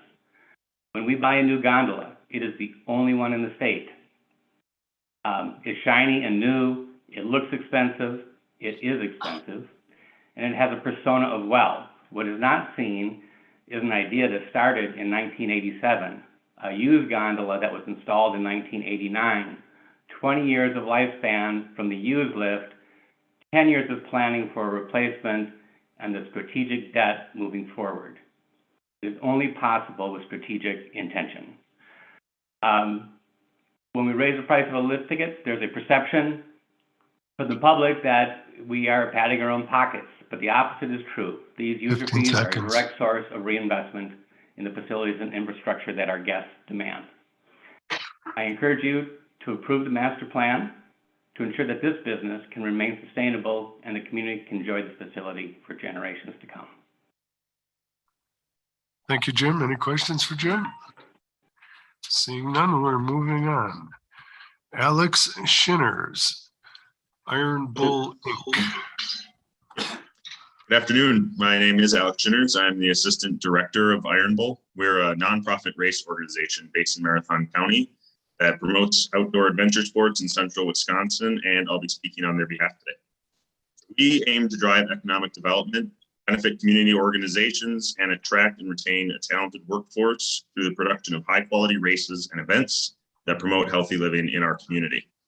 And on a personal note, my wife and I live a few hundred feet from the border of Rib Mountain State Park, where we hike, we bike, and we ski on an almost daily cadence, all within the boundaries of the park. And having access to these activities played a very large role in our choice to move here from Milwaukee.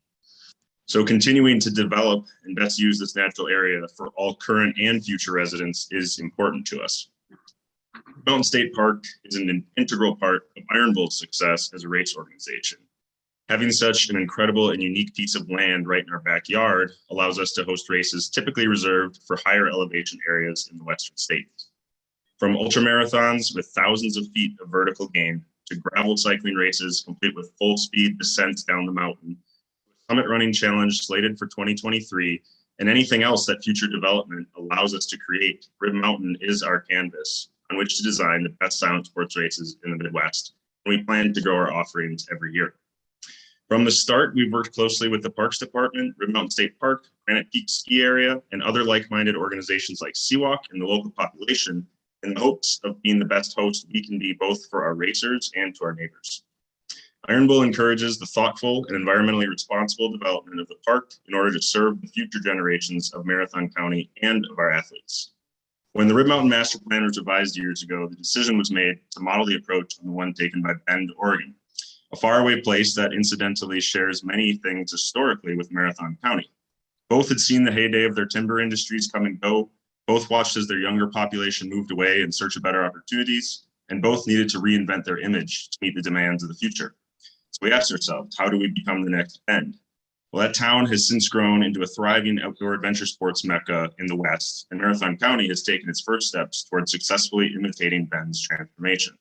And it's my hope and the hope of Iron Bull that one day, when a town somewhere is looking for inspiration and the playbook to reinvent themselves, that they say, how do we become the next Rib Mountain? To get there, we'll need to continue to invest in our outdoor spaces, be open to new ideas of recreation while respecting the existing ones, and be bold in our decisions, but ultimately make them as a community. So in that spirit, Iron Bull requests that this board vote to approve this master plan, along with the well thought out modifications described here today, and be receptive to future improvements in central Wisconsin. Thank you for your time. Any questions for Tim? That was Oh, Alex. Alex. Okay, and Tim is up next then. Tim White from Wausau Central Wisconsin Convention and Visitors Bureau. Chairman Kazmierski, yes, I'm here. Chairman Kazmierski and board members, thanks for your time. I am Tim White, Executive Director for Wausau Central Wisconsin Convention and Visitors Bureau, speaking in favor of the Rib Mountain State Park Master Plan revision with the modification discussed. Wisconsin author and naturalist August Derleth, one of my favorite writers, wrote about the power of place and the groundedness one gets from familiarity with nature. And if you've ever walked anywhere on Rib Mountain, you become aware of the mythos of the place. It's best when experienced. This plan would give more people the opportunity to experience the myth and the terrain without defacing its essence and value as a natural resource.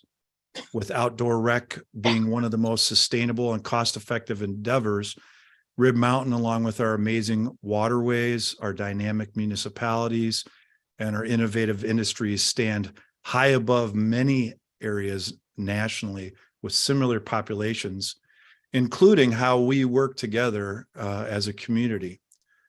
You've heard from Seawalk, from Iron Bull, and other outdoor rec organizations, and they've done amazing work in imaginatively creating trails and events that keep the true essence of experiencing adventure in nature with minimal human impact. 47% of our visitors to this area enjoy outdoor recreation, and we're really becoming Wisconsin's outdoor base camp. Studies have shown too that intentional, sustainable development is actually an attractor to destinations, especially younger people.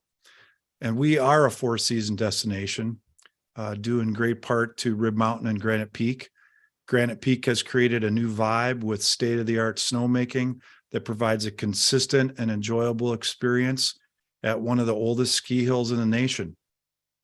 And like many others, I learned to ski at Rib Mountain.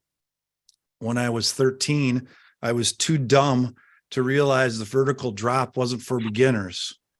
And so for the sake of future 13-year-olds, they will thank you with the expansion for beginners. But all of us who represent the project here, I know are concerned about sustained use. I believe the DNR has done an excellent job at curating Rib Mountain, both in its current state and in the planning of the master plan revision with the new ski runs additionally. 15 seconds. And I hope your lunch is as sustainable as this plan. Thank you. Stop mentioning food. Any questions for Tim? Seeing none, we are moving on. Jonathan Fisher. Tim, second. There's another Tim, Parker. Tim Parker. Oh, excuse me. Tim Parker.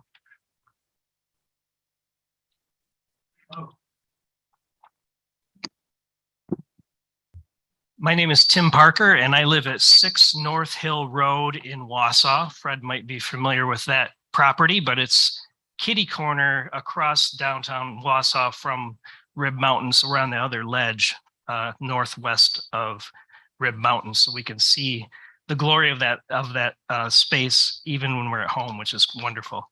I'm also the president and CEO of the Community Foundation of North Central Wisconsin. And we envision a region where everyone thrives. About 2 years ago, my wife and I moved here from Grand Rapids, Michigan. I've seen firsthand the teamwork and investment necessary to build a competitive and thriving community. Upon visiting Wausau, I fell in love with its people and so many of its wonderful assets, including one that is known as one of Wisconsin's most identifiable skylines, Rib Mountain. After 2 years on the ground, though, here in North Central Wisconsin, I can assure you that we have a solid plan. We have the proper intentions. We all have skin in the game. We're doing our part, and we have proven that partnerships work. You will not find a better combination of the right people and resources, along with a strategy to make our region thrive.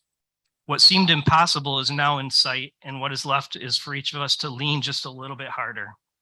Or as I like to say, let's dream a little bit bigger. We appreciate your approval and accept Rib Mountain State Park plan as written. However, with a nominal addition of 25 acres on the west side of the mountain, that will trigger an exponential increase in economic impact for our community and for the state with only a trace change in SNA. This small addition will allow us to optimize impact and find our true sweet spot. We live in a community where most of the companies who are based here would be thriving if only they could find enough employees and guests. Outdoor recreation is our unique competitive advantage, and it's key for attraction for our community. The Rib Mountain State Park expansion plan is critical for us to once again export great locally made products rather than exporting our locally made youth. We have a solid plan. A triangle is the strongest shape that there is. The Greater Wausau Prosperity Partnership triangulated what is needed to help our area thrive. Just as a three-legged stool doesn't wobble, each leg of our three-part plan must be solidly in place. Our plan connects number 1, commerce, with number 2, industry, and 3rd, outdoor recreation. The first 2 steps are well underway. We've approved our new downtown development plan. We're executing our Industry 4.0 Innovation Center, and the 3rd leg is expanding Rib Mountain's recreational offerings. That's our hat trick. I'll skip my last paragraph and ask for approval for the revised plan. Thank you very much. Thank you, Tim. Any questions for Tim? Okay, seeing none, we'll move on to Jonathan Fisher, representing South. Good now afternoon, board members, and thank you, Chair, for the opportunity to speak on behalf of this topic. My name is Jonathan Fisher, a Marathon County resident, and I'm here representing myself as an outdoor enthusiast, volunteer ski patroller at Granite Peak, and a concerned former county supervisor. Per the newly released 2022 Forward Analytics County Fact Green Book, Marathon County's 5-year average job growth is standing at a 1.1% loss, and is also showing a combined population growth of 2.55% over that same time frame.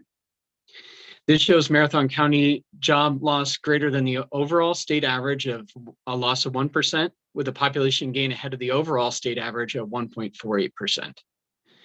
These 2 trending factors combined could potentially lead to a negative impact to our local employment percentages. We currently have an opportunity to positively impact both of those factors. Through the updated Rib Mountain State Park proposed master plan, the expansion of available winter and summer recreational activities could lead to substantial positive economic impact in Marathon County and central Wisconsin in general. The operation of Granite Peak Ski Resort alone is a positive $29 million per year impact to our local economy. The current 2020-22 Rib Mountain Rib Mountain State Park Master Plan proposal sets aside 100 additional acres that could drive an estimated additional $1 million positive impact.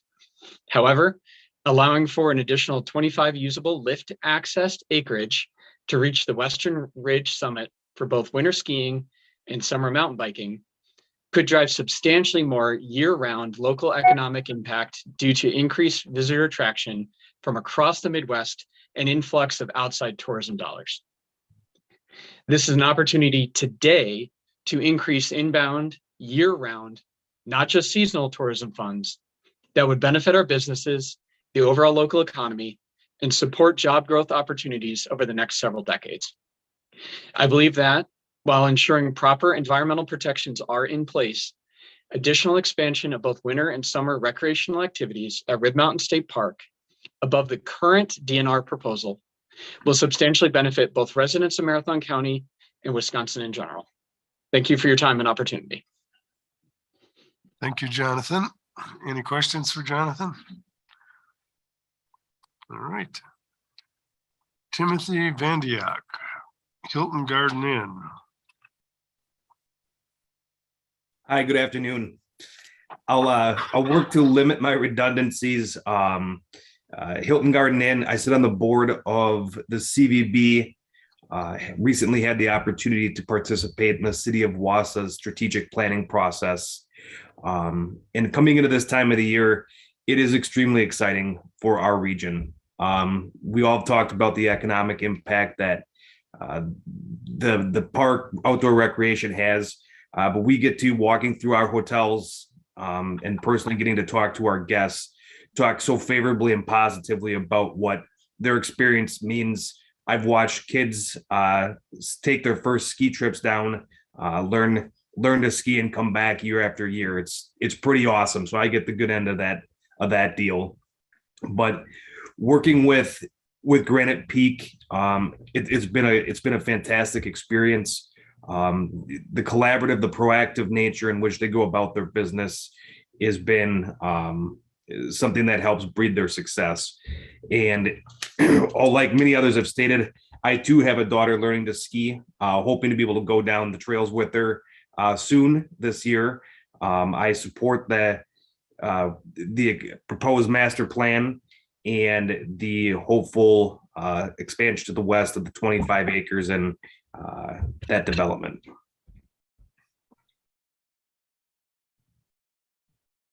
Any questions for Tim? No questions. Thank you, Tim, for your testimony. And we will move on to Paul LaPrey. Good evening.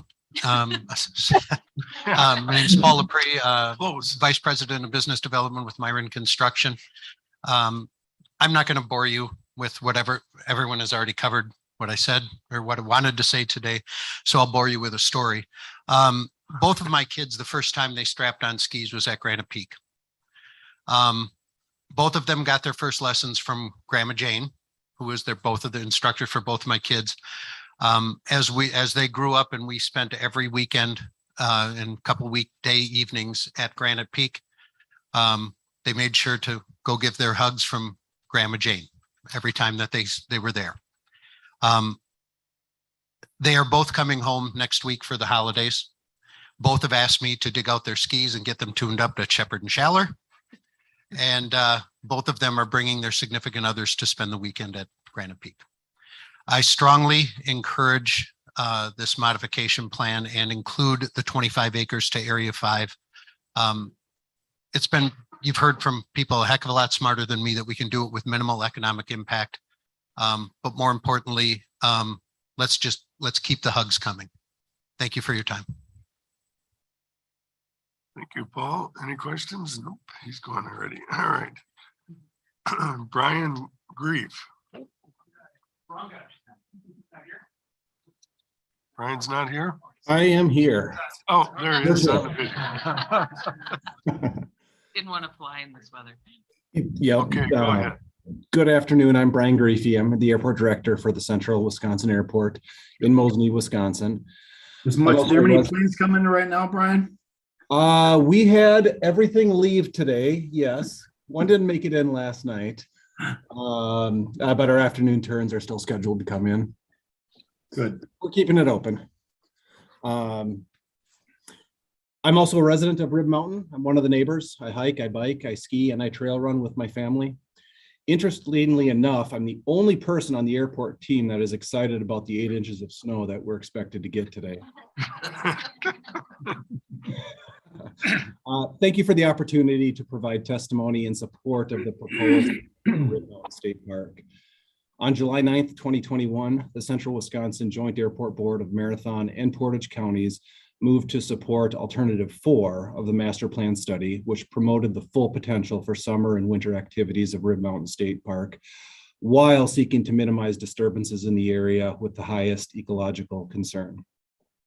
The board chose to support this because of the economic impact and increased tourism generated would have a positive impact on the region and the airport. The current proposed plan does work toward this objective. Because of this, I'm here today to testify in support of this plan.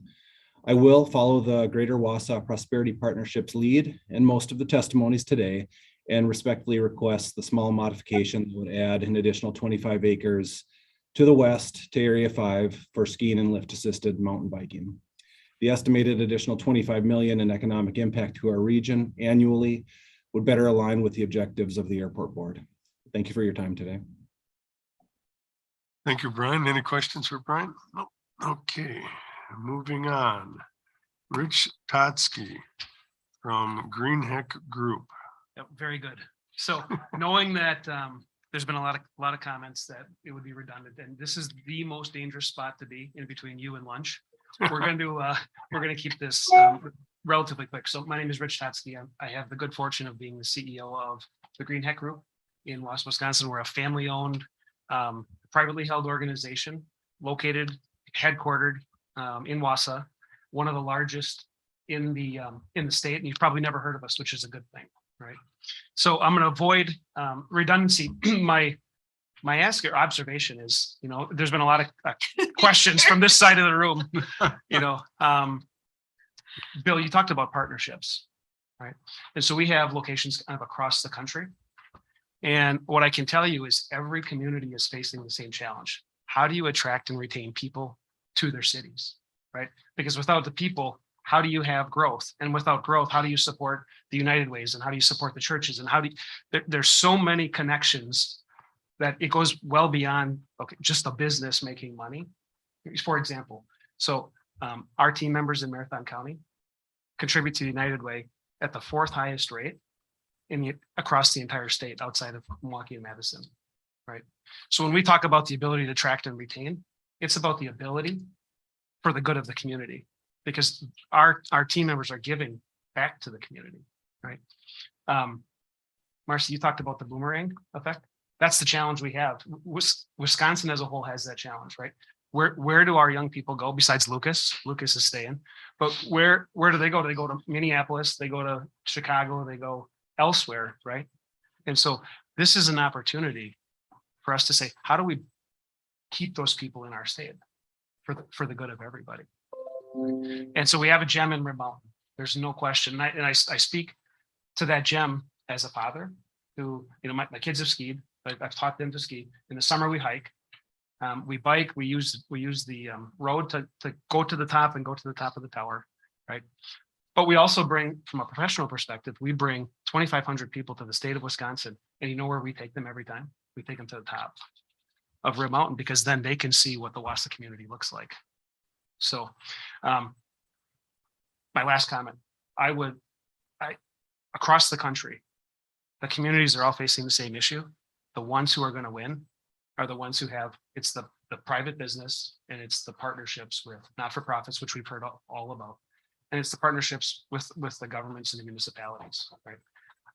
As I've watched this process, it's been remarkable to see the collection of teamwork that's occurred. And I would argue that it's among the best that I've seen across the country, across all of our locations. So we're fully in support of this master plan with revisions, and we just thank you for your consideration.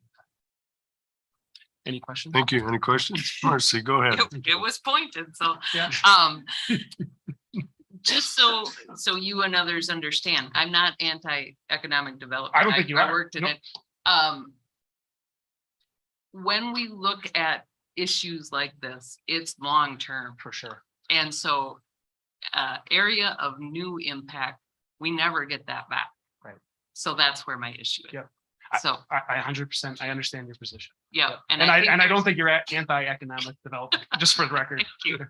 Because I look back and say 85 years ago, people like you and people like us were sitting in a room saying, should we open a ski hill on this state park, right? And I'm sure there were people that were against it at that point as well. And you look forward to the future and you say, it's remarkable what that means to our community. If you live in that community, I drive through there on a weekend. 75% of the cars are from Chicago, Illinois, or Minneapolis. But if you drive through during the week, it's all Wisconsin. Right. So you have this mixed use of, it's just an incredible gem. But I do understand your position. Yeah. Thank you. Yeah. Thanks. All right, thank you. Next is Scott Rifleman. Scott, are you here? I There he am. is. Good Okay. afternoon, everyone. Mr. Chairman, board members, thank you so much for allowing me to speak. My name is Scott Rifleman. I live in the Stevens Point area, and I'm a member of the Granite Peak Ski Patrol and representing them at this moment. I began skiing at Rib Mountain in 1960 and 61 and when it was a T-bar and a rope tow. And in 1968, I actually joined the ski patrol, and I'm still an active member. So yes, I'm old. I've been skiing that mountain all of these years, and it's a phenomenal gem and jewel that we have there. The unique part about being on the ski patrol is that we interact with the skiing public every single day. We ride the lifts with them. We interact with them on the mountain. We assist them on the mountain and through the mountain and escort them off of areas that they got into that they really shouldn't have been up into. I also am not going to dwell on, I've kind of thrown my message away a little bit, but when I'm on the lift and talking to people, I'm seeing people from all over the Midwest, all over Wisconsin, a lot of people from Chicago, Northern Illinois area, also from Indiana, Indiana, Ohio, Illinois, Minnesota. And it's interesting talking to these people all the time. We even get a few foreign speakers who come up on vacation and want to see what the Wisconsin ski is like. Friends and family come up. And the one thing that I really wanted to emphasize was the concern we have over not having the intermediate areas. The vast majority of skiers throughout the entire nation are primarily intermediate skiers. They're families and friends that come up to enjoy the weekend or to enjoy the holidays. And what we're missing on the Granite Peak ski area is the intermediate areas. We've got an awesome expert advanced skier area, and we've got a very good green area for beginning skiers and skiers that are learning how to ski and moving up into the intermediate area. But we really don't have that intermediate run area, which a lot of people, when we're riding the lifts with them and interacting with them, really have been asking for. So I too am in support of the movement to the west, and hopefully we can develop that area for our intermediate skiers. Any questions? More than happy. Thank you. Questions from the board? Are you taking a list of names for your potential new ski patrols? Because there's a lot of young folks in the audience that could probably be new recruits. We absolutely are. We're seeking new skiers all the time. Matter of fact, if we have the expansion, we're going to have to increase our numbers a little bit in order to cover that too. And we are seeing, us older folks are kind of moving on a little bit, and we've got a great generation of new ski patrollers coming in, which is really cool to see those individuals come out to the mountain. That's great. Thank you, Scott. And then next up is Jean Flatham.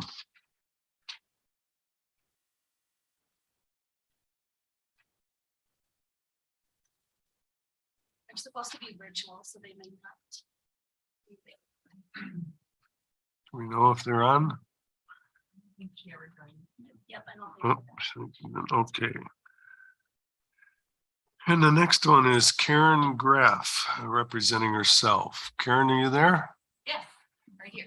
Yeah, perfect. So I had this nice little prepared speech talking about the Acadian warblers and the Louisiana water thrushes and the wonderful, wonderful wildflowers that are up in that western expansion area. I lead a lot of people on spring wildflower walks, and they're just amazed at how that area is so special because there's a seep or a stream that's there all the time. But today, all of a sudden, I've heard about this 25 acres of additional modest modification to the plan for another lift up in the state natural area. And I'm probably, study up too much, but I brought everything along, and the DNR has done a great job. I mean, when they undertake under their authority to revise a master plan for a state park, we had the property and regional analysis, and then the really important ecological assessment, which actually the Heritage Association actually was recommending that a larger area be protected as potential. At this moment, I'm forgetting the name of it, but it should be protected. It included the whole state natural area as it stands right now, and to the west and to the north, all the way down to where the quarry trail goes. So I bet I'm feeling like a lot of people out there who might be watching, or those who, at every step of the way, John Pullman and his crew did a really good job of being there to answer lots of questions, but all of a sudden there's a modification requested of 25 acres that is really in a very sensitive area. There's no road up there. I don't know how they could possibly do a lift safely. They don't know about the possibility of above ground pipes and more water retention ponds and probably a maintenance building, because that wasn't in the last proposal that we got to comment on. The process is there for a purpose, and I didn't mean to talk about this, but I do want to praise the DNR for what they did so that people know what's happening, because this is a state park. It's not federal land like a national forest or BLM land where generally ski areas are, and where expansions can be easy because that land doesn't have such special interests. So the people that like the quiet hiking, walking, whatever. There's one of the famous sayings is that parks were America's greatest idea. They're democratic, and if I could just find my little notes, because I know I got stuff in my hands. Parks are the best idea we ever had. Absolutely American, absolutely democratic. They reflect us at our best rather than at our worst. Okay, your time is up. Can you just finish up? I just wanted to say that there's lots of interest. I congratulate the Skinner family. They've been excellent managers. They've been working at a profit. They work with the park where we only have one full-time employee, if anybody doesn't know that. And it's a great place to be for lots of diverse people. And I bike, but I do think that maybe the biking could be at the Granite Peaks ski area. It sounds like, Okay, the Karen, list might be there. Thanks for the time. Thank you for your testimony, Karen. Any questions for Karen? I hear none. Okay. Peter Braumeyer, Circuit 360 LLC. Good afternoon. Thank you, board members, Chair, Ms. Berry, for taking my testimony. I pretty much threw out everything I was going to say because we've had so many wonderful comments today already about what this effort's all about. I do want to say that Circ 360 is a small firm in Wisconsin. We do work with recreation providers and gateway communities to enhance recreation experiences in Wisconsin. Prior to this role, I was the former chief of recreation planning and development here in the DNR for Wisconsin State Parks, a part of my life that I truly enjoyed and really loved. I'm here to tell you that I do support the plan 100%. I do like the idea of taking an extra peek at it to see how we can get to the top, so to speak, in the west, so that we can improve that recreation experience just a little bit more. I want to, off the top of my head, thank these two gentlemen right here who are principally responsible for creating what really is a really solid master plan. We've had experiences in the past where master plans maybe didn't hold up to water.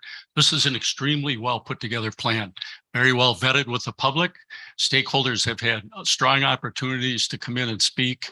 The prescriptions under each management area in the plan are solid. And I just want to tell you, it's a really good plan. Two things I want to talk about: partnerships. There were some comments made earlier about partnerships in parks nationwide. There are partnerships at every state park, at every national property. We have hotels, marinas, cattle ranches, golf courses, zip lines, you name it. There's private partners in state parks around the United States. In Wisconsin, we don't have that many. We've got a very solid base of friends groups who are really, really strong working with the individual parks. I worked with them a lot when I was here and it was wonderful. We have some small concessionaires that do like boat rental, maybe some other sales of retail items in parks. You've only got 3 big partners here in Wisconsin, and that's a golf course in Door County. You've got a historic park in Green Bay, and you got a ski hill in Wausau. 3 partnerships that are really big. Every one of those are run solidly because of the expertise, the capital they can bring to the table, and the programming ability that they have. Partners are really important. I hope you take that as a comment that's important here today. Wisconsin State Parks, I want to talk about briefly. We don't have enough of them. We put 2 new ones in 2000 when I started. I was here when the Skinner family came in. And that was a wonderful time in the park system because we were happy to take care of the problem that we had at Granite Peak, what was formerly the Rib Mountain ski area. Really solid enterprise there, but we don't have enough state parks, and we need more land in our state parks. You saw the potential of Wausau to gain more green area to the west and the south. Just think what that would do to sort of stop the problems of doubling up and having people bumping elbows all the time. So as you deliberate in the future, the second thing I would like to ask you to think about is please give us some more land for our Wisconsin state parks. We simply don't have enough. We have too many people that love them. More than 20 million visitors this year. So they're an economic draw. They help the gateway communities, and they're very important. And I want you to think about that today, if you would, very much, and I appreciate your time. Thank you. Thank you, Peter. Any questions for Peter? Okay. Matt Block, representing himself. Matt, are you here? Yep. There Yes, I'm here. Can you hear me? Yep, we can hear you. Perfect. So I'm Matt Block. I am a past president of and current board member of the Central Wisconsin Off-Road Cycling Coalition, who you've heard from earlier today. I'm also the co-head coach of the Wausau United Ride Composite middle school and high school mountain bike team. I'm a lifelong resident of Marathon County. Grew up in the shadow of Rib Mountain, Nordic skiing and biking at 9 Mile, and often frequently skiing and hiking at Rib Mountain State Park. So I'm going to speak a little bit about my experiences and involvement in the local cycling community. First, as a coach with the Wausau United Ride middle school and high school team, we currently have 43 local kids on our team that take part in the Wisconsin Interscholastic Cycling League. The league has existed for over 10 years, but in the past 3 years, they've experienced 25 to 30% growth in student participation year over year. So we now have over 1,700 kids, 862 coaches, and 71 teams statewide. Mountain biking simply is not going to go away. It's only growing in popularity. The league's mission is simple: to help kids build strong minds, bodies, character, and communities through cycling.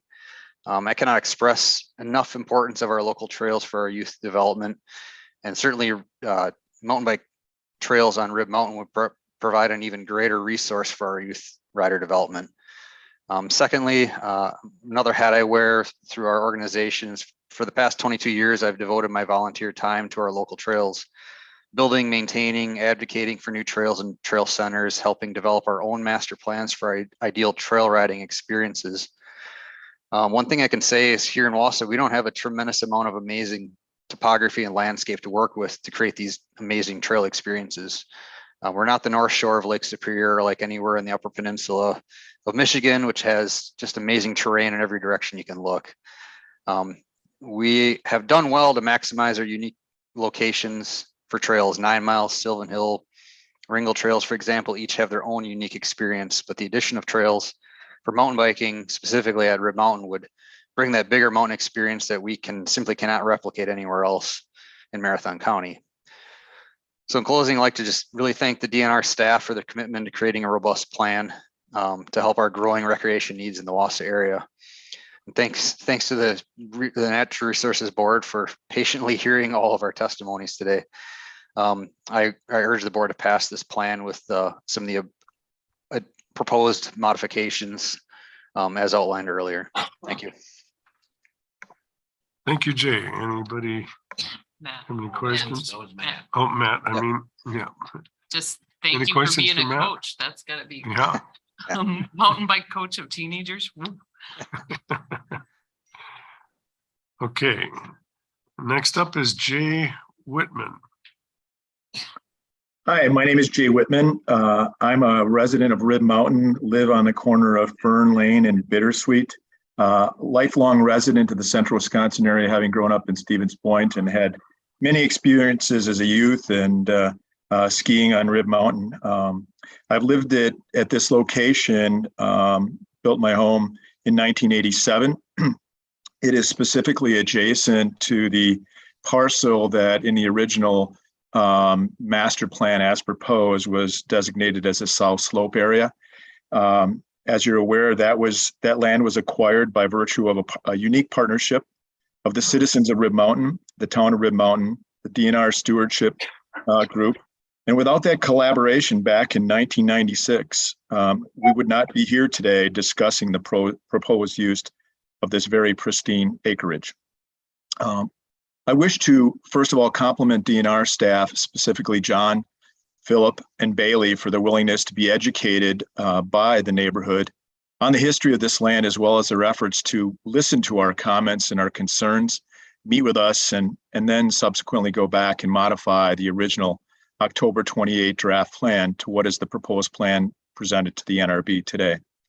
I very much advocate that the park expansion to the west and the vision to connect with the 9 Mile recreation area as a great plan.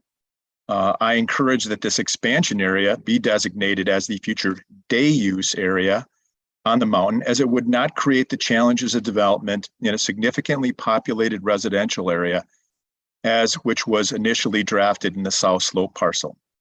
Also, it would be very logical that the North Slope ski area be considered for potential mountain biking trails that has much of the current required infrastructure in place, despite the fact the improvements are privately owned.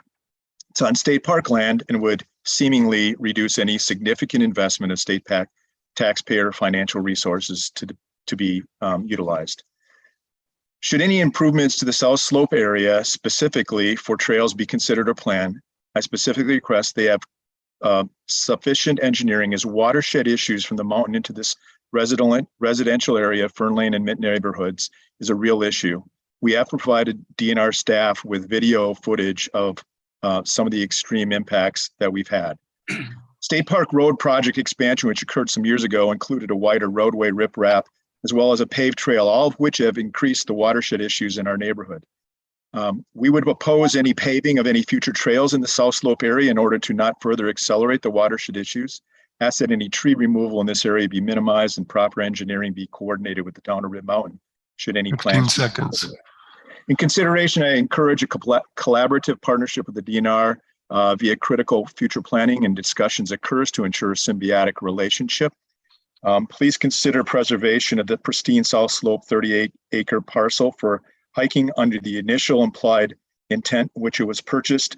Focus of the mountain biking to either the north or west slope areas is more logical, as they minimize residential impact and have the potential to use existing infrastructure to minimize costs to the taxpayers.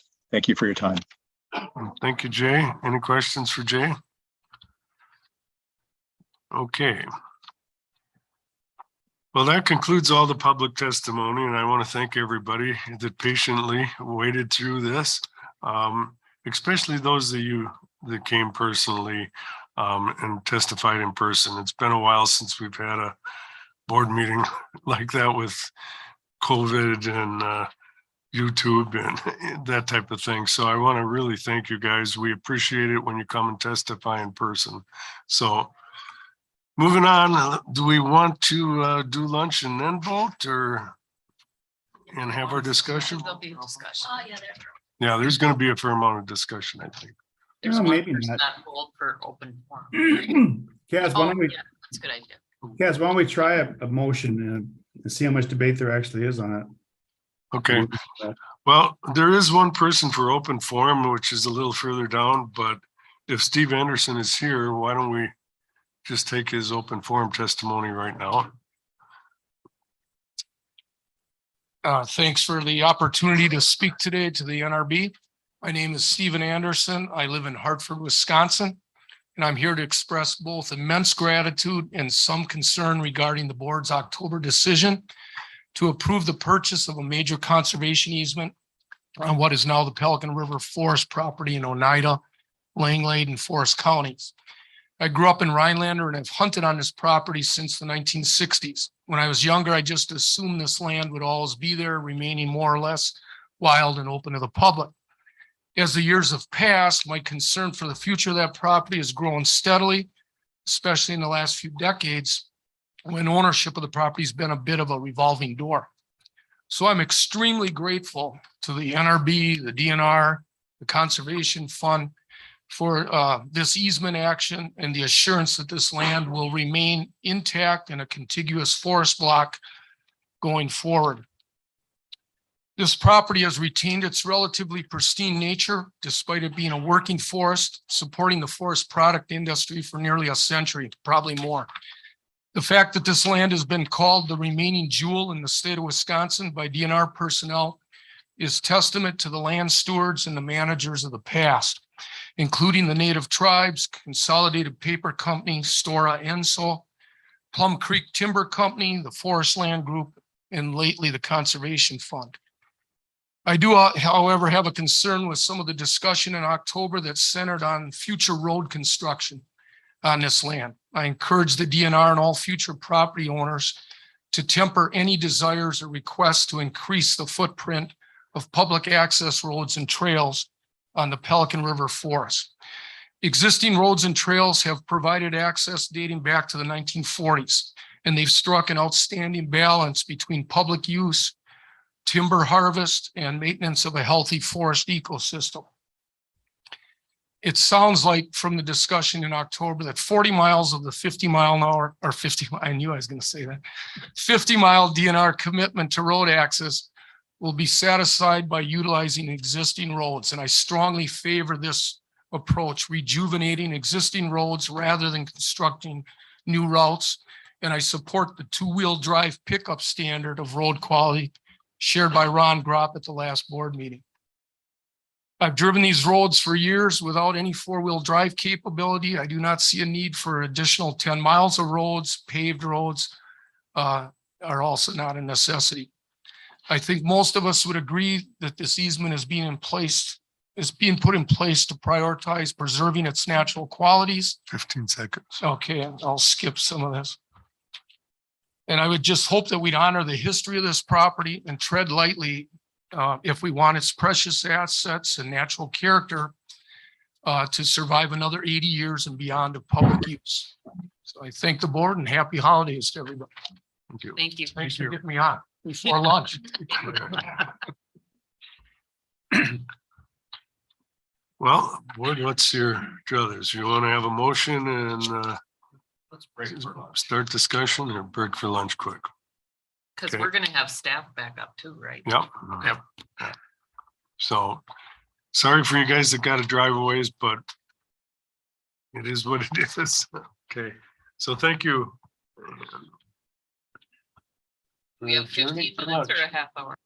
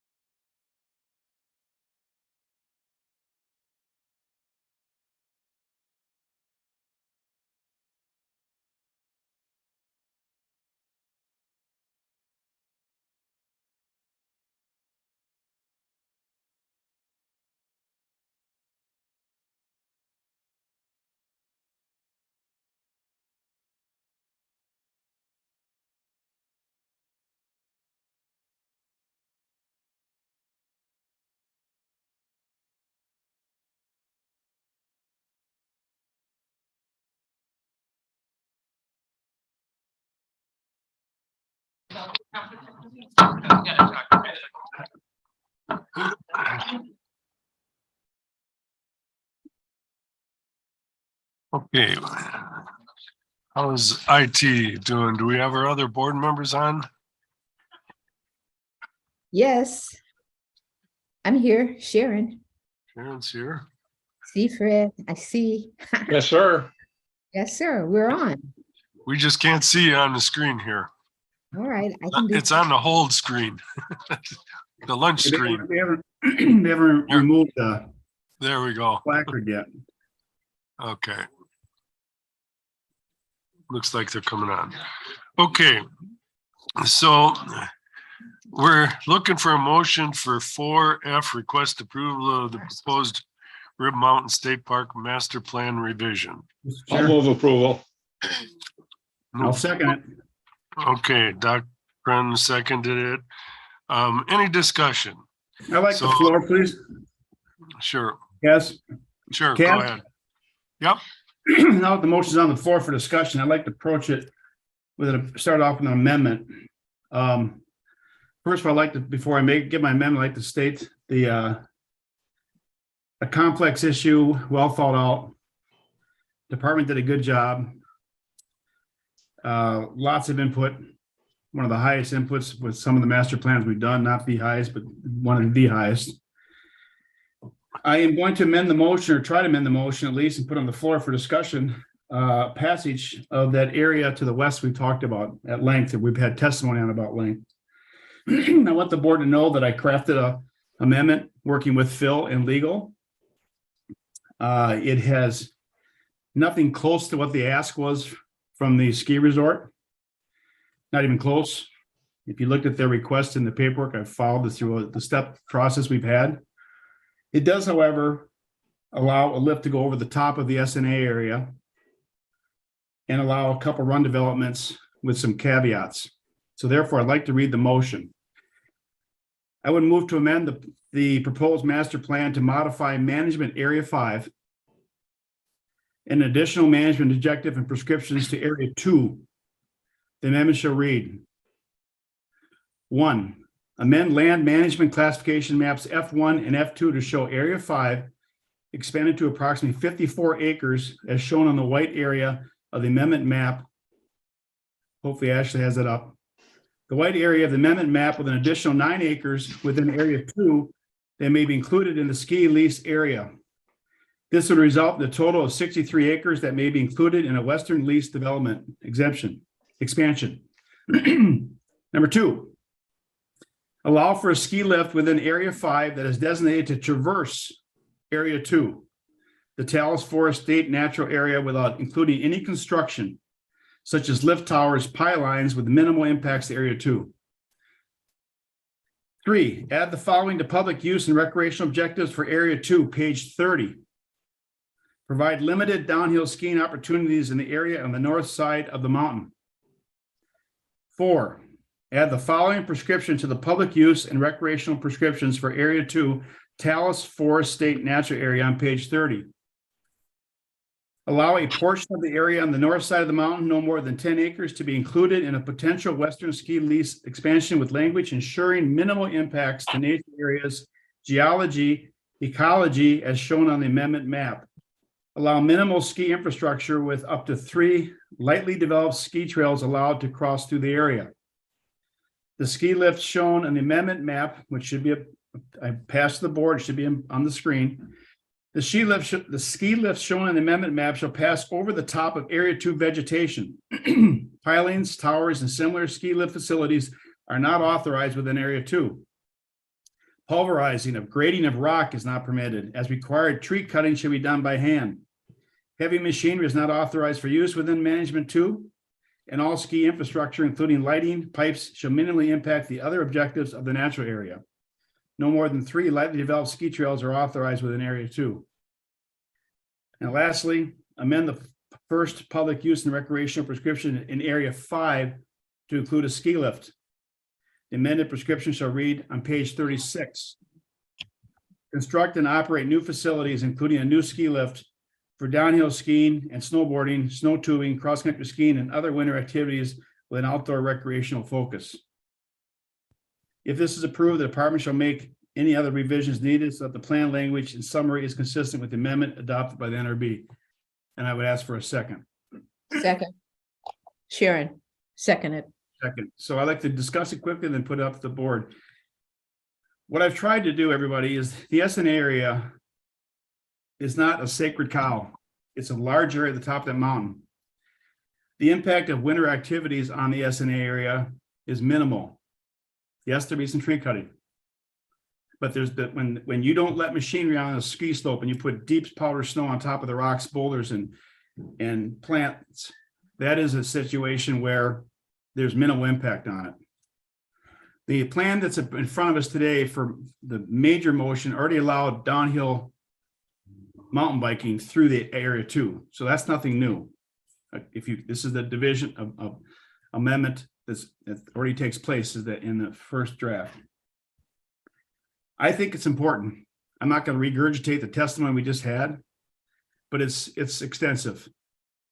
Clearly it has an economic impact. The Western development for skiing, intermittent skiing, and the economic engine of this Marathon County in central Wisconsin, this is huge. And therefore, that's why I bring forward the amended motion. And then the rest of the master plan, in my opinion, is excellently written and well thought out. I just disagree with their summary and their proposal of Western Area 5. Thanks for the board consideration. We discuss this now. Yep. Sure. That's up to chair. Okay, the map is up. That's really helpful for me. In terms of, and thank you for your motion. You've really tracked it. My questions still have to do with watershed. Does your amendment address that care for the water and the shed and the cleaning? Sharon, I'll respond to you that this is where it's difficult. We aren't the leasee. We don't generate the lease with the department. The department does that with the Skinner Group and the mountain bikers and the youth centers. So therefore, I would have to assume, I mean, I'd be open to putting language in if you want to control runoff, but I would presume that that's a permitted activity. I don't think the department would create a lease with the ski resort if that was going to be an issue. Now, maybe if Phil could stand in front of the microphone, maybe Phil could address that, but this is the wheelhouse that we have is to make the master plan so the department can sit down and negotiate a lease. I understand. Try to put wording in that amendment, Sharon, so they have some teeth. The master plan with this amendment has teeth for the SNA area. Okay. Would not allow a pylon, would not allow 7, it doesn't even come close to what they wanted. What it does is accomplish the goal of intermediate skiing down the side of that rib and allows lifting for the gravity bike feeders, which are 2 of the things that I really, really wanted 5 years ago. Okay. More than that.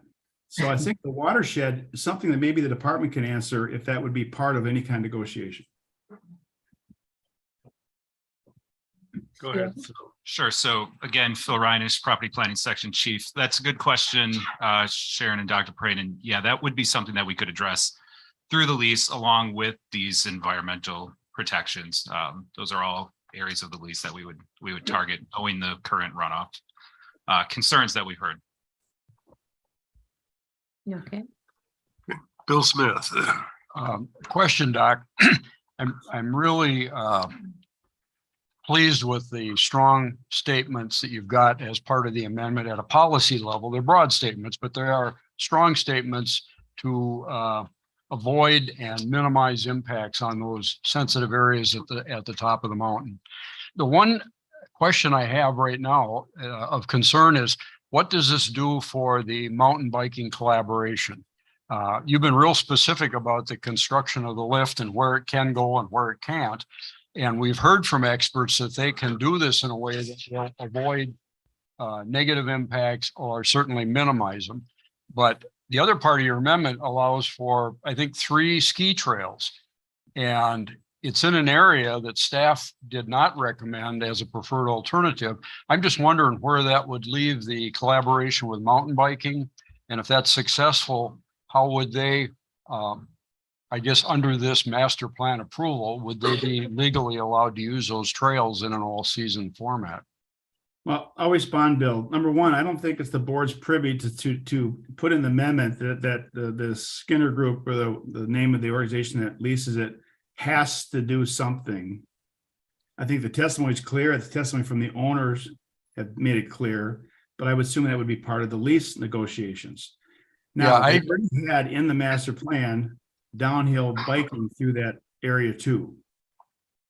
I agree with you, Doc. We shouldn't be trying to tell them what to do. What I'm concerned about is that when we consider this, that it opens the door to enable discussions, not mandate them, but enables that collaboration to continue. And are we inadvertently somehow precluding the mountain biking as a consideration in this 25-acre area? I think I'll let Phil answer that concern. So I don't think we're precluding it. The current master plan allows for area 2 to have up to 1 mile of mountain biking trail. And keep in mind, area 2 is not just the polygon you see, but also extends on the south side as well. So it allows for 1 mile. And the idea in the plan was always to allow for mountain biking through the SNA where it was practical and where we could do it with minimizing the ecological impacts. And so the idea would be get the mountain bikers through there in a funnel, fan them out. I think a few things. One, you asked about these 25 acres. I don't think we're precluding mountain biking in those 25 acres because they would be part of area 5, which allows mountain biking as is. The other piece is that there is not a need to have mountain biking within the lease area. You know, we have mountain biking trails on a lot of department properties that do not have leases. They have land use agreements or other legal instruments that we're able to use to do that. Yeah, this question is real specific to the opportunity for lift assist mountain biking that was conveyed to us as so critical for the Wausau community, is to have that ability for the lift assist. So I'm just exploring that we've left the door open for those discussions to continue. And I can comment on the department's proposal for that if I'll leave it to the chair. Go ahead. Yeah, so with the lift assist in mountain biking that we heard about, that wasn't something that was lost on us, and it continues to not be. I think you heard a lot of folks talk about the collaboration and the conversations we've had, and we have had those conversations, and we've talked in the SE group alternative 2, which is probably the closest to what the department ended up proposing. It identified the Blitzen lift as a potential use, which is in the current lease area, as a potential use for mountain biking. And what the department imagined with this proposal is that there would still be lift served mountain biking, but it might be off of one lift that's in the current lease area, as opposed to a different lift here. So certainly something we've considered and has been part of this proposed plan. This would expand it, obviously, but that opportunity does exist in the proposed plan as well, we believe. Okay. Thank you. Kaz? Yeah, go ahead, Terry. I guess I agree with Bill's concern there. And what I'm wondering is if it would not be inappropriate on the third bullet on the amendment, which says provide limited downhill skiing opportunities. Would it be inappropriate for us to say provide limited downhill skiing and mountain biking opportunities? Well, the motioner, I have no problem with that, Terry. I think I'd be fine with the wording that says provide limited downhill skiing opportunities and lifting for mountain bike activities, because there already is many mountain biking activities in the master plan. This is clearly going to be a little bit different where they're going to do their gravity downhill. But I have no problem providing and then provide limited downhill skiing opportunities and mountain biking activities in the amended area. Sharon, is that okay with you as far as the second is concerned? Yes, it is. Then I would, if the seconder agrees, I would move to change the third bullet point to say provided limited downhill skiing opportunities and mountain biking activities in the amended portion of the motion. Do you think we should be specific that it's lift bike? I don't think so. Okay. You could say, I guess you could. It doesn't make a difference to me. I think it's pretty obvious what we're trying to do here. But I need a seconder to agree to the change of the motion.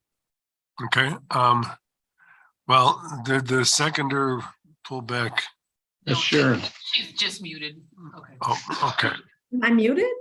No. You are No. now, you were, you're fine. So Sharon, to just clarify, because you're the second on my motion. It would say provided limited downhill skiing opportunities and mountain biking activities in the amended area of in the amended motion. I understand. And you're saying that you think the interpretation would be that it's going to be in the lift, providing a lift or lifted area? How about saying provide limited downhill skiing opportunities and mountain biking lift activities in the amended area of the motion? I support that change. That's the change. The motion makes the change in that wording.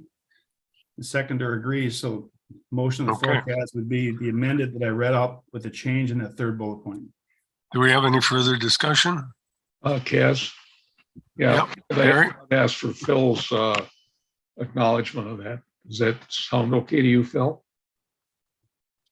I'm gonna, and Cheryl, stop me here if I'm wrong. The lift activities language, I would prefer to say lift biking activities or something along those. So it does, because you preclude pylons and other lift facilities in there, and I don't want to confuse the two, but if Cheryl thinks it's fine, I'd obviously yield Well, on that, on just that sentence there.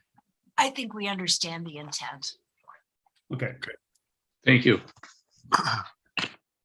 Marcy, So I'm a little confused.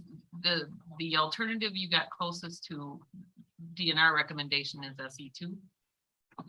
Well, the DNR's alternative is its own, the Right, SE right, group right. 2, yep.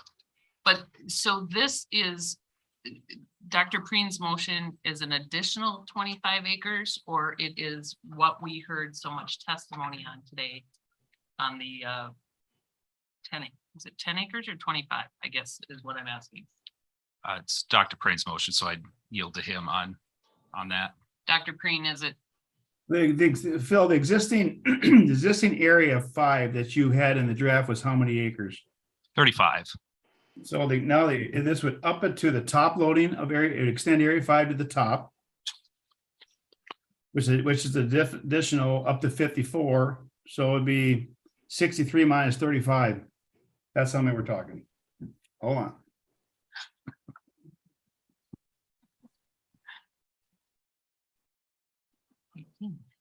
28 acres. It extends area 5 according to the map to the top, which is now part of area 5 for unloading. And it takes 9 acres of trails through the SNA area with the provisions laid out in the amendment. If you look at that map on the screen, everybody, you can see the white area actually joins an existing lease run already. I assume they would join up, but once again, we're not designing the trails. The department designed those trails with the least minimal impact and topography needs that the resort has for intermittent skiing, and the mountain bikers would carve into that.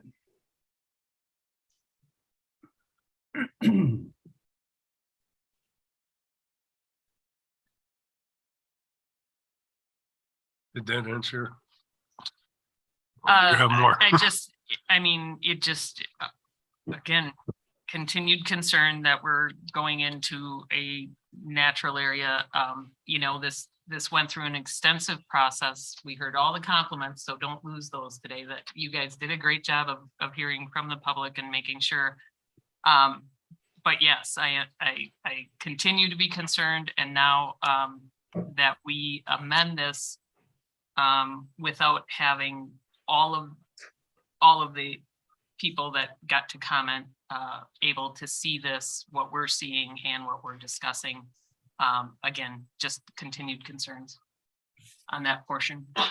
Okay, so can we get an assurance that if we make this change, that we can continue to maintain those natural areas for what they're intended? I mean, I'm not talking about cables going through the area. That's not really affecting the fauna. But I think we can have both, can't we? Sure. So this is an amendment that's coming to us here now. The department did not include this in our proposed master plan. Our proposal remains what is in front of you in the green sheet package. So with that, it'd be premature for me to say one way or the other what effect this would have, because the analysis just simply hasn't been done on that. But you wouldn't allow it to occur. Wait a second, Phil. Are you telling me that your department, with the SC proposals given to you, never even thought of doing what this amendment is? Sure. So that's a good point, Dr. Prey. This is a version of alternative 3 from the SC group. It's a scaled down version. The department previously dismissed any alternative that went through the now Area 2 revised state natural area, which again, as you heard in my presentation, is a revision down to 135 acres of what we felt were the highest quality areas. So when those SC group alternatives 3 and 4 came in, the department did give those considerations and dismissed them due to the impacts that they would have on that Talus forest, which is ranked S1, which means it's got a very limited range within the state. There's only about 10 occurrences of it. And so when we disqualified those were looking at a full ski run through there, like we would be used to seeing in the current lease area. Something like this with the language that Dr. Prane has provided here was not analyzed, but because it's a lighter touch. I think it's fair to say it's a lighter touch than running a bulldozer through there with the language in here to say no heavy machinery. But that, what's the difference between everything like in alternatives 3 and 4 and this? It's a gray area that we haven't had time to look at.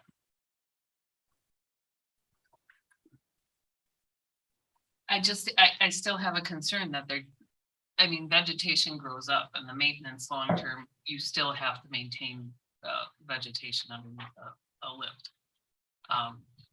Whether it be maintenance, emergency access, whatever. I can't imagine that we can put something like that in there. And again, just procedurally, I would love for people to be able to look at it and comment on it and make sure that we have the full inventory of what it does. Bill?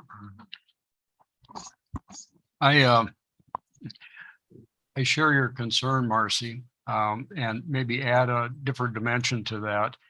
Phil and I have had this discussion, and I tried to stay out of the nitty-gritty and just keep it simple. And I asked Phil, I said, when the discussions here are done, if we were to pass a opportunity for someone to go over and ski back through the natural area, we've got assurances from experts in ski hill development and mountain bike trail management development, and they all say we can do this with little or minimal damage to the natural area. So my question to Phil was simple. This is encouraging to think maybe this opens up other opportunities for users, but we've got a very rare, a very sensitive, and a very valuable natural community up there with the Talus Glade and the Felsenmeer. I would like, again, in the search for this shared success from all partners in this, I would like the opportunity to get the professional advice from our scientists and biologists that are probably in the best position to comment about what it takes to maintain a viable natural area in that Talus and Felsenmeer area. Now, I know that may take a little bit of time. I don't want to, just arbitrarily delay the process in this, but from my own personal standpoint, I would be more comfortable with the benefit of that deeper look by staff and their reaction to this.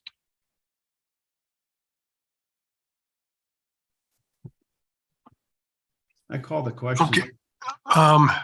Okay, but there is one thing I want before we do that. I would just as soon get this plan passed today, one way or another. So could we on that amendment add, if there's no environmental impact to the SNA? Would you be comfortable with that, Doc? No, I will not be comfortable with that. Okay, and I can understand why. Because we can always make that up. So, And Kaz, I don't have a good suggestion on how to approach this either, because I don't see the board being effective in the nitty gritty of design of trails or lifts in and out and around the natural area. I don't think we should be at that level of discussion. Doc's language sets a real charge from a policy level. I'm comfortable that that communicates a strong message. The part that I'm concerned about with this is it's so close to these very precious resources that I'd like a little more assurance from staff that what's there is viable and possible. But in reality, the nitty gritty of this is going to be worked out in lease and design layout and engineering and all of that. It's going to be done by other people under the umbrella of this master plan.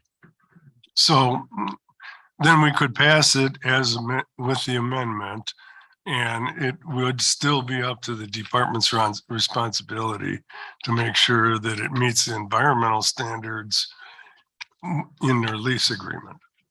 That's what so we still have the oversight over those sensitive areas. Okay, I think we're dissecting this thing. Well, I agree, but Yeah, to put that in a different, a little bit different way, I don't think that if we pass this amendment that we can authorize the DNR to destroy sensitive areas. They'd be in trouble. We'd all be in trouble. Yeah, really what we're doing is opening the door to enable those discussions again and not mandate them.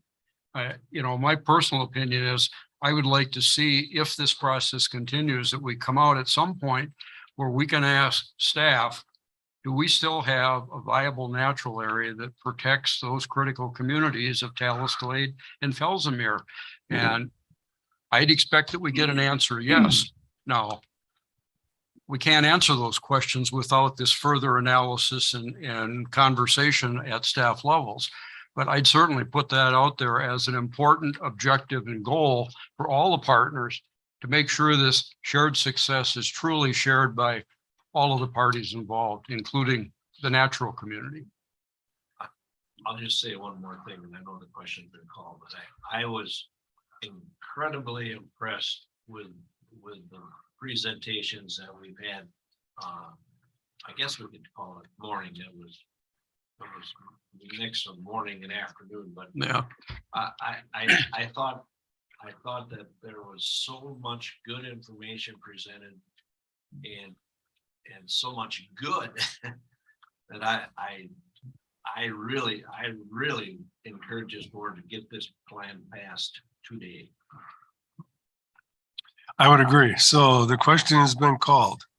All in favor? I would ask for roll call, please. We're doing the amendment, right? This is on the amendment. This is I'd ask for roll call. Okay, and roll call vote. Ashley, can you? Bill Bruins, Yes. Sharon Adams, Yes. Terry Hilgenberg, Yes. Marcy West, No. Bill Smith, I see this as an opportunity that needs further discussion. I will vote for this to enable that discussion, but I still have concerns that we take a very good look at this natural area and we sustain it. Yes. And yes. Dr. Prane, Yes. Oh, and Kaz. yes.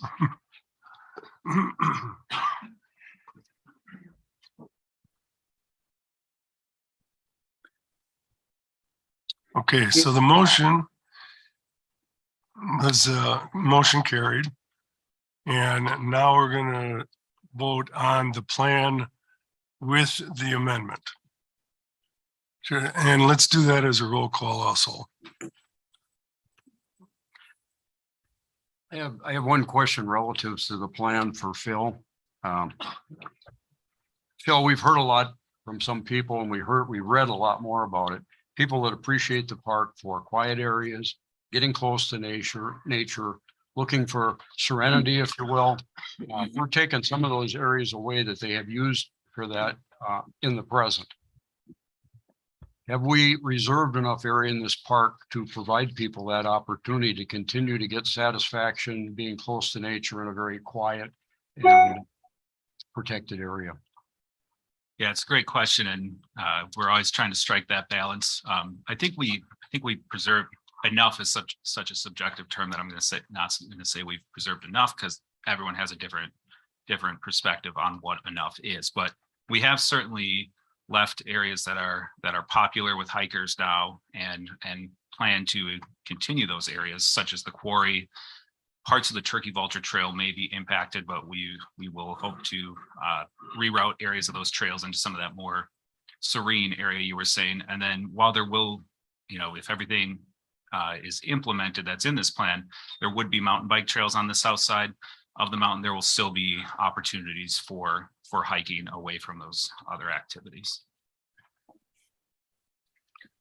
A real incentive to look at those boundary expansion areas too. Yeah, great point. That especially that parcel to the west, that and the connection to 9 Mile, both would provide a lot of remote experiences that fit with the objectives of this plan away from the ski area. Thank you.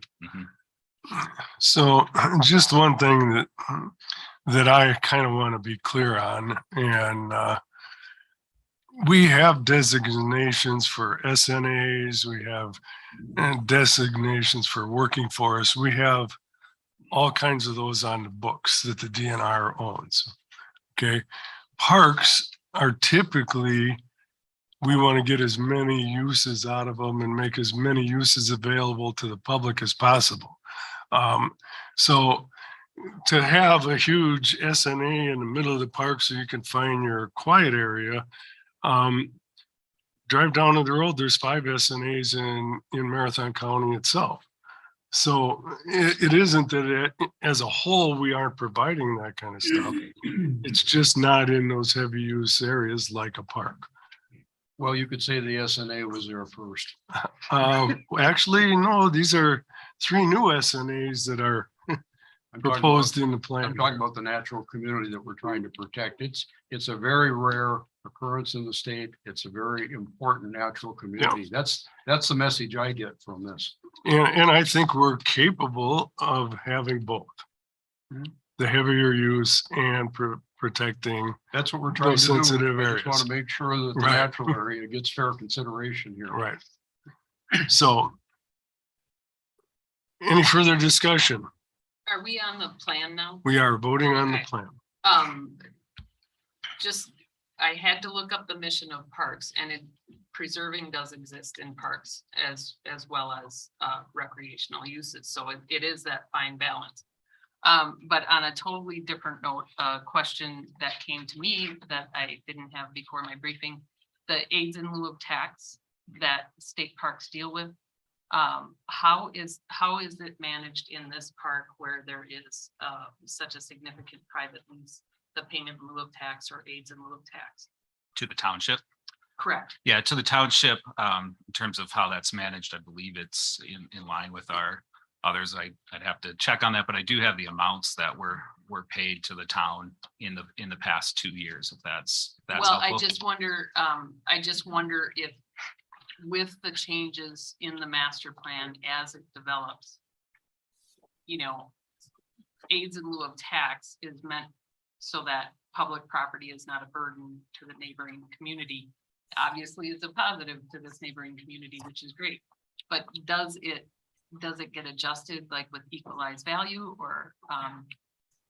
That is a great question, Marcy. That is Okay. Outside of my All right, realm here. I should have had it and when I had my briefing, sorry. But that is something we can get back to you on in terms of, it's a calculation, and I can look into it with our real estate folks to see how that calculation plays out with the lease as well. Right, because you could see what the person meant, right? That there is new impact from traffic and roads and emergency services and things like that. So yes, if you could, that would be great.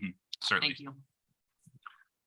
Okay, so we're going to have a roll call vote on the plan as amended. So everybody's clear what we're voting for. Ashley, go ahead. Bill Moon, Yes. Sharon Adams, Yes. Terry Hilgenberg, Yes. Marcy West, So that my son doesn't divorce me, I'll abstain. Bill Smith, Yes. Dr. Frederick Crane, That's comical. Yes. and Chair Kevin. Yes. Motion is carried. Kaz? Yep.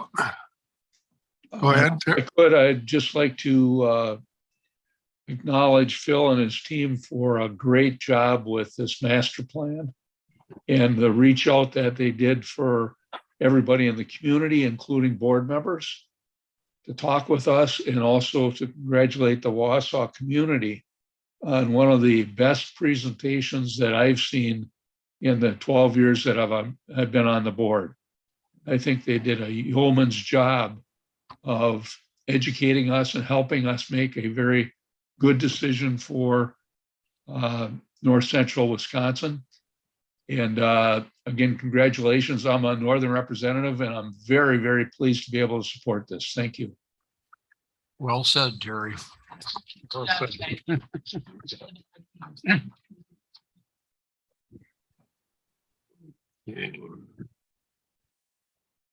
And thank you guys for coming. Safe travel.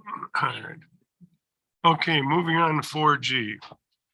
A request approval to accept the following two donations located within project boundaries under authority provided in S 23.09, paragraph 2, paragraph D, Wisconsin statutes, and NR 1.41, paragraph 1E, Wisconsin Administrative Code, which will provide opportunities for public recreation and will be open to the public for all 5 nature-based outdoor recreation activities to include hunting, fishing, trapping, hiking, and cross-country skiing.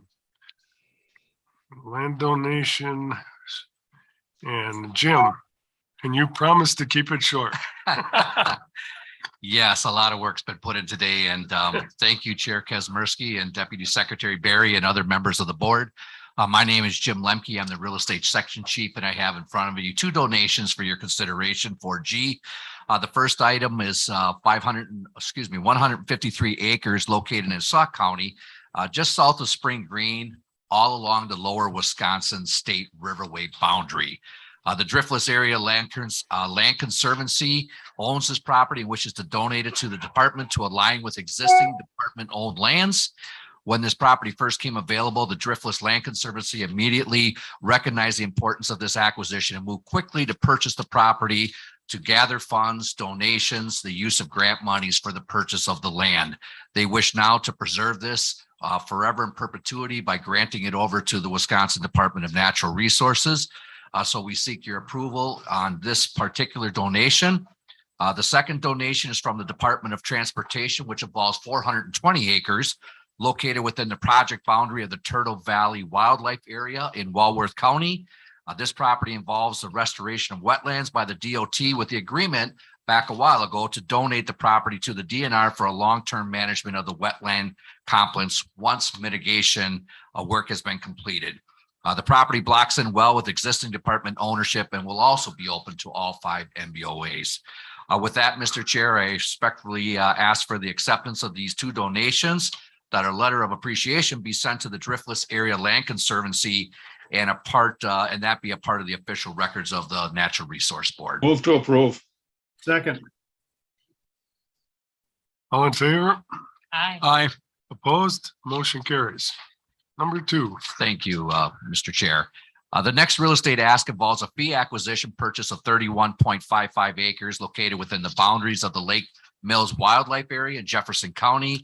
These 31 acres block in well with existing DNR ownership, will be open to all 5 MBOAs and are being purchased with Knowles Nelson stewardship dollars for the appraised value of $205,000. Located between Madison and Milwaukee, this acquisition continues the department's efforts to purchase lands located in often used rec areas close to population centers of the state. This purchase, which fronts on a town road, will increase public access to existing DNR lands and will provide a much needed improved southern access for department management purposes. With that, Mr. Chair, I'll also entertain any questions, and I seek the board's approval on this fee acquisition. Comment? Sure, Marcy. Will we make sure that that state park issue is clarified on the map? The Hope Lake State Park. Yes, so on some of the mapping that you have, it designates a state park just below this acquisition. And that was a master plan designation for acquisition authority. There is no DNR ownership in that area, Marcy. And so I'm assuming that when that master plan comes up for review, which will be shortly, that since the department doesn't own any lands there, that will be looked at closely and maybe be retracted from a project boundary. Okay, thank you. A great question, though, and thank you for that Yeah. earlier. Motion to approve. Second. Second, Bill Smith. All in favor? Aye. Opposed? Motion carries. Thank you. Thanks, Jim. That was quick, Jim. Good job. And we did the open forum already. So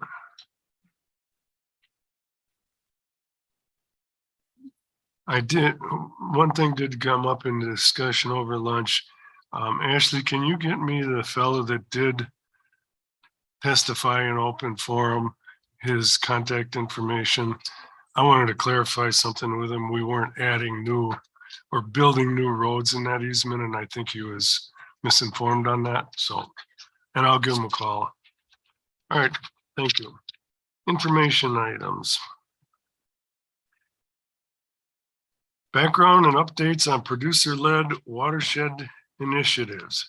Brian Weigel is the Administrator of Agriculture Resource Management Division, Wisconsin Department of Agriculture, Trade and Consumer Protection. How do you put that on your business card? Mr. Chair. Good afternoon, Deputy Secretary, Natural Resource Board members. I'm Brian Weigel, Administrator for the Agricultural Resource Management Division at DATCAT. Thank you, Mr. Bruins, for requesting this topic, this agenda item. Glad to be here today.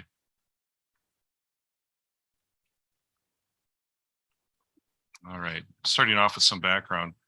So this formalized program started in 2016. That's not to say that farmers hadn't learned from farmers way before that, but it's just that we formalized the program 2016. And that's really the premise, that farmers learn from one another, that you wouldn't go to somebody that's a non-farmer, a dentist or a physician to learn how to farm. So therefore, these farmers really go to their agronomists, their trusted professionals to learn from one another. And that's what this is all about. Initially, the program was only $250,000 on an annual basis. And this last year, it was up to $1 million, supported by Governor Evers and the legislature. Initially, we started off with 14 farmer-led groups, and last year, we had 43 groups. I'll talk a little more about the growth of the program over time. So initially, 130 acres had conservation practices. 130,000 acres, that is, had conservation practices. And this last year, nearly 1 million. So you can see some background, some updates over time. And we have 39 counties that have farmer-led groups in the state. 1.6 FTEs at DATCAP perform services in support of this grant program. One thing I wanted to point out by this map, you can see the display of some of them are smaller than others, some are very large. But they tend to cluster in some geographic areas. And this makes sense. Peers are learning from their peers. There's very strong leadership in some of these, and that spills over into the next watershed. One of the things that we've heard over and over again is to keep things simple, because that administrative issue that people need to, dole out the practices, dole out the funds, it becomes complex to work with, the paperwork in order to administer these funds. One thing that we've really tried to do is keep it simple and keep it flexible so that farmers can concentrate on what they need to concentrate on, producing food. That's called a KISS method, by the way. That's right, sir. All right, so we've been keeping tabs on what we've heard over the years, and we've heard that keeping flexibility is really important. What does that mean for farmers? Well, They want to try something out, try something new with limited risk, limited financial risk. So I'm not going to convert my whole economic model on the farm just based on a suggestion by even a trusted professional. I want to try it out in a particular area, a subset, borrow a toolbar, borrow some implement and just try it out. And what this program does, it's not a lot of money, but what it does is it affords them that ability to just try it with limited risk. The practices are really focused on soil health that ultimately leads to these co-benefits, water quality, the protection of human health, sequestering carbon. That's all part of it. So the practices that are focusing on conservation tillage, cover crops, injection of manure or low disturbance manure application, those are all some of the principal practices. Outreach is really critical. Last year alone, there were 129 different events across the state in these producer-led watershed areas. That's really powerful to connect farmers to farmers. 5,000 participants were among those 129 different events. So that's a big part of this, is just that outreach component and partnerships. No watershed can do it alone. They need the help of the university, NGOs, even some private corporations are really helpful and instrumental in getting these up and running, as well as promoting them going forward. One thing I wanted to point out is that we had 45 applicants this year to the tune of $1.5 million. So the demand is there. We don't have the resources for it. So we had to reduce the number of grants as well as the amount of each grant. So that's a concern going forward. DATCAP does have a budget initiative in the governor's budget to keep it at that $1 million mark. But as you can already see, we're underpacing what that demand really is. This is a unique program. I'm not aware of any other state that has such a formalized program, a grant program like it. Sure, farmers learn from farmers in other states as well, but not in a formalized program like this. But again, really true collaboration is critical from UW, DNR, NRCS, and that's where I want to bring up Mr. Siebert, Administrator for External Services Division. Let's talk a little more about partnerships. Thank you, Brian, and thanks for letting me join in on this conversation. Let me see if I can go to just to take an opportunity to remind you all of the Office of Agriculture and Water Quality that we established in the department last year. Here was the idea. We have a lot of staff in this agency working with agriculture more on the regulatory side. We thought it was a good idea. Let's dedicate resources to that, focusing at working with agriculture, non-regulatory approaches. And I've listed here some of the things that we presented to you before. Why did we create this office? Brian talked about the collaboration, working with our partners at UW, UW Extension, DATCAP, Wisconsin Land and Water, thinking about some of those tools development, the science, the outreach. And so just adding that dedicated resources, I think, was really important. And then last, just to tie to the conversation we're having on the farmer-led groups, the producer-led groups, there's a lot of DNR staff that are working closely with these groups. Some of it is more ad hoc. Some of them, it's part of their job responsibilities. Our secretaries, directors are very connected, especially you can see the map and see which one of those are. And so we've been using the Office of Ag and Water Quality to really explore that. How much time are we spending? Are we spending the right time with the right groups? Are we bringing the right expertise to the table? We've got budget initiative ideas, one of which is moving through the process now. There will be more in the future, I predict, to grow this working with. And we say working with, well, what do we mean by that? Let's dig in and talk to those people. What kind of information, what kind of help can DNR bring? So I just wanted to, I know you've had a long afternoon, so thanks for letting me take one more minute. And Brian, I'll turn it back over to you. Yeah, thanks, Dave. That's it for the formal presentation. Glad to field any questions, have a conversation if you'd like. I have one. So you mentioned that it was in the budget for another million when you need 1.5 million. Why didn't you go for 2? We just got So the we could grow the applications in program. and finalized those applications, the ranking of those applications now. Okay. That's certainly a good question. Perhaps that's something that we could put forward in an initial or a second initiative, something to talk about. I mean, for as long as I've been on this board, we've been trying to get the private sectors, private landowners to do habitat management and land management and water management that as a state, we can't do it everywhere. Okay, but there's, as your results have shown, there's all kinds of people that are willing to do that. They just need to be shown how. And this program is doing basically the same thing that the DMAP program does for deer hunting. Now, to me, that would kind of work together with the ag community, because maybe if their non-productive land was being managed better, the deer would stop eating their corn as much. So, all this stuff kind of ties together, and that's the whole beauty of having the private sector involved in managing. And I think it's a great program, and we need to do everything we can to expand it. Kaz, I'm glad you brought up DMAP. I think that's a great analogy, a great parallel.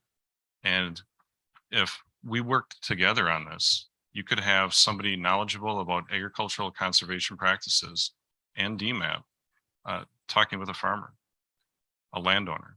And they might not be the technical expert in both areas, but they may open the door for that further conversation with those experts thereafter. I think that's a great idea. And one of the hardest things to sell farmers is signing up for the crop damage program, because they don't want to open their land up to hunting to people they don't know. Well, if they're involved in DMAP, now they can get property specific antlerless tags too. And they can give those out to the people they want to have hunt on their thing. So if this concept of private management continues to grow, we need to support it in every way we can, I believe. Thank you for that. Bill, I think you had a question. So, I think one of the challenges with this opportunity or this. Can't hear you, Bill, sorry. I'll call this a movement. I said, one of the challenges with this movement is that we don't get any press. Is it because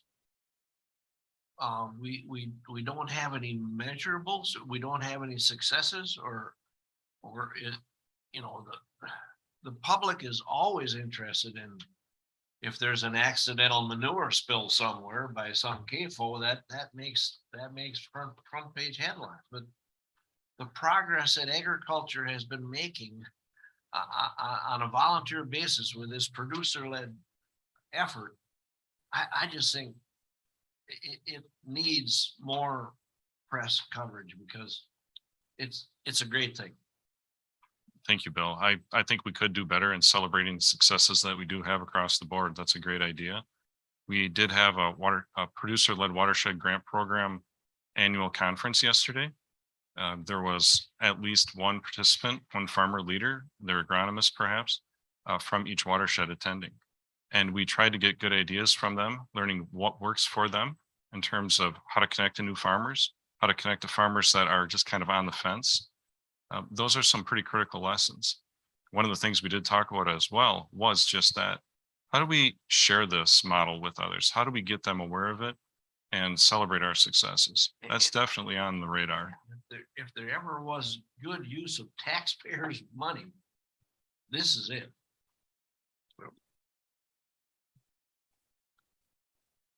Bill, Smith.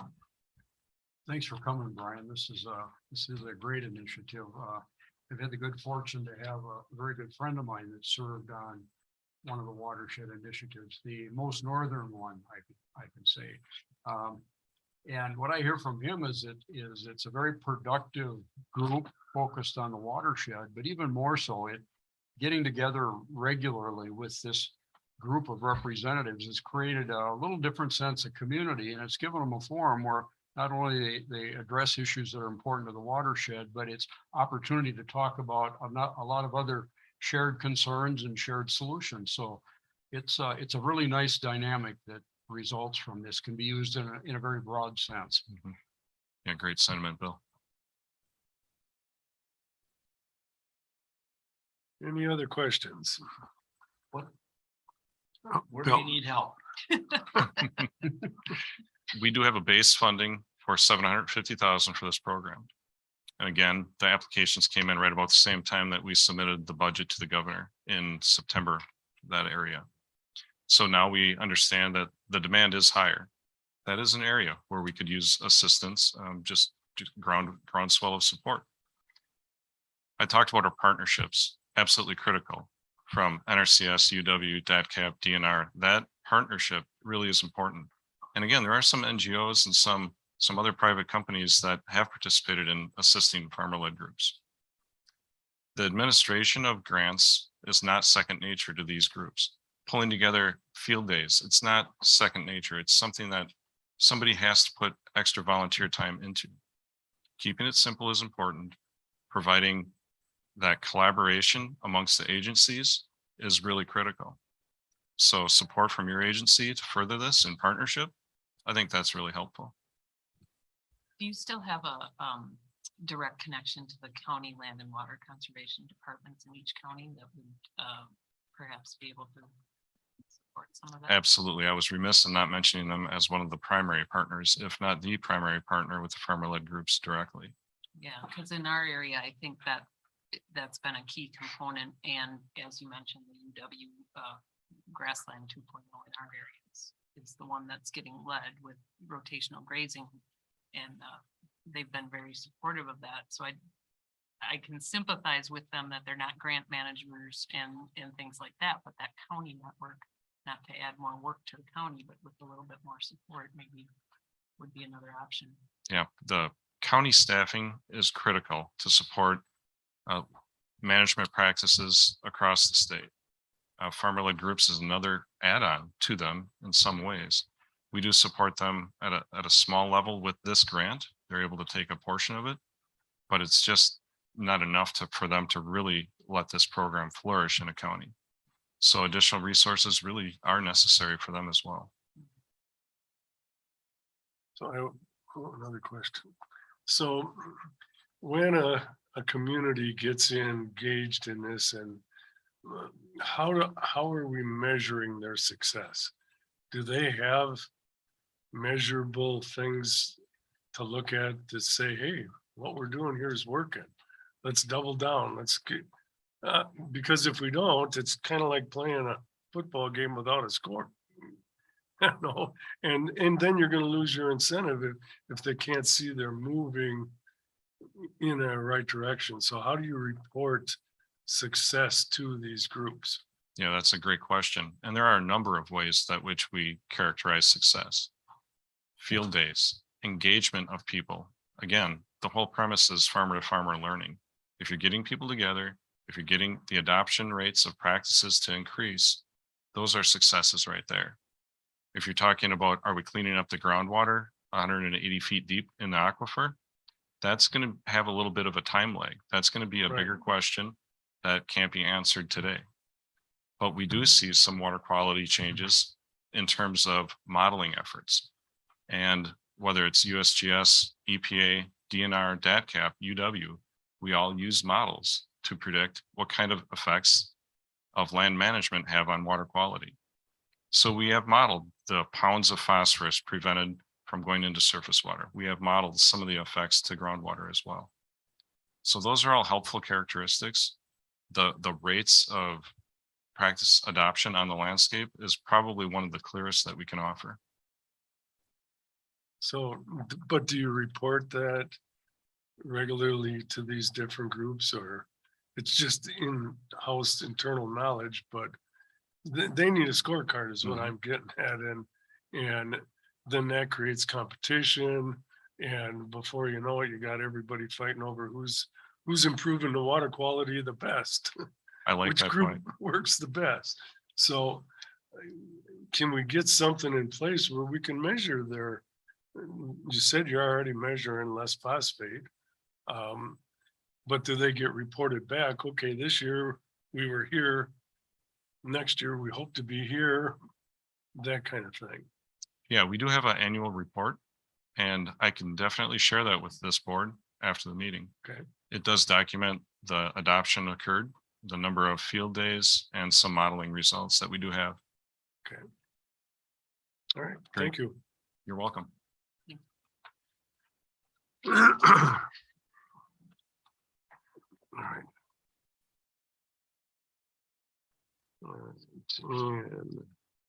5B was moved earlier, so we're moving on to 5C. Informational item, regulation of Wake Board surf boat operation. And this is Lieutenant Kuhn, Boating Law Administrator, Division of Public Safety and Resource Protection. Is he live or? Nope, he's on. Yep, I'm on. Go ahead, Darren. All right. Well, thank you, Chair Kazmersky, Deputy Secretary Barry, and board members. I've been asked to present. Oops, sorry. Next slide, please. I've been asked to present on this issue of wake surfing, very popular, growing sport, and a couple of things that were specifically asked. Next slide. We're relating to our current statutes, administrative codes specific towards wake surfing, local regulations with boating and local units of government, as well as some DNR outreach. Next, please. So currently, we have a number of civil forfeiture citations specifically focused towards wake surfing activities or could be utilized for wake surfing enforcement. Broken into 3 categories: into speed, hazardous wake and wash, and aquatic invasives. So the speed basically prohibits any motorboat traveling at a speed faster than slow no wake within 100 feet of any shoreline, raft, dock, or pier. It should be noted on this one as well that specific to personal watercraft, that distance limit is 200 feet. So there is a distinction between motorboats and personal watercraft. Secondly, on the speed, slow no wake speed is on any lake 50 acres or less. I don't believe this is part of the problem that we're dealing with when it comes to wake surfing on those smaller lakes. Second is the hazardous wake and wash. This statute prohibits motorboats creating a hazardous wake or wash while they approach or pass other vessels. There's also a secondary part to that, that the offender boat, if you will, is civilly liable for any damage that they may cause because of their wake or wash. Thirdly, into aquatic invasive species, there's actually 3 different statutes and administrative code that cover aquatic invasive species, but this one in particular is the most relevant, where the statute requires any boat, including wake surfing boats, to drain all water from the boat, and specifically including ballast tanks. Next slide, please. Those were civil forfeitures, basically the equivalent of a citation or a ticket. This particular one is a criminal violation. It has a monetary penalty as well as an option for possible jail time, and basically prohibits careless, negligent, reckless operation that endangers people or people's property. Next slide. So the statutes that we just talked about are the ones that our conservation wardens have direct statutory authority to enforce. We enforce state statutes and administrative codes. Local boating regulations, my office works with local municipalities, local units of government, lake associations, or even citizens on developing local boating regulations for the interest of public health and safety. My office also is in charge of the administrative review of those proposed ordinances. So under statutory requirement, proposed ordinances are sent through my office for an administrative review, and that review is simply advisory. It's an effort to assist those local units of government with their ordinance creation to make sure that they're consistent with state statute and that they're would hold up in court if need be. Next slide, please.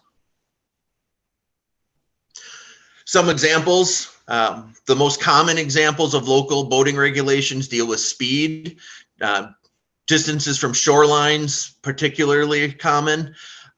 Also different times of day where municipalities will allow or prohibit certain activities during certain times of the day. And by far, these are examples of the most common ones. Next, please. And then with any program, law enforcement program, education and outreach plays a great deal of part of that. First, the ordinance review, we just talked about that briefly. As part of this, our office, our agency provides the guidance that local units of government may request, either in the form of step-by-step manual on how to do this, help with the wording, draft, ordinance language. We also use our outdoor skills trainers who are employee, non-credentialed staff who during high traffic times, summer months, busy weekends will be at the boat landings and interacting with the boaters, reminding them about safety, reminding of wake responsibly, and answering any questions that they may have. We also have public outreach campaigns through press releases and different programs.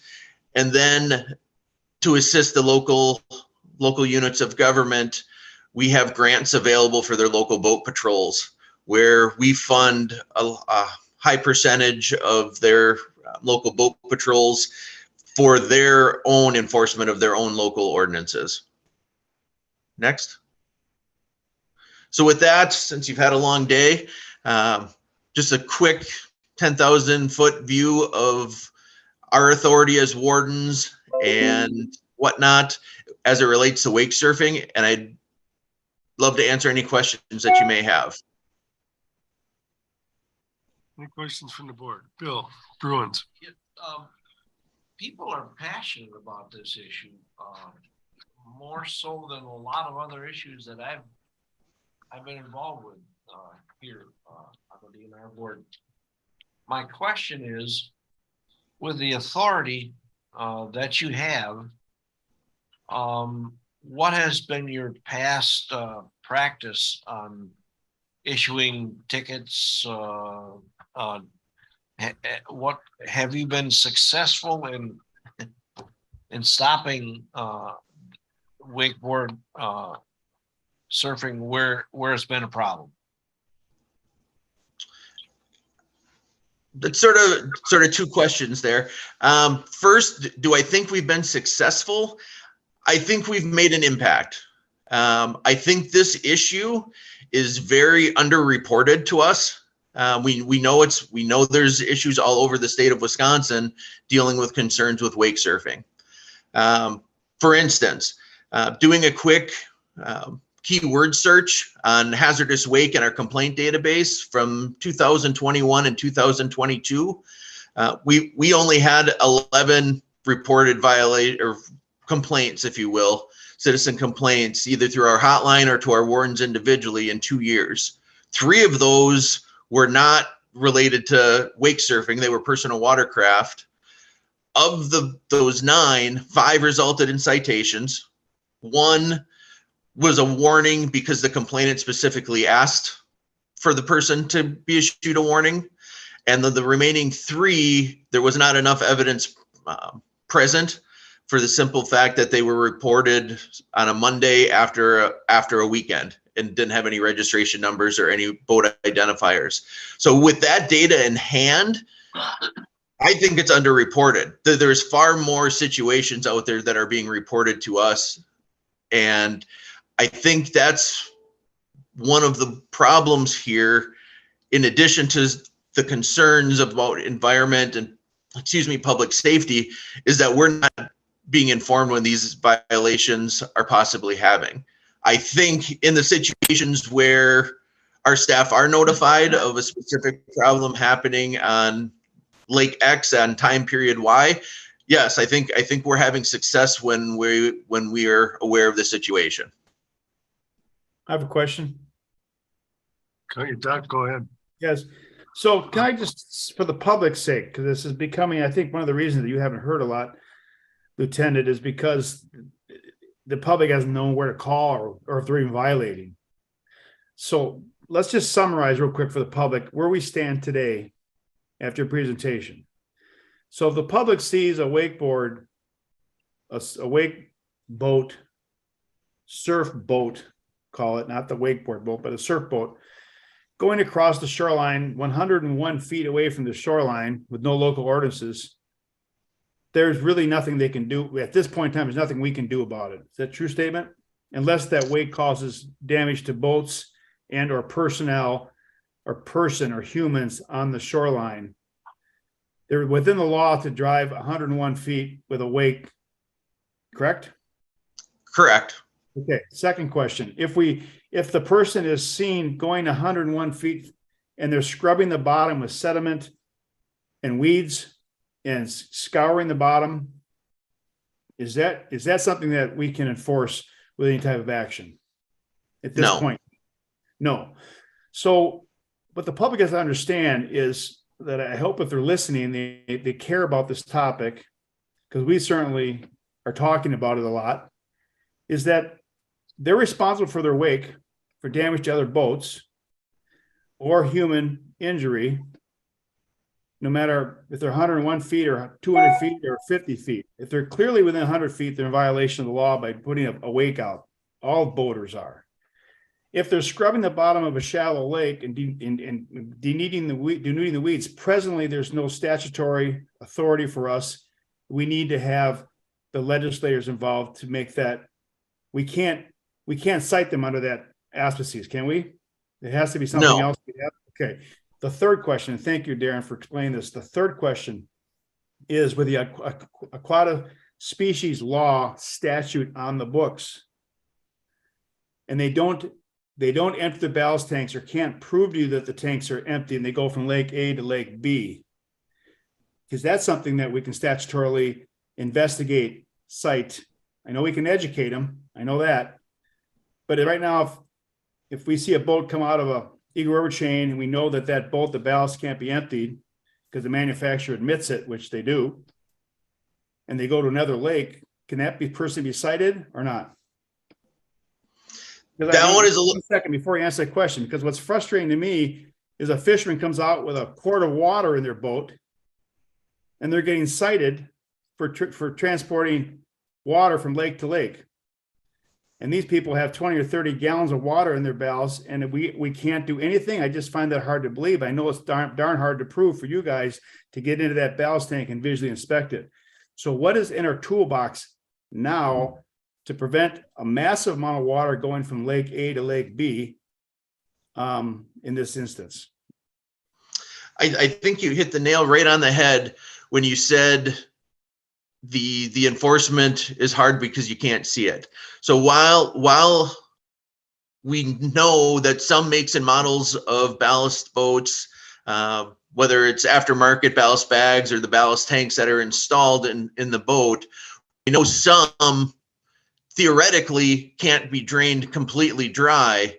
To take that into court, speculating that boat X leaving lake Y was unable to remove their water, we need to have the physical evidence to prosecute that case in the courtroom.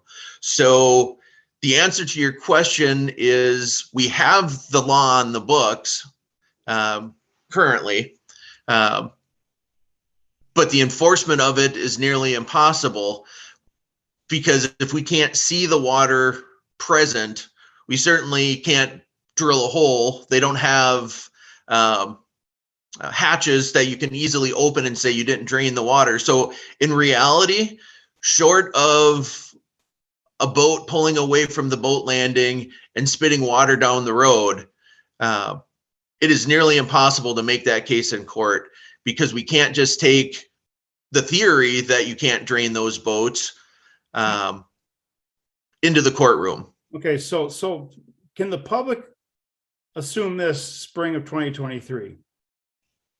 The education and the signage is going to be much more present than it was last year. Is the state going to back the debate at this point in time to educate via signage in some of these bigger lakes, sensitive lakes? Are we going to see enforcement of a wake that's causing damage to people, persons, or watercraft inside of 100? Are we going to be more conscious of these boats when they're inside of 100 feet, or local ordinances that allow 200 feet? And 3, are we going to see more townships, do you believe, putting up ordinances in northern Wisconsin to stop and increase the zone that they can and cannot operate? What do you participate? Like when you have your law enforcement meetings, what are you talking about right now, Darren? Where are we at today and where we're going to go in the future, I assume? So the public, she needs to know there are going to be some people looking. Wards are going to be looking. People are going to be reporting when there's damage from these things, but they can't do a darn thing about it if they're scrubbing the bottom of the lake. It is what it is. They have a right to be there.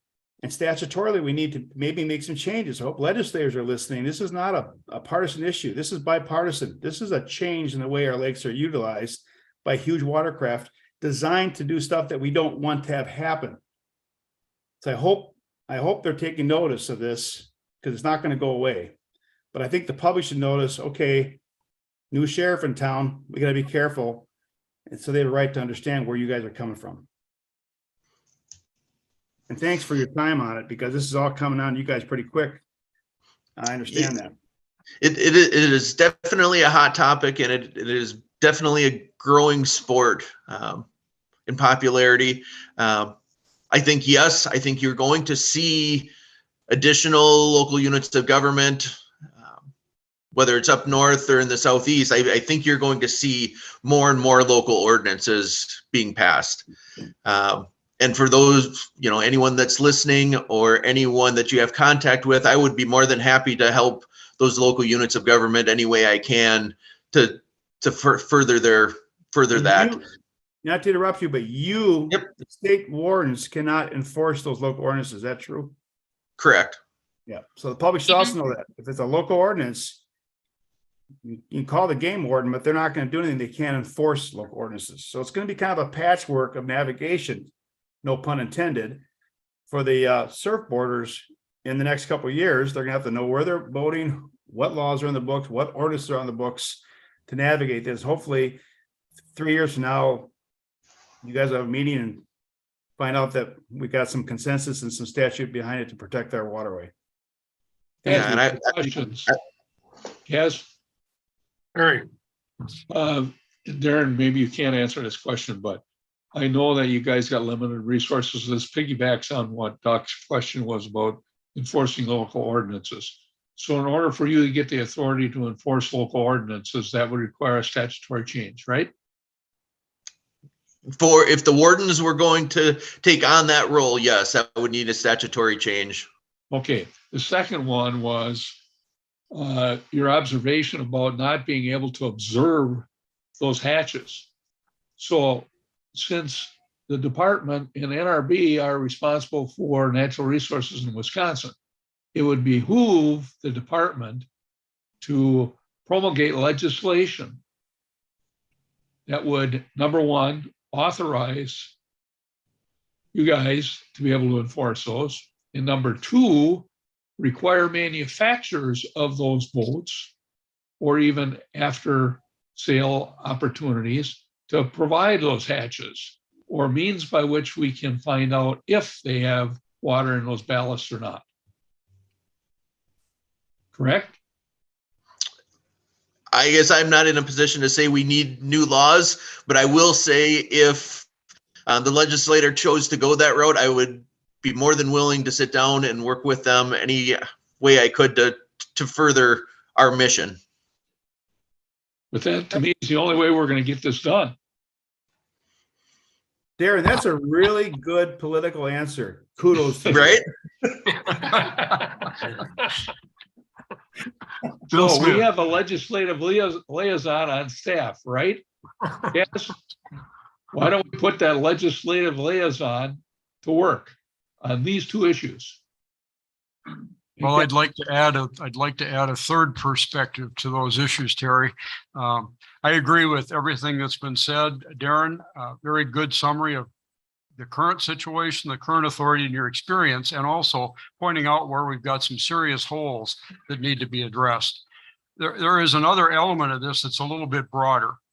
And we received correspondence not long ago from a fellow named Jim Olson that wrote extensive review of the public trust doctrine and how that might weigh on the department's responsibilities here. We heard about public trust when we got the speech or the presentation this morning on the North American model for wildlife management. Public trust was a very important part of that. And it could be a part of this issue as well, in that the department is basically in a trustee role in looking out for public resources and has a responsibility to address threats and to protect those. The department's responsibility could be much wider than just the law enforcement role here, which is very important. But we also could argue there's responsibility for research to better understand what's going on and the threat to the resource. There could be additional input on shoreline protection, on water quality protection, on suspension of sediments and impacts on our aquatic life, and a whole range of other issues that aren't directly covered by the current regulatory authority, or just fill in those gaps. So I would argue for a broader relationship and a broader outreach from the department to fulfill that role. I know resources are limited, but this is an issue that's developing rapidly, and it might be a lot more effective and efficient to address it on the front end instead of being overwhelmed with problems further down the line. Thanks, Bill. We'll take that under advisement. And certainly we have been supportive of conversations with legislators about moving forward with legislation and have been present in those conversations. I should note that one Jim Olson is in the audience here today as well. Thank you, Jim. Thank you, Sarah. Marcy. Just a clarification on the jurisdiction on local ordinance. Maybe our county is unique, but aren't there mutual aid agreements? I mean, if I call my county sheriff's department and the warden is the closest one to the incident, you don't have jurisdiction on a local issue? If there's not a sheriff or a county officer available, or in some situations, village or city? That is a far more complex question than I think you meant for it to be. So technically, no. Conservation wardens have statutory authority to enforce a very limited number of statutes. Basically, our recreational vehicle and our natural resources laws and administrative codes. With that being said, we have the statutory ability to obtain what we call, or in statute is called, expanded authority from a local police department or local law enforcement agency. So for instance, in your situation that you're describing, where a police officer takes a complaint, but the local warden is closer, we would actually have to get permission from that local agency before we could legally and jurisdictionally take any action. To put it in more of a standard context, if I'm on patrol in my patrol vehicle and I observe what appears to be an intoxicated driver in front of me, I don't have the statutory authority to make that stop. I have to get permission from the local unit of the local police department to give me the authority to make that stop. And in boating, it would be the same way. Thank you. And that is the short version of a very long answer. Yes, yes. Yes. Any other? Yes, I like to Go ahead, Doc. Just real quick, I'd like to commend the department. I mean, this issue came up. I'm not sure, Bill, when you and I talked to the people, is this late summer? You guys have gone fast forward, and when it comes to a department and the bureaucracy of Madison, kudos to the law enforcement, because you took this thing and this subcommittee you put together and you came back with a good starting point. I hope it's not the ending point. I hope we start to utilize some of the tools in our toolbox to actually start enforcement when people disregard their damage they're causing and their behavior. And I hope that the local towns keep dialogue going as far as what they can do. And I certainly hope the legislators are listening to this debate that we're having and from the constituents of what needs to be done to try to modify this activity on some of the most vulnerable lakes in Wisconsin. Not that any lakes you have to put up with it, but some of the most vulnerable. It won't take long, folks. And I was talking to a boatie in New River, Wisconsin, which I will not name, but he says the orders are fast and furious. He has over 25 on order for spring delivery in Eagle River. And these boats cost $150,000 starting. So people are buying them and they're going to use them, and it won't take long before they come. They're mainstream. It won't take long for some of the damage at the bottom of these lakes to take years to reverse it. So I hope the legislators are listening and they take it up and not fight over it. Do something that makes sense.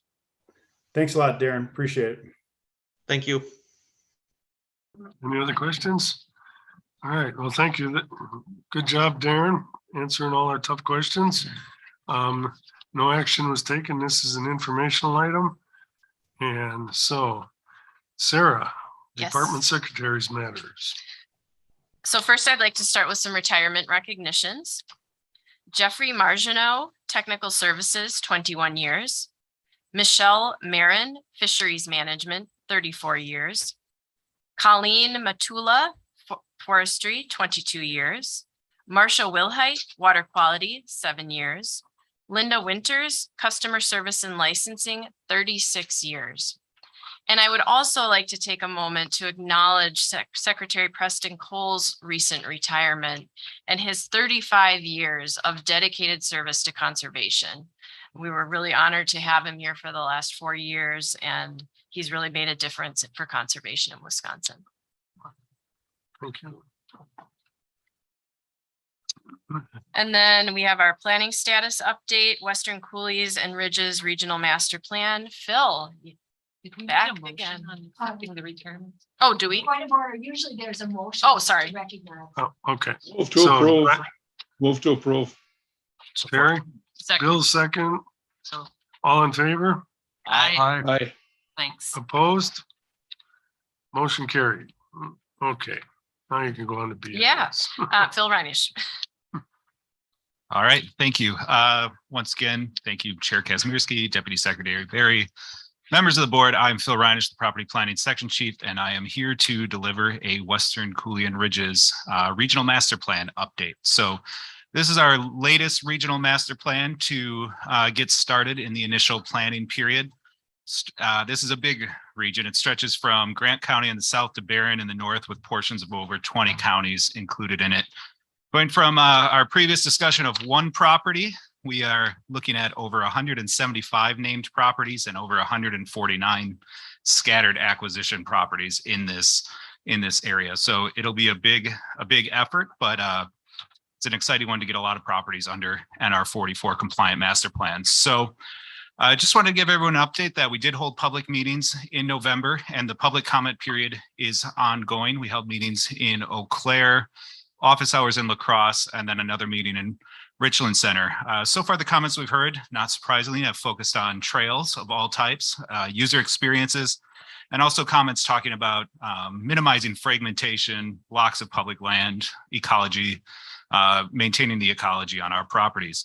We're also hearing quite a bit about protecting dark skies in the region and potentially pursuing dark sky park status for some of our state parks in the region. As I mentioned, public input continues until December 23rd. I'd encourage the public to go online and use our online public input form, but they are also certainly welcome to email us, phone call, or send a letter to get those comments in. We do accept comments throughout the period or throughout the entire plan, but if we could get those in before the input period, then your comments are included in the summary. So dnr.wisconsin.gov, search property planning, you'll find us there. Excellent. Great part of the state. Beautiful part of the state. Phil, can you look on the horizon? Any idea when this might be coming to the board? Yeah, a lot of times I like to scope out a year. This is a big one, so I'm not going to be that optimistic. I'd say we're probably looking at a year and a half here before you guys see that. Great. Thanks, everyone. Thanks, Thank Phil. Thanks. And moving on to real estate transactions, are there any questions? Okay, and Sure, yeah, I do have a question. please go ahead, Terry. That gentleman mentioned about our legacy easement, NIDA and Langlade and Vilas County, I think it was. Am I correct to hear that Joint Finance has not approved that? There was an objection. So what happens? One of the members of JFC objected, yes. So what happens? Well, now they can come in and have a hearing on it. They can still move it forward if they wish. So how do we nudge them ahead? Well, you have a phone, give them a call. I mean, we certainly are directing people to and encouraging people to contact the members of the Joint Finance Committee directly to encourage movement on this. Can you ask Ashley to send us the contact information of those members, please? Oh, sure. Yep. Yeah. Will do. Mhm. Thank you.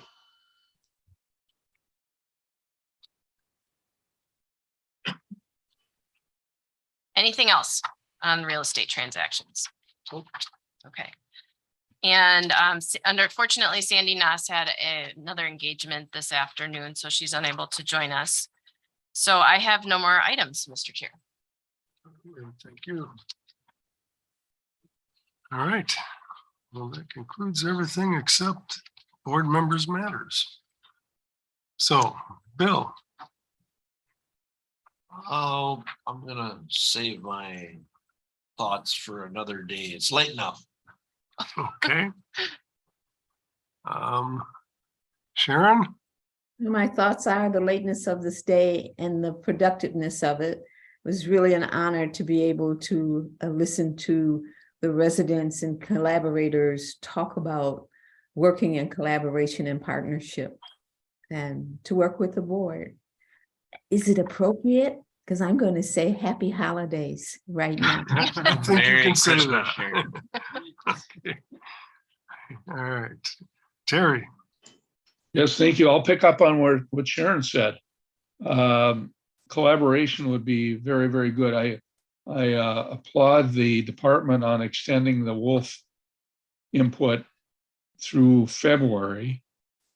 And I'd like to respectfully request they give consideration to including all the tools that we use in collecting people's opinions, email, snail mail, phones, not just the department's website. And lastly, I would respectfully request that the NRB, if the department doesn't want to, proposes a public hearing on Saturday, February 25th on the Wolf Plan in Stevens Point, Wisconsin.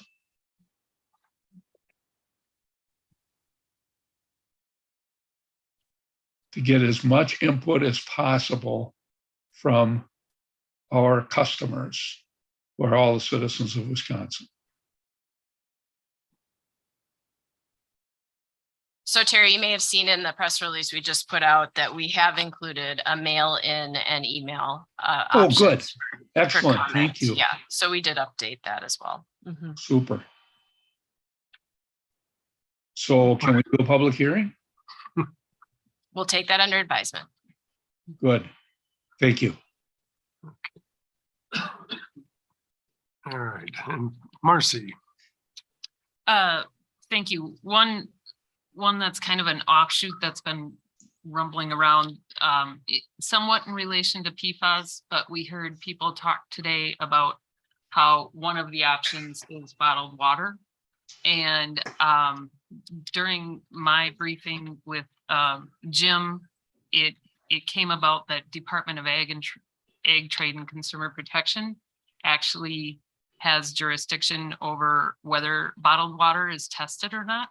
So I would like to put that on a board member matter that we get a better clarification of when, because people seem to assume that it's the department that has jurisdiction over bottled water testing, and that's not the case. So if we could get a clarification on how that happens and what triggers that, sure, that would be great. Thank you. Yep. And yes, happy holidays, happy new year. Let it snow, let it snow, let it snow. After Bill gets home, after everybody gets. Bill, I'd just like to echo holiday greetings that I've received and send them back to everybody and hope you have a wonderful season. Pass. all right. And I too would also like to extend a happy holidays. Cass, Oh, Oh, duh. that's right. That's the problem when you're not sitting here reminding me. that is a problem, but I certainly made my presence known today, I believe. Anyway, I have a question for Sarah Berry. Back in August, we encouraged a dialogue between the commercial fishing department and I guess that's supposed to come back to us in January. I don't know if it is or not, but how is that progressing? I'm hearing mixed viewpoints as far as how it's progressing. Is it come along well, or is it lots of meetings, you and Cheryl and the group, or? Yes, we What's have the met number? with them multiple times and we are making some commitments to some of the things that they're requesting. And we'll be looking at their request about the lake trout scope statement. We're evaluating that right now. Is the But board, I think we've had some productive conversations. is the board going to hear back in August in January or not? Yeah, we could put that on there as an informational item under Secretary's Matters. Yes. Thank Mhm. you. Absolutely. We'll commit to that. Thank you. Merry Christmas, everybody. Whoop, can't say that. Happy holidays. Okay. And then I do have one thing, and it's also regarding the wolf plan. I'd like to maybe at the next meeting, get an informational item on how this is progressing and get some questions answered. This thing's already getting beat up in the press and the media and going to a new way of determining the population on the landscape. And I think there's some explaining to do so people understand the plan and what all that stuff is, because that's why all those questions are out there at this point in time. And at least then we'd be, if we aren't going to hold public meetings, we can kind of explain some of that stuff here where the public can actually view it. Is that a possibility? We'll take that under advisement. We certainly are encouraging the public to share all of their thoughts and concerns and input, and the department will be taking all of that under consideration when we come up with the final plan. So we'll take that under advisement. So is there any timeline on how soon that plan is going to come before the board? Well, we are receiving a large volume of feedback, and it will take the department some time to evaluate that and incorporate it. I do not know exactly how long, but with the comment period ending at the end of February, we'll need at least 2 or 3 months, I think, to update the plan based on all that feedback. And like I said, we really encourage people to contact us with their thoughts about the plan. Okay. And that's all I had. Today. So entertain a motion. I'm going to entertain a motion to adjourn. First, Bill second. The bill square and get the. All in favor? Aye. Opposed? Meeting adjourned. Merry Christmas to everybody. Is it still snowing, Terry? Not much, just flakes.